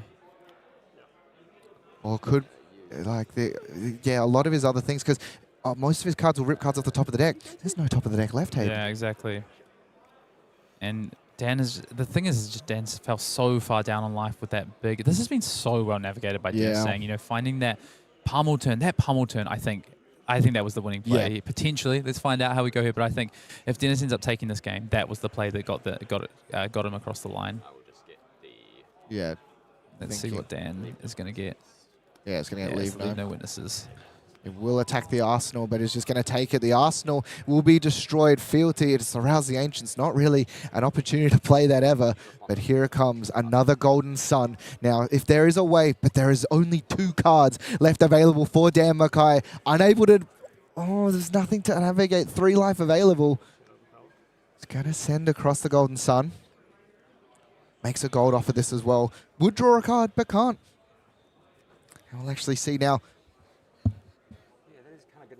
Can he defend? So he's got 3 defense available on board. He's got 6 in hand, but this coming through for 10. So it takes all the cards from his hand, and that would leave Dan with no more cards. No cards left. And in an absolute slugfest between our 1st and 4th seed, Dennis Zhang has just punched his way to the grand finals of Calling Brisbane in what is probably the most intricate matchup we've seen thus far. And my head hurts thinking about it as a spectator. I cannot imagine how these players are feeling right now. Yeah, really well played there from Dennis Zhang. You know, I go back to that pummel turn, and we sort of looked at it and we said, I don't know about this. You know, I said it could be the one that loses him, but I think it was the turn that won him the game. Dan threw it back to him with just 1 card in hand, and he knew his pitch stack. He knew the line that he had to play in order to send that Golden Sun. Had to crack the Aegis, right, as the last piece of gold to be able to send that Golden Sun, throw the pummel on top, take a card from Dan, but importantly, put him down to such a low life total that towards the end of the game, Dan just ran out of cards to be able to defend with. Yeah, and we'd seen this Huntsman deck fatigue a lot of people, not only on this week, but previous callings as well. But turns out the Huntsman also needs cards to be able to win the game. And what a beautifully navigated way, just able to claw it back. Their life totals were just swinging back and forward, but then deck density. Exactly what you were saying. With that game, let's take a little bit of a look at our updated bracket now as we're going to jump through Dennis Zhang, as we've just said, punching his way through to the finals. And then we have one more semi-final. We've held it just for you guys at home because this is going to be very interesting. Kuan Lee versus Nick Malev, Oscilio versus Gravy Bones. Yeah, I'm super excited to see it. Typically a favored matchup for Oscilio, but I know Kuan Lee's got something to say about it, and I can't wait to see what our final is going to look like. I cannot wait, Hayden. We're going to take a short break before we jump into our 2nd semi-finals, and following that, the grand finals. You do not want to miss out on this.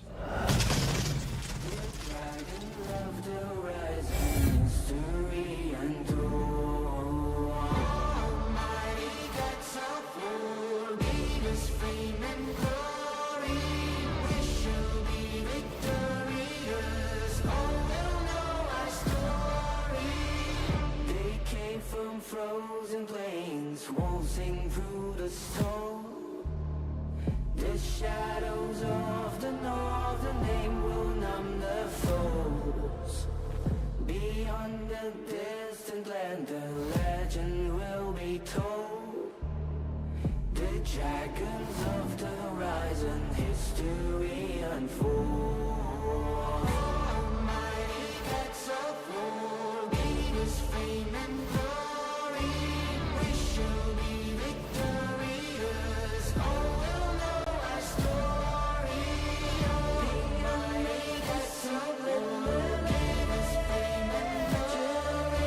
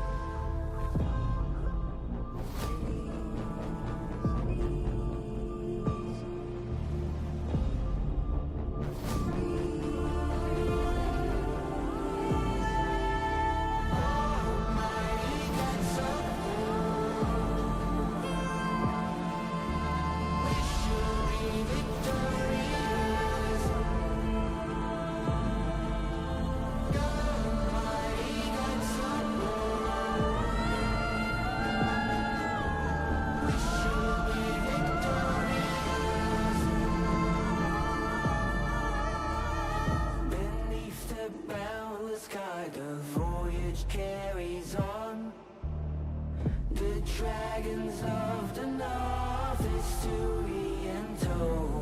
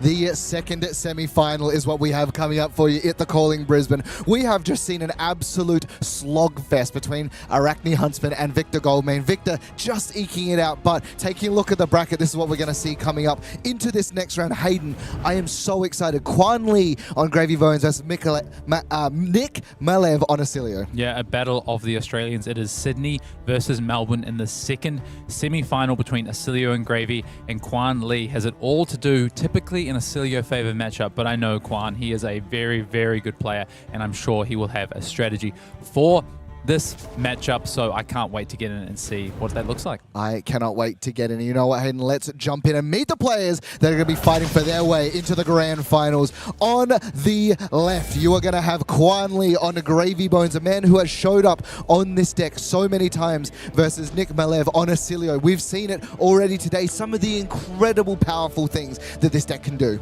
Yeah, why don't we go ahead and take a look at exactly how Kuan has made it all the way to the semi-final here in Brisbane, as he had to battle through a number of who's who. He has already played against Zhang actually in round 3. He has played against the likes of Jesse McDonald. He made a run. He was 6-1 at the end of day number 1, losing to Matthew Clark in that final round, and then he went on a tear. 3 wins in a row to lock up his top 8 before a loss to Sam Sutherland. But here he is now in the semi-final. Yeah, and taking a look at Nick Malev's history coming into this as well. We saw him before take out a couple of players in the first round, but losing to Dennis Zhang round number 1, Brody Spurlock was actually able to best him on Gravy Bones. So maybe it's not as simple as that, but we've seen this man pull out some incredible plays in some dire situations. Yeah, shout out to Nick. Let's go and take a look at Kuan's deck list here and see what he is working with. Gravy Bones, you know, a bit of a known quantity, but I've seen some of these lists change up a little bit in the past few weeks as we've headed towards this new format. And there we see ally we've not seen a lot of. That is Chowder Hearty Cook that is going to be in Kuan Lee's deck here. Anything else that stands out to you, Matt, on this list? Having a bit of a look through as well, there is a singular copy of Remembrance. And what is that in the boot spot for Gravy Bones? Scuttle Toes, something that we haven't seen before over here. Oh, the Scuttle Toes equipment. Yeah, I wonder if we'll see that in this matchup, as well as Scrub the deck in the blue and a Battalion Bark. So Kuan's list, he is a bit of a cook. He's a bit of a chef. He can sort of have these different ways to build decks, and you're seeing here with something that you might not have seen so much of, including those Scuttle Toes, those Necromancer decks. One very important thing missing though, Hayden, is no amulets of echoes for this Oscilio matchup. Maybe has another game plan, but if we take a bit of a look at our Oscilio list that we have already seen on the stream today, Nick Malev's just going to look to kill the Gravy ASAP. Yeah, if Nick can just replicate what he did on stream in the quarterfinals, I think he's going to find himself pretty comfortably into this finals. But we know that Oscilio can be susceptible, especially if damage from the opposing hero comes early, and also if he can't find or string together some of those big combo turns like we have seen from Nick. Yeah, well, there's only one way to find out who makes it through to the grand finals. We jump into the game, Kuan Lee versus Nick Malev, and it does look like Kuan Lee has opted to go first, as he is the second seed. Second seed overall. Yeah, the current highest seed remaining in our event, though.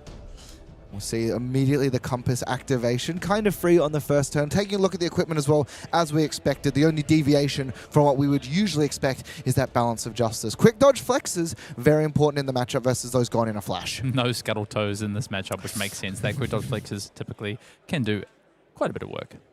Taking stock, and it is one of those important matchups where with Gravy your opening hands can be, as we've seen already on stream, the absolute nuts. Make gold, play things, but already scrubbed it, and I love this. Nick reaching over, what does that do? Scrub the deck. Yeah, I'm going to need that card to be pulled up as well because I don't remember what Scrub the deck does. It's been a while since I played High Seas. Yeah. But it does destroy a card from the deck. And he hits a sigil of brilliance, and that's going to create a gold token for Kuan here. Oh my god, I mean, it is a great way of just playing a blue card and hoping for it. Oisin will be played out, but set up a gold, plays out an ally, and also destroys one of the most important cards on the Oscilio side. Yeah, really strong start here from Kuan Lee. And, you know, Scrub the deck, actually probably a pretty good call in this meta with the amount of, you know, decks that are running yellows right now. Yeah, yellow's one of those that we sort of, you know, traditionally when we started, they're the middle ground between damage and pitch, but some incredibly powerful ones have been here, and I guess it's also very good in the mirror. Sigil of Lightning being played out on the end of Kuan Lee's turn, and also a consideration as to, yes, is actually just going to shock out that Oisin. So no ally immediately, but has a second goal to work with. Yeah, good start there from Kuan Lee, though. Taking a little bit of a draw here. No, it's actually a Sigil. Yeah, so Sigil of Lightning is going to pop at the start of turn, create an embodiment of lightning. Did actually lose out, as we saw, of one of the sigils, but has a gone in the flash already in hand. One instant, so can bounce it back once. But, I mean, finding it initially is a great start. So I had a bit of a chat to Nick between rounds and just asked him if he could hold his hand a little bit better for a coverage. I didn't, but thank you, Nick, for making sure that you cooperate with us and get us a good glimpse of that hand as he comes in with the Blast to Oblivion here. Blast to Oblivion being played. I don't believe he actually has an aura token that he can play out here. So maybe just bluffing a little that he has another sigil. Does have go again on the embodiment of lightning, so also is just presenting damage. It's interesting to see what Kuan Lee actually opts to do. Has a lot of decisions to make. Yeah. Kuan probably pretty happy if this is just vanilla damage to take it, but has gone ahead and Compass to check what's on top of the deck there.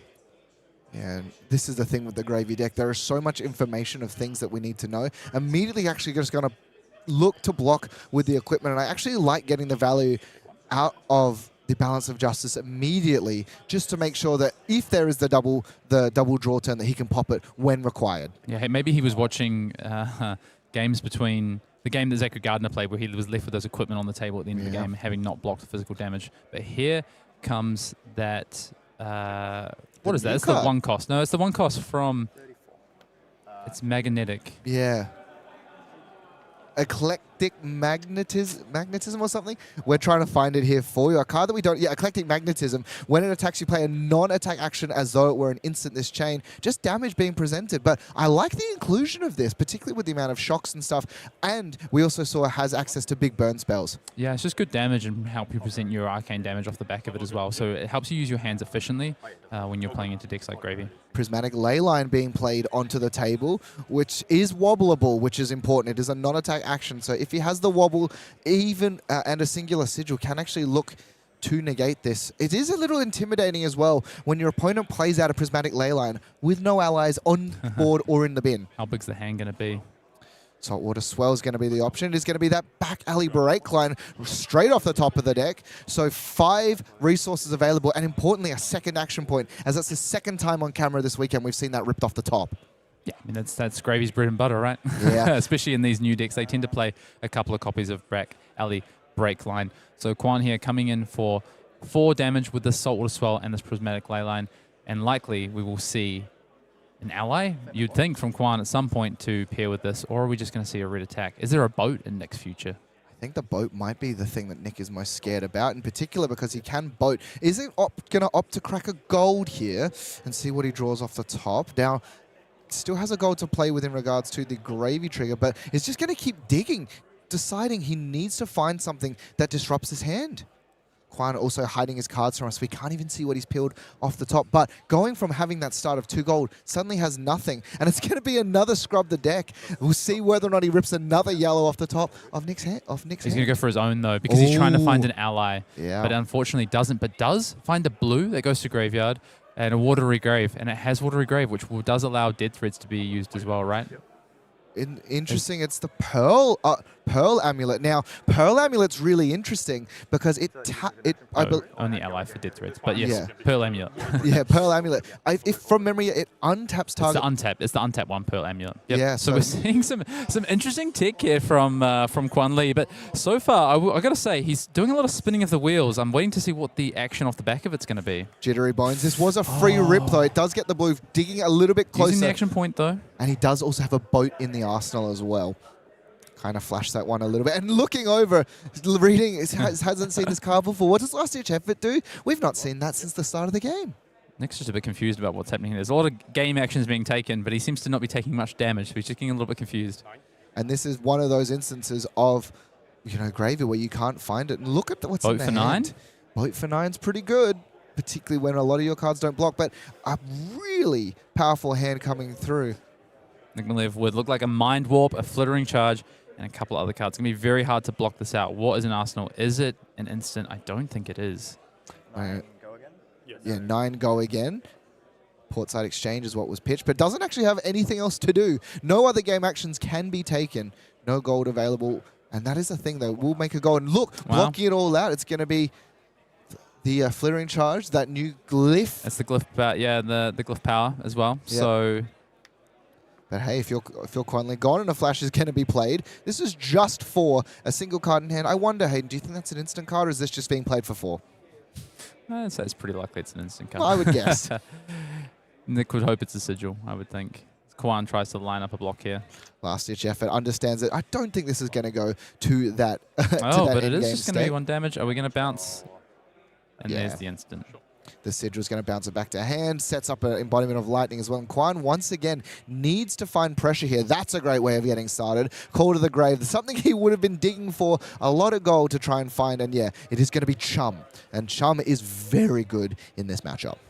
Kuan Lee with all the bling here. That extended arc, Call to the grave, goes and finds that nice blinged out Chum.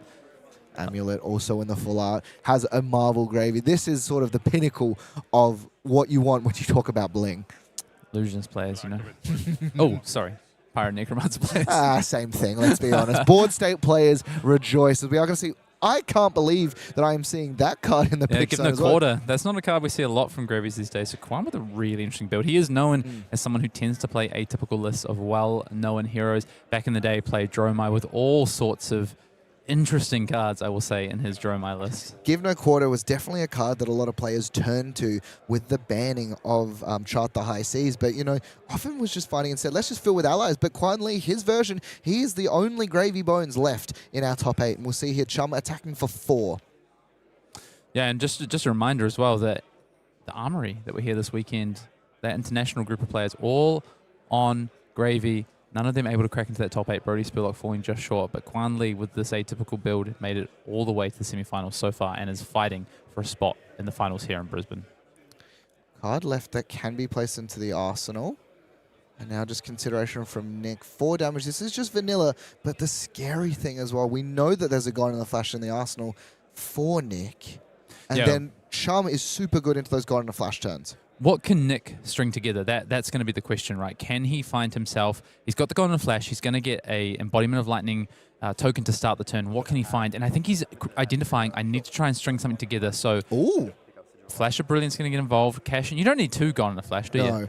In fact, I've heard many a time Oscilio players complain when they draw the second one, so making sure that it's not there. And if you are Kuan, there is a Gone in a Flash, and there are so many ways for them to sort of keep bouncing them. So one is essentially a full play set, but, still happy to see that if he does sort of make a mistake or force error, that there's only one left in the deck.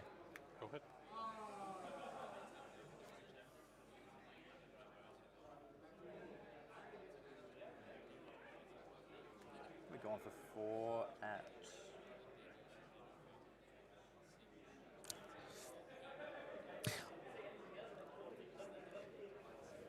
I was about to say the same thing because, you know, Kuan has been a little bit ally light. Gone in a flash, does have go again off of the embodiment of lightning as the sigil was picked up. So we know that there is a way of bouncing this back. There is the sigil that was just played and removed, off of the headpiece. Attacking Chum, he has just declared. Compass in response to sort of see, is there something I want to dig for in this instance? Go to damage.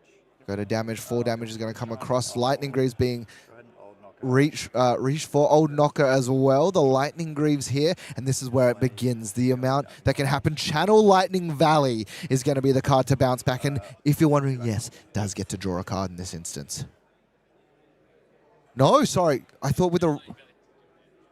Is it player? Oh, sorry, I thought with the rules change, I got confused. Yeah. Yeah. Exactly. Yep. Damage all. That's one Problem? Yep. points. Go on at you. Yeah, and Volzar definitely going to be one of the key parts here. Can it actually remove Kuan Lee's hand? And Kuan is incentivized to try and block for as long as possible. Give the least amount of information, but I don't think you can cover everything on this turn. Blood in the water, rip off the top. Doesn't find the ally, so a singular point of damage is going to come across. It's okay. Oh, okay. Sorry. I can bounce. Yeah, I got it. Yeah, you're right. Yeah, and this is the interesting thing. No, Does no. that... So what is the question? So... I think what's happened here and I went is ahead that and resolved it, but he can actually respond to bounces, Yeah. so that I don't yeah, get he has this card. yeah, he might want to respond to this defense reaction. Yeah, well, yeah. Yeah, so coming through, I forget, it is actually base 4 plus 2. So yeah, so this is going to cover it up regardless, and that is a bit of a free rip off the top. We'll see, yeah, just in response because, yeah. Yeah, all good. Yeah. Yeah. Okay. Now, it is important to note that Kuan did know the top card Yeah, because he of did the because of the compass. Yeah, and by the way, chat, I am back and I am right here. Don't worry, I haven't Welcome gone anywhere. back. If you're wondering if I had shot out somewhere, don't worry, I'm right here next to my man Matt Brandwood, just adjusting to the pace of the game after that breakneck speed from our previous semi-final. And Nick is making things happen on this turn, though. We're going to see Gone on Flash for a 3rd time here. Sigil of Aether has also been played out, so Volzar, you know, if there's a way, if this last card is a way of bouncing any sort of these sigils, that we saw it before, Volzar can just amp the damage from the Sigil of Aether. And now we see Kuan doing some counting. 4 cards still left in hand, importantly. And this is a ginormous turn. The Lightning Greaves sort of signifies the way that the Oscilio deck actually breaks parity and sort of gets that big life lead we've seen so many times. Can Nick bounce the Sigil of Aether to trigger the arcane damage? Yeah, I'm trying to work out what card Nick might have. A shock would be ideal. Yep. And would bounce the Gone on Flash yet again. Yep. And enable him to attack with the Gone on Flash again. Let's see what it is. It is a shock, so it is going to be the Gardiner Flash getting bounced in this instance. The shock is also going to give go again. Volzar, is it activated is the We're question. going to draw a card off of, yeah, he's going to see the shock, and then in response, after we see the shock, so we get 7 pumps or amps Yep. on the Volzar, we'll activate Volzar, and then we will attack, or we will deal 8 damage. They will definitely hit, and we will Yep. definitely trigger this Channel Lightning Valley, and we will end up with 2 cards in hand, and I wonder what Nick ends up finding, and it looks like it's another Channel Lightning Valley, which is actually going to be a little bit awkward here, because he's probably going to end up having to cash it in to an Oscilio. Yeah. What he really wants is a card to pitch, a lightning card to pitch, to save that Channel Lightning Valley. But he could also just let this Channel Lightning Valley go, Arsenal this Channel Lightning Valley, and save it for next turn, which might be Yeah. the safer play than trying to cash this in. Yeah, I was going to say, you do give up your Gone in a Flash in that instance, though. But, I mean, there's another one left in the deck. The life is still relatively close, and Kuan Lee, you know, the Lightning Greaves turn is gone. There's plenty on the other side. Murderous Rabble will be the block, and it is going to be a single point of damage leaking through. The interesting decision point here. Do we keep it? It is going to be played out to bounce the Gone in a Flash. Can attack again should he choose, but might instead opt to Arsenal this card. Yeah, I think if you're playing this, you're just because you're going to Arsenal. Yeah. Yeah, the only reason you play the Channel Lightning Valley there is because you value the Gone on a Flash in your Arsenal. Yeah. Otherwise, you hold the Channel Lightning Valley for the following turn, is the play you make there. So, Yeah. So he's actually going to ask for a bathroom breaker, I believe. So players, you know, a bit of a slog, plenty to do. And, you know, it is something that you are allowed to ask quick comfort break. Quick Yeah, comfort break. absolutely. And hey, I'm here. He Welcome is. back. Welcome He's back to here. Hayden Dale. He is in the booth alongside Matt Brandwood. And what a game we have on our hands so far. Yeah. And I just want to. That turn was huge, right? We're getting towards. We've Giant. ended it. There's a Gardiner flash that's hit the arsenal, but Kuan has managed to stabilize that. Started with a chum on the board. We cleared that out. We had, I think, 4 attacks with Gardiner flash. A really big Volzard shock there. Take a step down with me, take a Mr. Matt step. Brandwood. And yeah, really yeah. Sorry. We got the giggles in the booth today. it's- We've had a great time here so far at the Calling Brisbane, and there is still more to play. We're going to head back down to the table and see what Kuan Lee can do on his turn.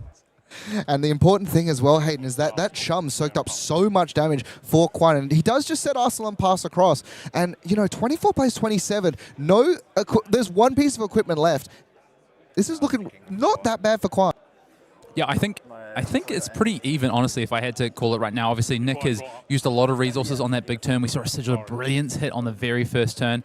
But Kuan, we haven't seen him do a whole heap so far. He has no cards in hand, so we're at what game state right now? Kuan Lee has passed back to Nick Malev, and Nick is thinking at the end of turn on what he might want to do. And yeah, nothing, but it is going to be activation of the last piece of equipment here. So Nick Malev deciding, it's time to pull the trigger. Aether Bindings of the third age as these 2 sigils disappear. Now, importantly to note, over on the side of Kuan Lee, 0 Arcane Barrier. So there's going to be at least 3 amp based on the Sigil of Aether alongside these 2 sigils leaving. And this is going to start to be a lot of damage. And that's why I think you saw, to your point, that equipment just committed to the first chain link when he had the chance to block with it, because he can't stop arcane damage. He has to keep his life total as high as possible.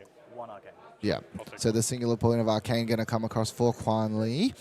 Yeah, so Nick is sequencing this so that the amp from the arms, the Aether Bindings, doesn't get eaten up by the Sigil of Aether. So just 1 damage coming across, and then he's going to stack the amp.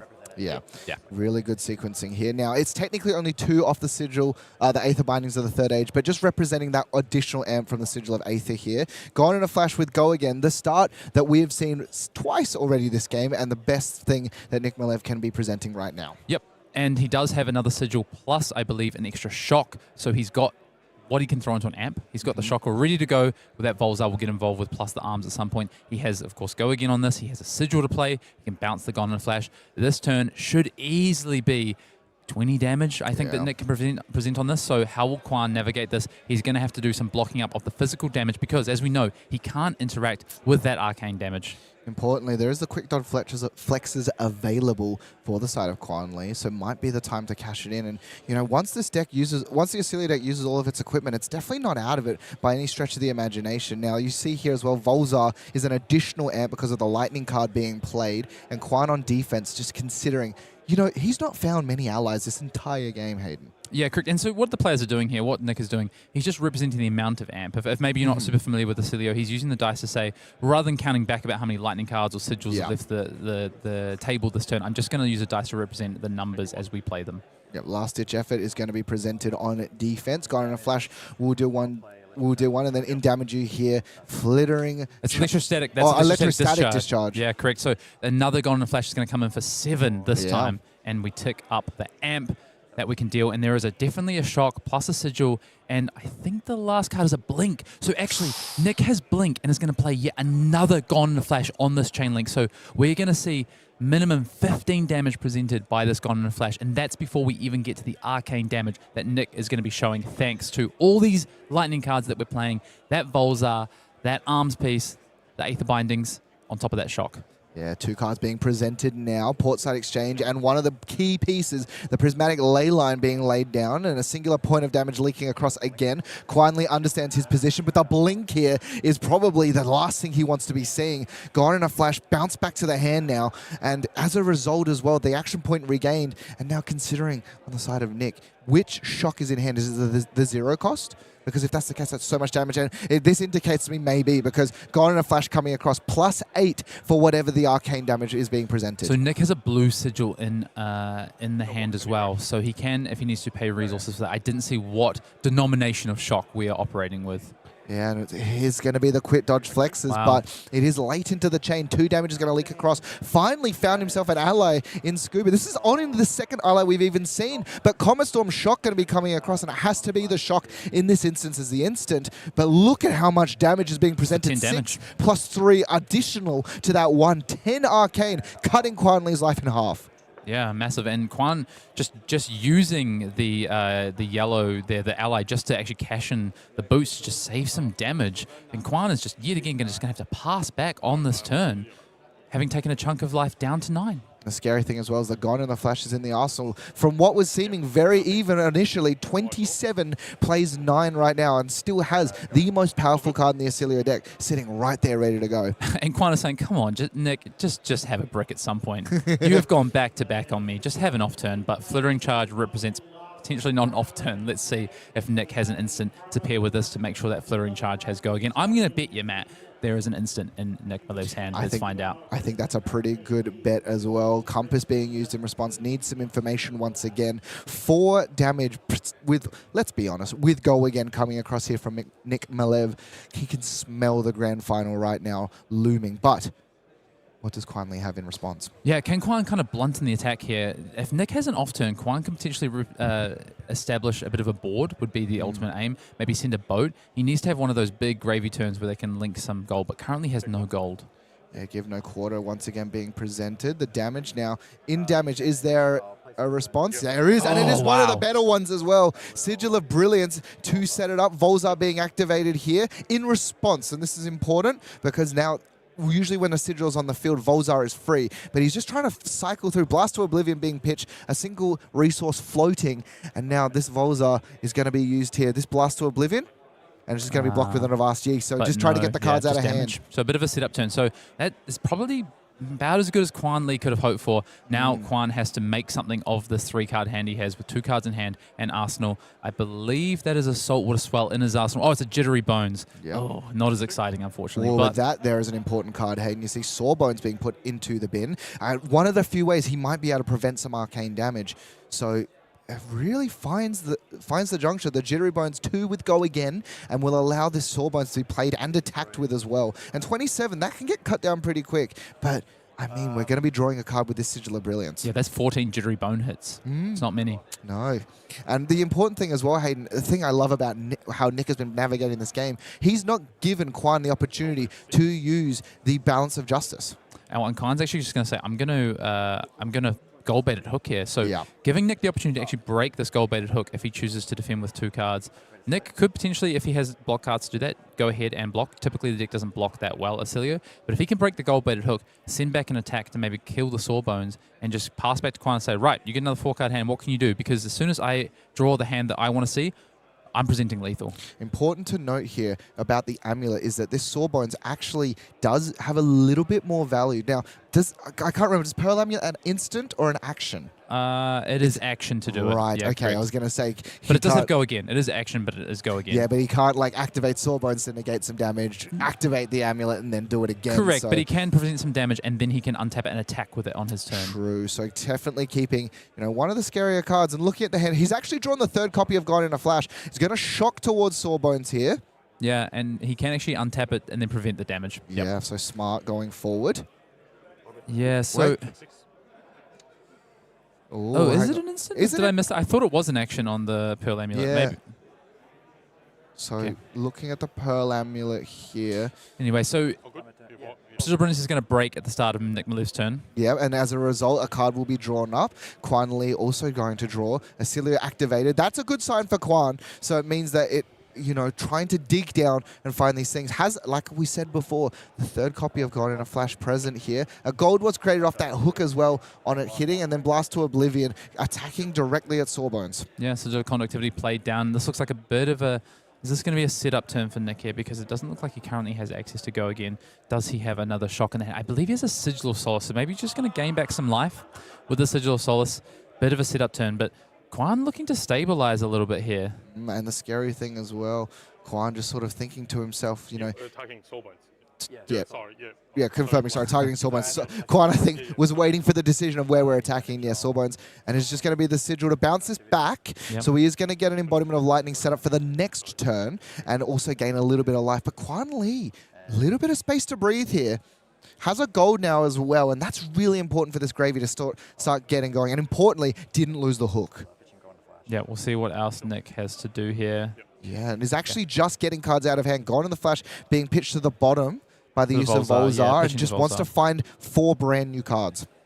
Yeah, we don't need that many Gardiner flashes, do we? No, that's all 3 of them being seen now. And double shock being presented. Nick's hand not looking the greatest in regards to the offensive power. Electrostatic discharge, sigil, a null shock. This is pretty good. This is Comet Storm Shock, though, so I think this is Yeah. pretty good. I think what Nick's going to do, though, is cash in the sigil to the Oscilio and try and find some resource cards. And remember, we've got that Gardiner Flash in Of Arsenal. course, I keep So forgetting that it's still sitting That takes there. cards from Kuan, right? And then on the back end, plus plays lightning cards, and then on the back end, you can present a big Volzard attack. Remember, Kuan Lee has no access to Arcane Barrier here, so that 8 life is basically the 8 life that Kuan Lee has got to play with, unless he can find another Sawbones or find a way to gain some life here. Hayden, throughout the calling, we've been talking about how Arakni can keep buying back its arm pieces. Well, Oscilio is the deck known for playing the same card over and over. Lots of recycling, but Call to the Grave is one of the best ways that a Gravy Bones can start the turn, and Nick is just considering, but no, it's just going to allow him to search. Oscilio can kill on the opponent's turn, but 8 Yes. life is a bit much to be doing that from at this stage. They also technically, because it is a non-attack, could have been wobbled here. And I think that Correct. would have been backbreaking. But I wonder if Nick's even on the wobbles, or instead just feels like he wants to just be attacking as much. Yeah, I think you just stay consistent, and anytime your opponent plays a non-attack action, you just take a pause for a second to consider, and that way you're consistent, whether you have the temporal wobble or you don't have the temporal wobble. And I think that's actually something that I know some of the best players in the world, they'll make sure they just take their pause, stay consistent, whether they have it or not. 2 seconds, 3 seconds here or there, it doesn't matter, but it means that when you do finally have it, you're not changing your rhythm of the way that you do things and giving information to your opponent. Chum was the search off of the Call to the Grave, and I think the scary thing for Kuan Lee is, yes, Chun did soak up a load of damage, but as we said before, Nick has plenty of Arcane that can just sort of bypass the Chum. Yeah, but you've got to get the Chum here because you know Yeah. about the Gardiner Flash in Arsenal. That's the danger card right now. Yep, we're going to crack a gold as well, and you see Kuan taking pause. We're going to draw as well. Yeah. We're not going to activate Gravy ability. Let's see what Kuan can find off the top here. It's a mystery card. Yeah, Kuan hiding, playing his cards quite literally close to the chest, as the Dead Threads will be activated in this instance. A single, That was a and Trouble Dani. importantly, a Trouble Dani being pitched as well. Sorry, what are you pitching to? Yeah, this is the thing. So going to try and play Chum, and and so there's a trigger to create the gold in this instance as well. Yep. Chum's going to come into play here. Kuan with still 2 cards in hand. And, Nick at 22, it does look like a lot, but if we're going to go digging. If we can find something like a boat here, that would be huge for Kuan. So let's see what he can find. So far, the top of the deck has not been that kind to Kuan. We've seen a lot of last-ditch efforts and things like that come off the top. I've asked you giving go again. 4 if Yeah, and to on the hit create a gold. Chum, and I think it's just the on hit that we care. Well, 2 gold actually because of Correct. the gold-baited hook. Oscilio in response. Yep, we get rid of the sigil, and we're drawing a current funnel. So Nick has a lot of damage sitting in that hand now. And this could be enough. That's the blue he needs to be able to cast that Comet Storm Shock. So this might be enough for Nick. He just needs to survive this turn and survive with his hand intact.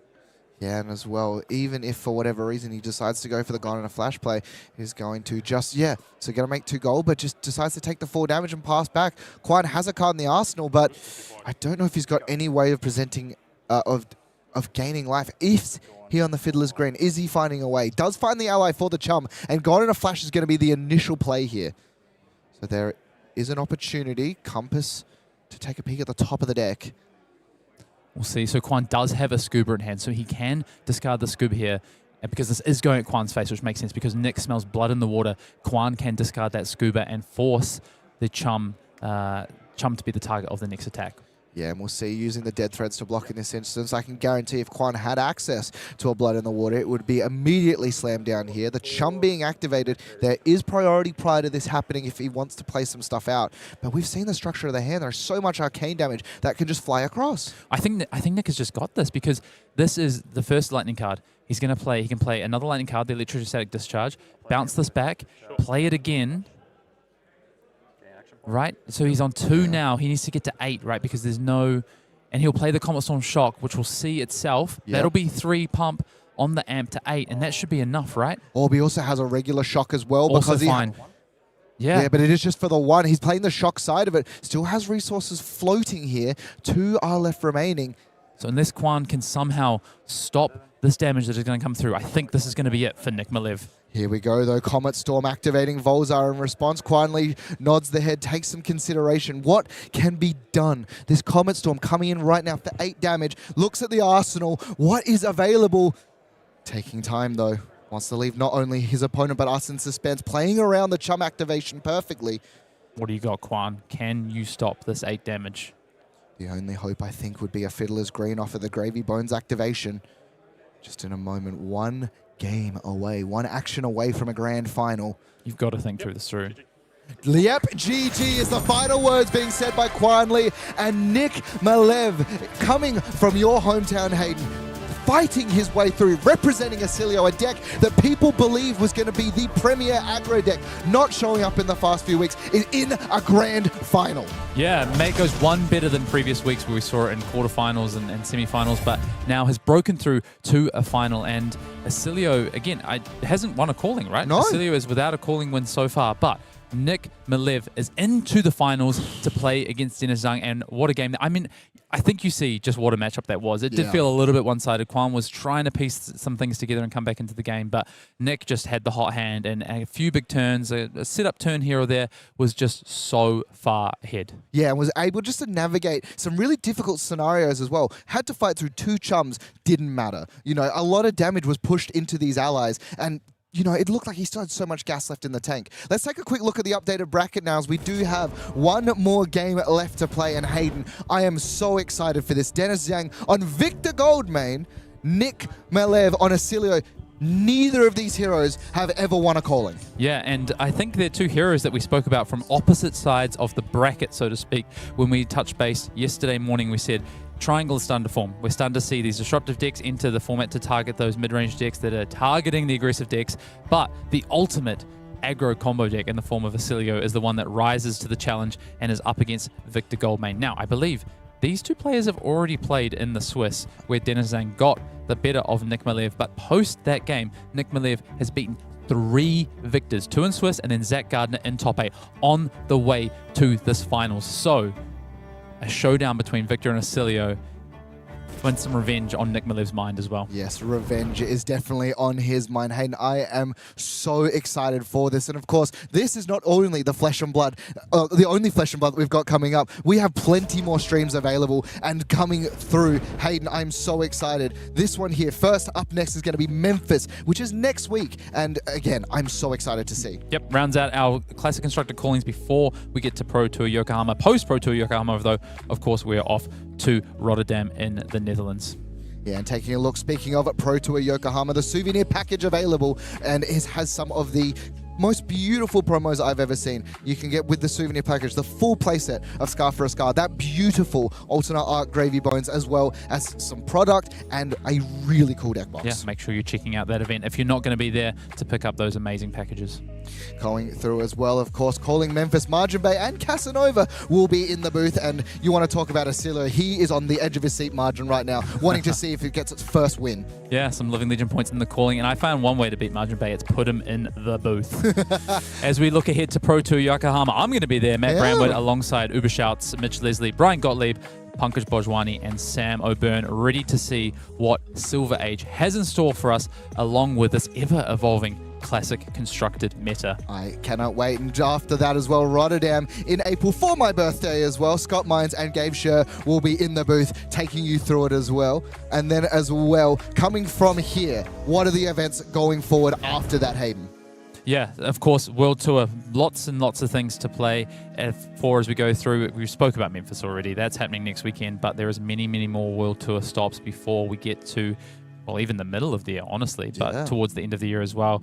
Shanghai, before we hit Yokohama, Pro Tour Yokohama as well, May 22nd to 24th. And as we said, Rotterdam already shut it out. But going to exciting places like Jakarta, shout out to the Indonesian community. They are an amazing bunch of people, super passionate Flesh and Blood players. And you want to talk about passion in Flesh and Blood. Sao Paulo, the Brazilians are some of the most passionate, one of the most passionate communities we have out there before we get to that world premiere in Prague. Yes, Prague, going to be super exciting. Auckland following along. And then continuing, US National Champions, one of the biggest events of the year.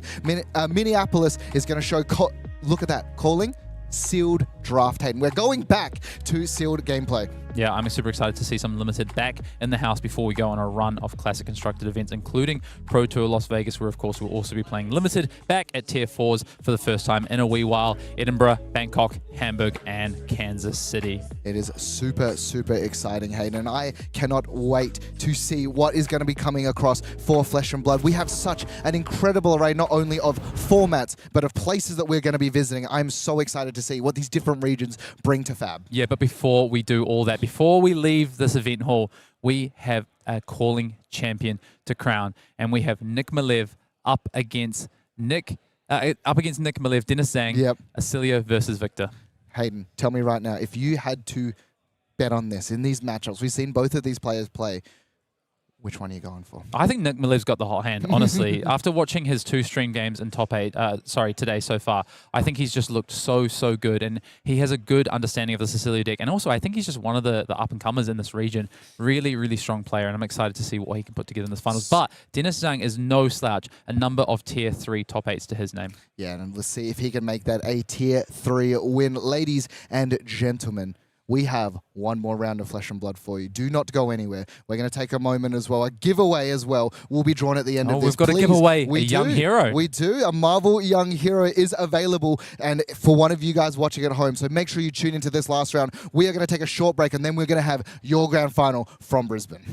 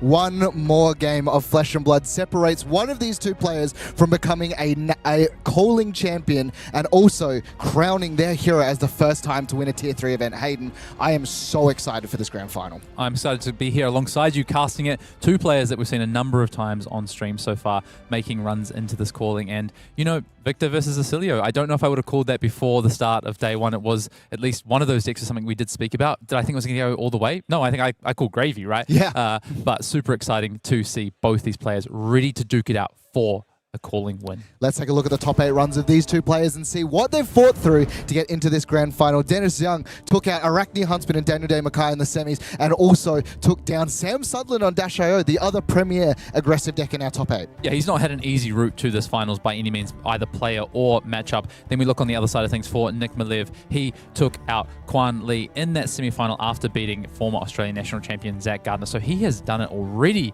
against a Victor in this top 8. Can he make it 2 for 2 in the top 8? We will have to find out. And I'm so excited to get involved and get behind this as well. If you are watching along from home, be active in chat and you have a chance to win a Marvel Young Hero. Make sure you're standing as well because, Hayden, I could not be seated for how excited I am for this last one. I don't know how you sit down for a final like this. Let's meet the players for this final match. Jumping into it, ladies and gentlemen. On our left, Zhang, the man we have seen on Victor, going first, deciding, you know what, I want to take some time to set up, and Nick Malev is going to be coming in on second with Oscilio. Yep, I think in this matchup, if you're almost any hero into Oscilio that can deal damage or provide some disruption, you want to see if you can leak damage on turn 0. That's going to make your life easier, and also you prevent that Oscilio from potentially setting up. Yes, and as we go to meet the heroes, a very important point about both heroes here. Hayden, look at that bottom corner, awaiting their first champion. Neither of these heroes have won a Tier 3 or above event, and they are going to be crowned for the first time right here in Brisbane. Yep, one of these heroes will be walking away with their first champion hand in hand. Who will it be? There's only one way to find out, Hayden. Ladies and gentlemen, we are going to jump into the finals of the Calling of Brisbane. Zhang versus Nick Malev, the final game of Flesh and Blood here this weekend.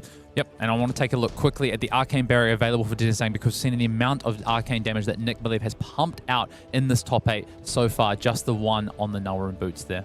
Yes, one on the Null Room boots, Balance of Justice, and the exact same loadout that we have seen from Nick in the previous game. And taking a look at stock from Dennis's hand right now, already found a Golden Sun. Sadly, no gold to go along with it. And sadly, he's found a Trounce. That's not going to help him out. So I'm sure he's going to try and pitch that away to start the game.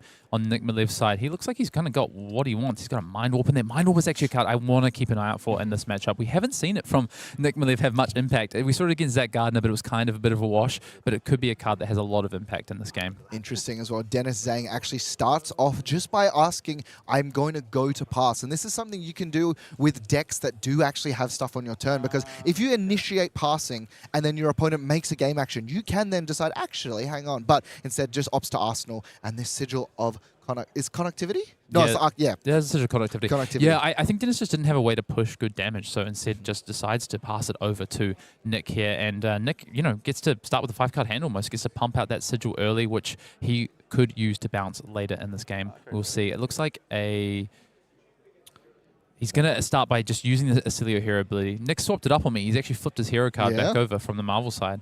And we'll see immediately. We talked about this arcane damage. Glyph Power Spell is actually going to be off the top. This is just 6, but it's still a 6 for 2. And as we were talking about, Dennis saying only has access to Arcane Barrier 1, so just leaking 5 damage here. And this Sigil of Connectivity as well is just going to sit there, so Volzar is free whenever. Yeah, if you're going second, I think Nick will set up an Arsenal card here, just poke 6 damage or 5 damage, because Dennis is going to pitch to the Arcane Barrier here.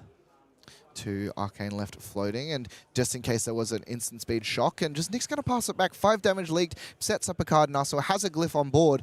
And now look at that hand, though. Does actually drop into a bunch more sigils, and the boulder drop's going to be prevalent. 1 card that blocks currently for Nick. Yep, through a couple of sigils, a blink, and a shock in hand. Pulls another sigil here. Could actually look for the opportunity just to play out a bunch of these sigils, take the damage, but, you know, trading damage back and forth. We've seen this Victor deck out of nowhere can just be explosive. Nick's got to think about potential pummels, although in this instance, I think he's probably just taking the damage and working out which card is going back on top and saying, I guess I'll just have to play with 3 cards in my hand on this turn cycle, but we'll see how Nick decides to navigate this. Think he could, in theory... No, I don't think he can't block this out. Not unless he wants to throw the old knocker as well, which doesn't make any sense here at this point, I don't think. An old knocker has exactly one purpose in this deck, and that is to activate Lightning Greaves when they are required. We'll see, yeah, damage just taken across. A card will go back on the top. And I mean, if he really wants it, he can just Oscilio it back into the hand. So, you know, a little redundancy with this deck is always good. Consideration now as the hands passed back, and did leave a card in hand for Dennis, but trounce, couldn't do I think. much. Yeah, and from the arsenal, Flittering Charge. Great way to start this turn off. So interesting to see, like, Dennis is playing his Fateful Scenes in this matchup. He's got all his trounces, probably got a lot of his block cards. He can't cut all of them, I don't think. It's really hard to cut all of them. So interesting to see which ones he has left in the sideboard in this matchup. Are we going to see trounce committed to the board here? But this is a really nice start and a really nice arsenal card from Nick Malev here. Opting just for the Fateful Scene in this instance. Keeps the card on top, but the Flittering Charge here. It is interesting as well. Now, I think it's really good actually to use the Fateful Scenes on this, because one of the key parts of the Fateful Scene is obviously the opt. But if you try and use it on something like Gone in a Flash, they can actually bounce in response and you don't get the opportunity and you lose the value. Yeah, correct. And Nick is going to actually go ahead here. He did draw back up that Sigil of Brilliance thanks to the Oscilio hero ability, cashing in that blink so he gets that boulder dropped. Sigil of Brilliance back, and is now going to Volzar up a shock and just point that at Dennis Zhang's face. Yeah, and this is the thing, like, Nick can actually afford to play these littler hands, because with only Arcane Barrier 1, we've seen how much this deck can just sort of push when it's given the opportunity. But when it's got the small hands, are a bit awkward. Just leaking damage over and over with these shocks is also really good. He's also trapped a trounce in Dennis Zhang's hand. I wonder if he's actually going to think about just pitching this away to get rid of it. It has so far caused him a little bit of a headache. He probably thought there was going to be two attacks coming in on this turn, but instead there isn't. Does he hold it for yet another turn to try and catch Nick out with an attack action? We will have to find out. Taking an opportunity here. Just going to pitch across the Macho Grande. Yeah, looks like he's going to hold on to that trounce, though. I wonder to see where it goes from here now. Yeah, and just Arsenals, and this is the thing. Dennis pitches away one of his premium blues into the bottom of the deck, and just for one value. Yeah. Tunic has been ticked up, though, and we are going to see, yeah, the Miller's Grindstone come across. This card may be really important in this matchup, just because it's unlikely Oscilio is going to win many clashes, and if it can rip something really important off the top, it can slow the deck down enough where you can set up a little bit further for Dennis's side. I think the most important part of the most important thing about this card in this matchup is when it's being swung, Nick Malev is probably pumping his fist, because it means that just 4 damage is coming his way. I think Nick has got to be really happy with this turn cycle, and that trounce is going to sit in hand for yet another turn. If you're Nick on the side, you know, you're thinking, what is happening? Like, you've kept cards in hand multiple turns in a row. What are you keeping in hand? I'm not a prism. I don't need a popper. I don't need to be floating a popper. So what are you keeping in hand? Is it something that presents damage? An Oasis? We didn't see that used last turn. So I think Nick just, either way, he's going to be happy that this is just a Miller's Grindstone coming his way. I'd be curious to sort of think as well, like, he must... Channel Lightning Valley being ditched off of the Oscilio trigger. Yeah, because he has 2 in hand. I mean, that's a pretty good reason as to do it. And I'm always curious as well, because Dennis must really think that this card is good in the matchup, because he had the opportunity to overpitch here. So he could have pitched the red away and sort of used the Miller's Grindstone, but just this trounce must mean something that he's tested. Yeah, I think it's about trying to get some gold going, and I think it's also about the fact that, in theory, you know, Nick is going to find a Gone in a Flash, and he is going to have a Gone in a Flash turn. That is going to happen at some point. Yeah, and it is an Etchings of Arcana that is going to be put into the bin, but not a big deal here. And look at the hand coming across. Start of turn. No, it this does is the look like end of that is the Dennis's end of turn. Dennis's turn. Okay, so yeah, the Sigil of Aether is going to then look at some Arcane damage, Amp as well. Sigil of And then, yeah. Brilliance? No, so Nick's going to hold that Sigil of Brilliance in the arsenal by the looks of things. Double Command and Conquer for the sign of Dennis Zhang here that's been drawn up. Sigil of Aether. And now on the turn, Sigil of Connectivity, Channel Lightning Valley, and this is just a a double setup turn. pump here as well.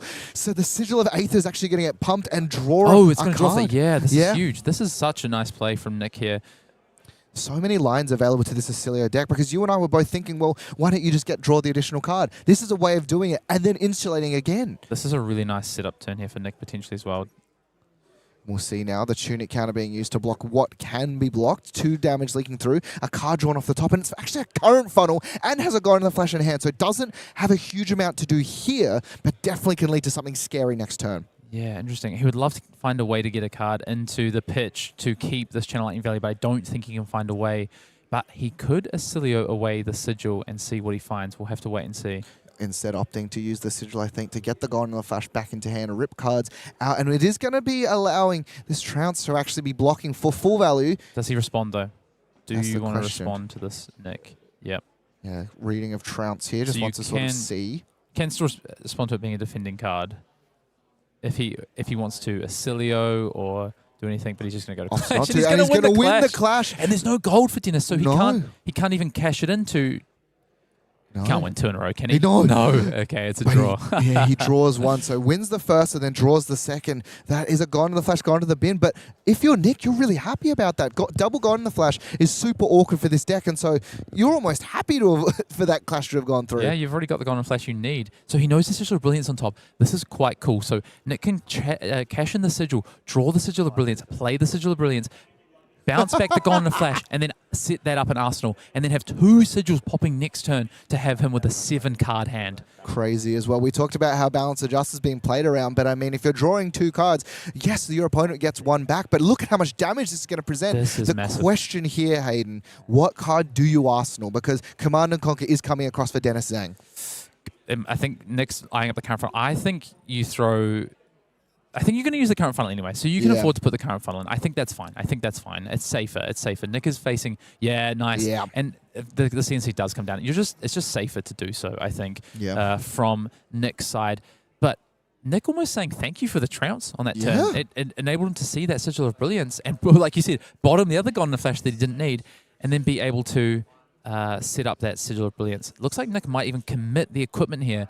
Probably not to save the current funnel, but just because he wants to cash in the turn. He's also blocking with the Flash of Brilliance, which does allow him to bounce a Sigil. If he wants to just continuously draw cards here, he can then play it back out, or, as we've seen him do before, save it for this turn to allow for the Volzar to actually sort of amp it up if he needs to. So this is going to be 3 blocks available. Let's take a look at it Nick's hand, because he doesn't actually currently have the arcane damage, right? So it's a little bit risky potentially to cash this in, but he's going to see what he can find. He's going to bounce back the Sigil of Brilliance, draw a card, Flittering Charge. So still no arcane damage yet. He hasn't found a shock, but does he have a Sigil of Ether? I think it's another Sigil of... Oh, he's hidden the hand from us now.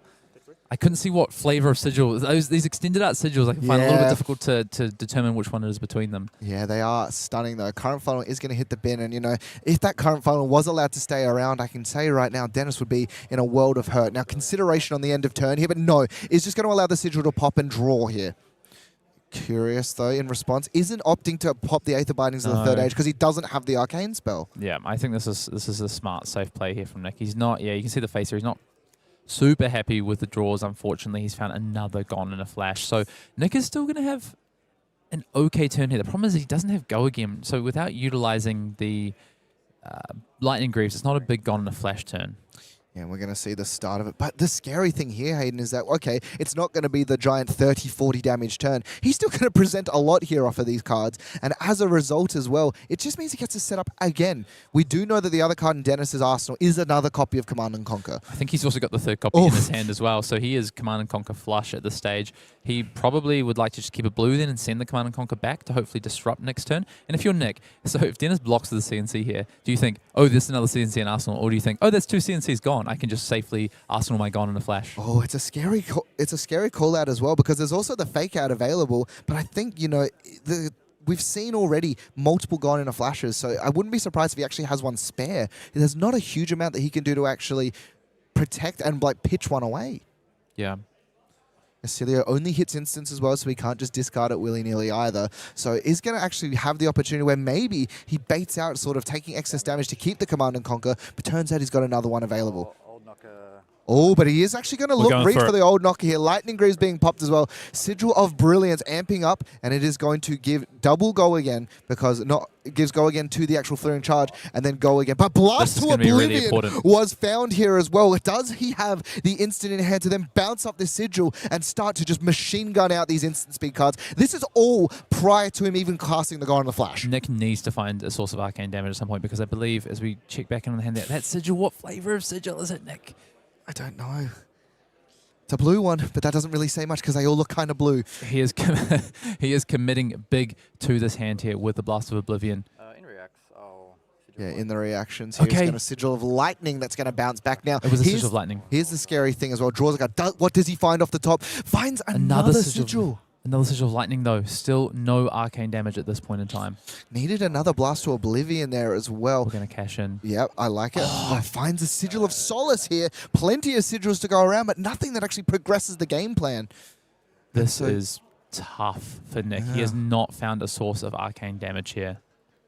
Considerations now, as he hasn't been able to find the arcane, but still can present, Gone in a Flash several times. Here we go. The first one is being present. Balance of Justice as well is online for Dennis, so wouldn't be surprised to see a block with the balance. Yep, and then we'll be able to cash in for a card later as well. This could be a really pivotal point in the game where Nick not able to find arcane damage to be able to really utilize this Volzar here. The same Sigil of Brilliance going to be played, bouncing it back, and hey, look, it's another copy of Gone in a Flash. Look at this trick, I'll do it again. 4 more damage reaching across the table here, and we'll now just consider it as well. I mean, it's a great point, right? As much as Nick has not been able to find the arcane damage he's looking for and he's seeking, this is still a big physical damage turn. Yeah, and we'll see here as well. One thing that I guess has sort of changed in my mind, Hayden, is that these Lightning Greaves turns we've seen have been incredibly impactful. But also we've seen the ones without the Lightning Greaves also be impactful as well. Balance of Justice immediately cashed in, wants to draw the card, isn't going to leave it stranded like we've seen previous other games, and Enlightened Strike is going to be the block available. Yeah. If there was a shock here, though, it'd be worth 8 damage. Yeah. Like, that is huge. So that is a big saving for Dennis Zhang here. He's gonna breathe a sigh of relief when he sees that there is no shock coming his way. Sigil of Solace. And if you are seeing a Sigil of Solace being used on a Gone in a Flash turn, you are incredibly excited. You've been able to keep not 1 but 2 copies of Command and Conquer. Gone in a Flash being played again, but still has multiple cards left over, and also has another Command and Conquer left in Arsenal. So if this turn plays out the way I think it will, Hayden, he's going to be able to play a Command & Conquer and then park the 3rd copy to go back to back to back. And Disruption is what this Oscilio deck hates. Dennis defending with a visit the Goldman Estate there. Is going to leak 1 damage over the top, and I believe Nick will just end up passing and keeping this Gone in a Flash in Arsenal.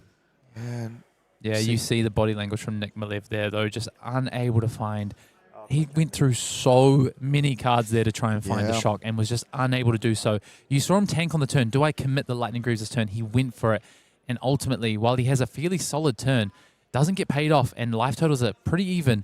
A lot of resources used, and Dennis Zhang with 2 cards in hand here. Yeah, the scary thing as well is that he had so many options for, like, he didn't even need to be a shock. It could have been a Mind Warp, had like 1 pitch available as well, but just couldn't get there. And again, Command and Conquer from hand being played across, sitting another one in Arsenal too. So the relentless assault of these Command and Conquers just being prevalent again. And you know what? I'm just going to take it. I have a spare one. What do you...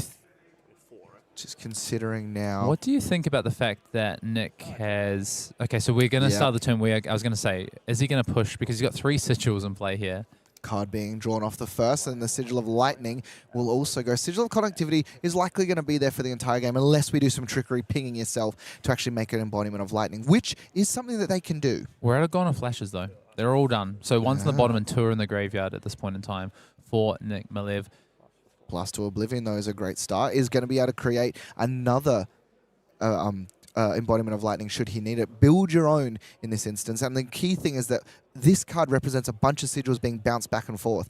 The scary thing is, though, that this is committing that that 3rd and final piece of equipment, Aether Bindings of the 3rd Age, which is sort of the way that we saw he was able to push that damage over the top when he versed Zach in the quarters. So Dennis does have a pummel in hand, but Nick has a Mind Warp on this turn that I believe is going to get involved and try and spice up Dennis Zhang's hand here, which might be exactly what Malev needs, except... Testifying Grip in the hand for Dennis Zhang. Yeah, Testifying Grip is going to be one of the choices. A Golden Sun also there as well. Testifying Grip, just that disruption on the enemy turn is something that this deck hates to experience. We have seen Nick be able to navigate this matchup, so I definitely am not counting him out, even with no equipment after this turn. No, certainly not. We'll see how Dennis decides to line up the defense here. It is sort of also important to say as well, Hayden, that with AB1 and not any prevention that we've seen thus far from Dennis, is that if he can get him to a life total low enough, it is just eventually going to be just play a bunch of sigils, amps, shoot you for a bunch of arcanes. So this life total, it's 24, but it is precarious at all points, and we're going to see the Testifying Grip potentially a response. Nick having a think here. We can actually check in on the hand here and see that Nick has that electrostatic somersault. He's got the Mind Warp. He's got an electrostatic discharge and a shock in hand, a yellow shock in hand. So taking a moment just to think, do I want to respond to this? We've spoken about it before, but block cards can't really be negated, and so it is going to come across. Choke slam over the top. Almost. He's actually going to bottom. 5 damage was present there. But again, at least it is one of these things that's interesting with these clashes as well, Hayden. It does give away a little bit of information to the Oscilio player. Yeah, actually, this is quite interesting because now that Nick knows that he's got the eclectic magnetism on top, he can discard Oscilio into this, come in with it, and then Mind Warp off the back of it. So this is actually pretty good information for Nick. He just needs to navigate the fact he's going to lose a card here and understand which card that should be so then he can set up the turn that he wants. And I think he's actually thinking about using his somersault. No, he needs a somersault to discard too. I guess he could discard the shock. But I think that's what Nick is trying to piece out, is that he could end up wanting to use this eclectic. Yeah, and it's interesting as well, just sort of so many of these lines. And I think, you know, there's a reason Oscilio doesn't have the ability to check the top of its own deck very easily. Because when you have perfect information and the ability to draw on demand, just so much that you're able to do. And yeah, in the tank, really considering, is actually going to remove the second copy of Blast to Oblivion here. Yep, discarding to the Testifying Grip.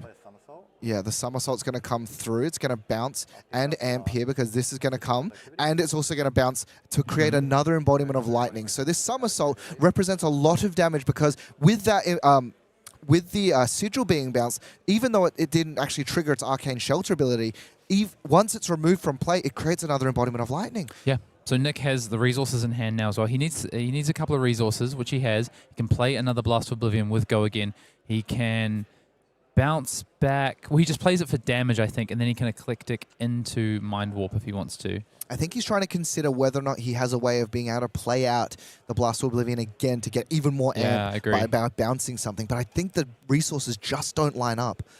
Big brain wizard players. And also, I don't know what you're talking about. I've never seen any problems with wizards being able to play off the top of the deck after opting. Yeah, I don't know It's either. never been a concern. Well, speaking of, though, the Sigil of Conductivity is going to be played out once again, just for the amp off the Volzar this time. There is Go Again here. Blast to Oblivion. He is going to go for the play. Might not even need to actually look to get that card off the top. If he can just bounce again, make another embodiment of lightning, and just keep attacking. Build your own lightning greaves in this instance. Nick Malev has somehow navigated this, and a Golden Sun on defense here. Does this shock not cost, though? Mind Warp doesn't, he's though. Thinking on damage. He's just going in for damage. Yeah. Yeah, as you're right, though. The shock... Yeah, I can't actually see what the hand is, so is the shock free? It is the 0 cost as well. Yeah, so he is going to bounce back. The Sigil... Conductivity. Yeah, this is big. Yeah, yep. This is everything he needs here. Yeah, he's going to play it again to then re-amp. Now, importantly as well, if it depends on when he decides to actually use Volzar here, but Bindings of the third age is going to attach onto the shock regardless. You can't decide when to use it. Shock will come in for 1. Shock is going to come in here for 5 arcane damage, but this is an instant speed effect. So Blast to Oblivion had Go Again from the embodiment of lightning you see to the left, and so 2 cards left in hand, one of them being a Sigil. He can play it again, Volzar, and Mind Warp for like 7 damage. Yeah. Rip the hand. If he decides to pitch here, there's going to have nothing in hand. Pass it back, and there's going to be so much damage left on the table. And we'll go back to Nick with a full grip of hands, and this just rips apart Dennis's hand. Yeah, I thought the Eclectic was going to get into the mix here, but Nick just going max identifies correctly that Dennis can, he can block at that physical damage. I don't need to worry about trying to dig and find that 5 and taking away some arcane damage. Just throw maximum arcane damage. There is AB1 on the side. If I can deal 26, 27 points of arcane damage, that should be enough over the course of probably 3-4 turns. Nick might be able to survive and do that, so we are kicking it off with a bang here. 5 damage coming in off the shock, and then another 5 being presented by the Volzar. That means that the Mind Warp will be coming in for 7. So this is 12. This is half of life, Dennis Zhang's life. Actually, because he's going to be able to replay out the Sigil, it'll pump again. So it's actually going to be 8 damage. So 8. And Hayden, here's the thing about this deck from Nick as well. We've not actually seen a huge amount of his configuration in this matchup. We don't know if he's brought the 3 copies of Burn Bear in as well. Because if he has, then it goes to the point where he just starts to essentially just block out, swing Burn Bear. And that's 15 points of essentially true damage that can't be negated. The Sigil will be played out. Volzar is going to be activated here, and this Mind Warp is ginormous. 8 arcane and rips the entirety of the hand. Dennis calmly does in fact block with the red first, and then the blue to play around this Mind Warp. But look at the life! Yeah. 12 plays 19, no equipment This is available huge. left for Nick, but he has so much left in the deck. He has so many things he can go to, and we don't actually know what's left. That embodiment... Embodiment of Lightning as well for this turn, so it kind of insulates him against a bit of a brick hand, and he knows he's drawing an attack action, as I think we can take a look in at Nick's hand to see what he's got to pair with that. Yeah. He's got more arcane damage. He's got etchings of Arcana here as well. And Etchings of Arcana is one of the ones that isn't just for 0. We'll see here now. Nick is firmly in the driver's seat here and trying to find the way to close this game out. Can Dennis Zhang stabilize and find a way back into this game? He needs a couple of good damage turns. Lightning Press is to be exchanged off here. It is on Nick's turn, just playing quickly, and we are going to see that initial... This is so scary for the side of Dennis. 5 physical damage, but also it turns on these double arcane spells again. And I think that's what his game plan is. I'm just going to keep shooting you with as much arcane as possible. Eclectic Magnetism is not a card we are frequently seeing in these Oscilio lists, but bringing in for the perfect reasons here. Yeah, it's kind of ebbed and flowed in these lists, and I think these are the matchups that it's obviously for. So you can present the split damage that's so impactful, and get your mind warps off and things like that, while still having some go wide turns. Nick with 2 cards in hand here. Let's see how Dennis decides. He's going to get the equipment involved here on the block. Yeah, and I like this decision. Get the equipment available where possible. We talked before about Kuan Lee, but look at this electromagnetic somersault, able to bounce it back as well. Lightning continuing to flow through the hands of Nick Malev, playing it out again off the same resource here. 5 more physical damage, and this is just amping. That's all he cares about, and it does allow for the next non-attack action to be played at instant speed. Dennis forced to block with as much of his hand as possible because he knows there's so much true damage coming through. Can he afford to actually add on any of equipment or other cards? No, just taking 2 damage down to 12, and here is another big arcane damage spell for 6 at Dennis's face. Etchings of Arcana. The Surge is also available. Is going to be able to get a sigil back here as well. The decision here, super interesting. I think he knows that his opponent has kept cards, but 5 life. If he is running Burn Bear, it is going to be lethal for the side of Nick. Look at this. Doesn't even go for the connectivity. Goes, you know what? I just want to enable go again. I want to play as many lightning cards as possible. And this is the way of insulating, and he's just going to place it in the arsenal as well. Can we get a peek in to see what Nick might draw up on this next hand? Oh, not quite. I think there was a sigil and lightning press and electromagnetic discharge and another sigil. Okay, let's see what we can find. The discharge is going to be he hasn't found an attack action, though. He's all non-attack actions here. This could be a little bit awkward for Nick Malev unless he can find some damage on his turn. Hang on though, Hayden, but if we take a look at the hand, he has actually found, is that Sigil of Aether? It is Sigil of Aether, which is arcane damage source. He will be able to play that out on this turn here and then go to the next turn in response to it cracking. Play out the... Yeah, here we go. So he's going to play the Sigil of Aether on the start of Dennis's turn. We know for a fact the card in Arsenal is going to be a card that amps. And wait, in response to this Sigil of Aether, 1 lightning card being played, 2 lightning cards being played. Channel Lightning Valley is going to represent a draw here as well. 3 arcane, that represents half your life. Forcing a card out, 2 damage leaking across, and what's the draw? The card being drawn. It's the lightning press that he put on top of the boulder drop, yeah. right? And so now we're going to see. Oscilio is once per turn, so he can Oscilio and cash in this lightning press and see what he finds off the top. Yep. Nick Malev, will you show us? He found a flittering charge. That's a flittering charge in hand there for Nick. But it doesn't matter. I don't think at this point it is actually going to just be...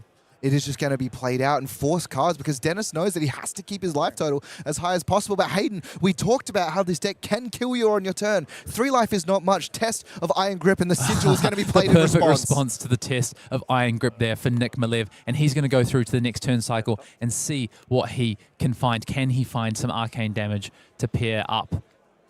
Blast to Oblivion was revealed off the top as well, alongside a race face for Dennis Zhang. But Dennis doesn't have a huge amount of cards in hand. Or 2 left, sorry. I thought he only had the 1. 2 cards in hand. He's just got to throw as much damage as he possibly can here. He needs to put Nick Malev on the clock because Nick is possibly just a turn away from presenting lethal to Dennis Zhang. You want to talk about cashing cards in, though. It's going to be the Golden Sun in this instance. 2 resources floating. Doesn't decide to actually cash in the Aegis as well. Wants to get a little bit more defensive value. 2 resources, but isn't threatening a pummel or anything like that. So This is just vanilla damage. Vanilla. Send me the bill. Come on, Nick. You know what to say. Looks like we have a couple of shocks in the hand for Nick and an Etchings of Arcana. Does he need the Etchings or has he got everything he needs here already? Taking a moment to slow down here as well. You know for a fact that your opponent doesn't have any prevention. And so just make sure you do the math again and again and make sure that your hands would be shaking. And look at what he has found. So much arcane damage that could be coming across for Nick Malev. And I think he's just taking a moment to breathe. He understands the position he is in and knows that he is on the cusp of becoming a calling champion. Does he need this Etchings of Arcana, or can he just do it with the shocks he has in hand and the Volzar available to him? That is what Nick is doing the math on right now, I believe, because it looks like he has a Blast to Oblivion. Yeah, you don't need to block, Nick. No. Send me the bill and let me have my turn. And now going across, we are going to see the first sigil pop. That is going to create the embodiment of lightning token. Blast to Oblivion will be played. No amp in this instance though, but 3 damage. Guess what? That's the entire life total. And I like this from Nick. He's just trying to strip the hand. He's just building up that amp for the Volzar to finish off with the Volzar. I'll shock you. And it's going to be the shot coming through. Taking a moment to consider here. Nothing conductivity. Yeah, it's going to be shocking you for 1 here. Or considering as well, but this is the instant speed side of it. Does have another sense of arcane. Just wants to build up as much as possible. Yeah, it's going to bounce, create another embodiment of lightning in this instance. And he's not activating Volzar here smartly. Importantly, though, he does need to replay the sigil. That's another point of amp. I mean, we're just going through the motions here. Surely this has just been so well played from Nick Malev. I told you, hot hand Nick Malev. He has just been... he's honestly also played so well in these games. I've been super impressed with Nick's play, and it feels like we are just moments away from crowning a new calling champion and a first-time Oscilio win at the calling level. And this is the thing, you see Dennis sort of sees the writing on the walls, knows that because this was an amp, there's another spell coming, takes a moment, knows it's just going to take the 1, doesn't have much to pitch with, looking at the hand now, wants to hide as much information.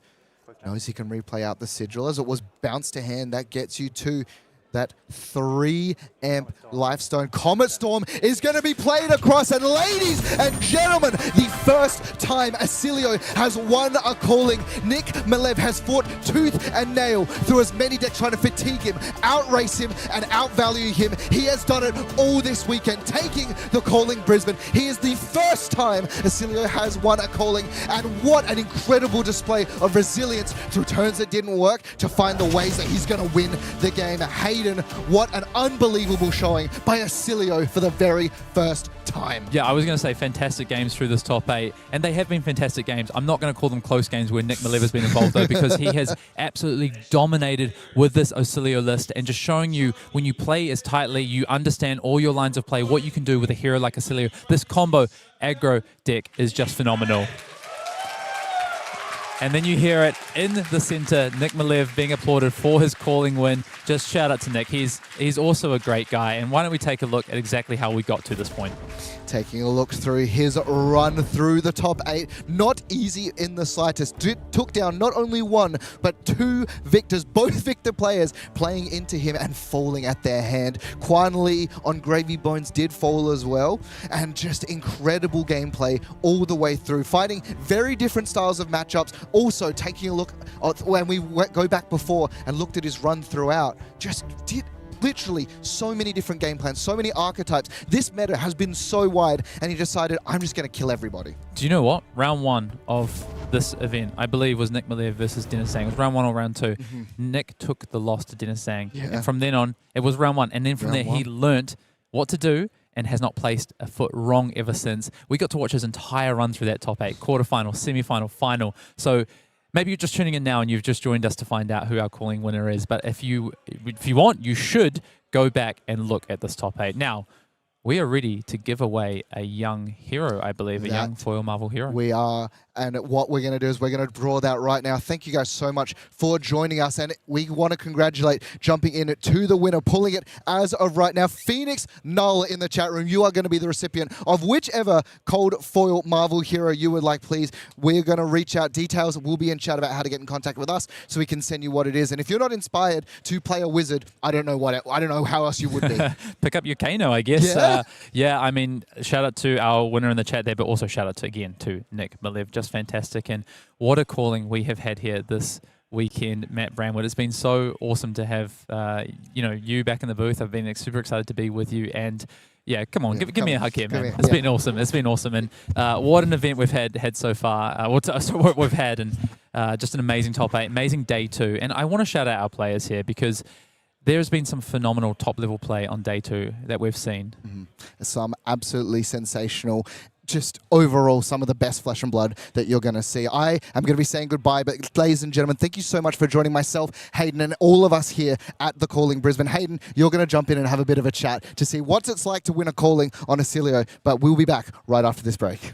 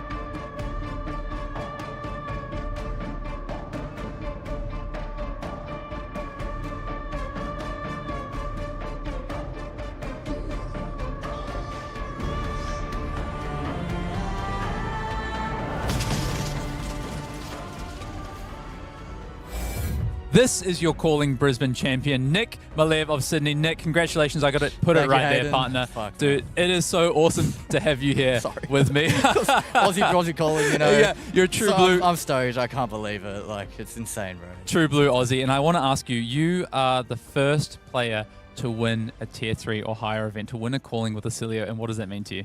It's amazing. I can't believe it. Like, you know, I truly had the golden road for sure. That top 8 was stacked for me. Like Yeah. getting to go against Victor, Gravy, like those are good matchups.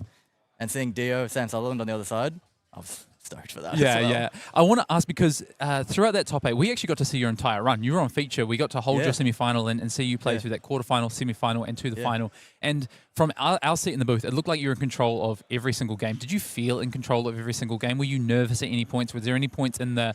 I got to ask you actually specifically, when you decided to crack the Lightning Greaves in the final and you didn't find an arcane damage spell off about 5 cards, were you starting to worry at all? I was digging, and then at the end of the combo, when I thought there's no arcane payout, I'm thinking, okay, he's only at about 20. We're about 20 parity. There's a chance here that he can disrupt me, start sending CNCs, weaker slings, pummels, and get me in the end. Dennis was actually my round 1 loss. Yes, we spoke about that. So I was nervous going into it for sure. Yeah, but And, you know, we were talking about it after. You're saying me and other victors think this is a 60-40. Me and the other Oscilio think this is 60-40. So it's a 60-60 matchup. it's a classic 60-60. So, yeah. yeah. I think you get the last laugh and the last say there because you lost round 1 to Victor and then you didn't lose again to another Victor, taking out, I think, 3 Yep. Victors between then as yeah, well. there are a lot of victors here. Yeah. Yeah. So a nice call for one side, depending on who's right. And it turns out that sounds like you're right. So I want to, the other thing I want to ask you as well is I want to reflect on your journey through Flesh and Blood because, Nick, how long have you been playing Flesh and Blood? I started in the Hunted about February last year. So about 12 months. Yeah, 12 months, yeah, about a year. I remember seeing you at must have been one of your first pro quests, making Yeah. top 8 on Florian, I think, at the time, right? Were you playing Florian? I was playing Azalea. You were playing Azalea, sorry. That's right, Azalea at the time. And I played against Nick Butcher's Yeah, Florian. That's right. Yeah, playing Azalea at the time. Rip Azalea. When she LL'd, I went straight to Oscilio. And that's where you've been ever since. And yeah, it's been my home. I remember Nick messaging in the chat and saying, "Oh, this guy Nick Malev, he's good. He's good. He's playing Azalea. Once he plays a proper hero, he'll be even better." But that's nice. super exciting to see you on Oscilio, and you are, you've championed this hero all the way. I want you to hold up your Oscilio and just shout out to Piper for lending me the Marvel Oscilio Awesome. for my day 2 run. Definitely a good luck charm. Shout out Town Hall, Sydney Town Hall Armory. Yep. The boys. the boys. We're playing a lot. Awesome. Wow, Nick, you are our Calling Brisbane champion. As we close out the day, hold up you've got your trophy, you've got your card here. To everyone watching at home, Look at you that. can be just like Nick and you can be a Calling champion if you No focus. get out there and start playing events. And there is many, many more Callings and World Tour stops to play this year. But for all of us here in Brisbane, from the coverage team, the production team, we want to say thank you, and we will see you at the next event. See you later.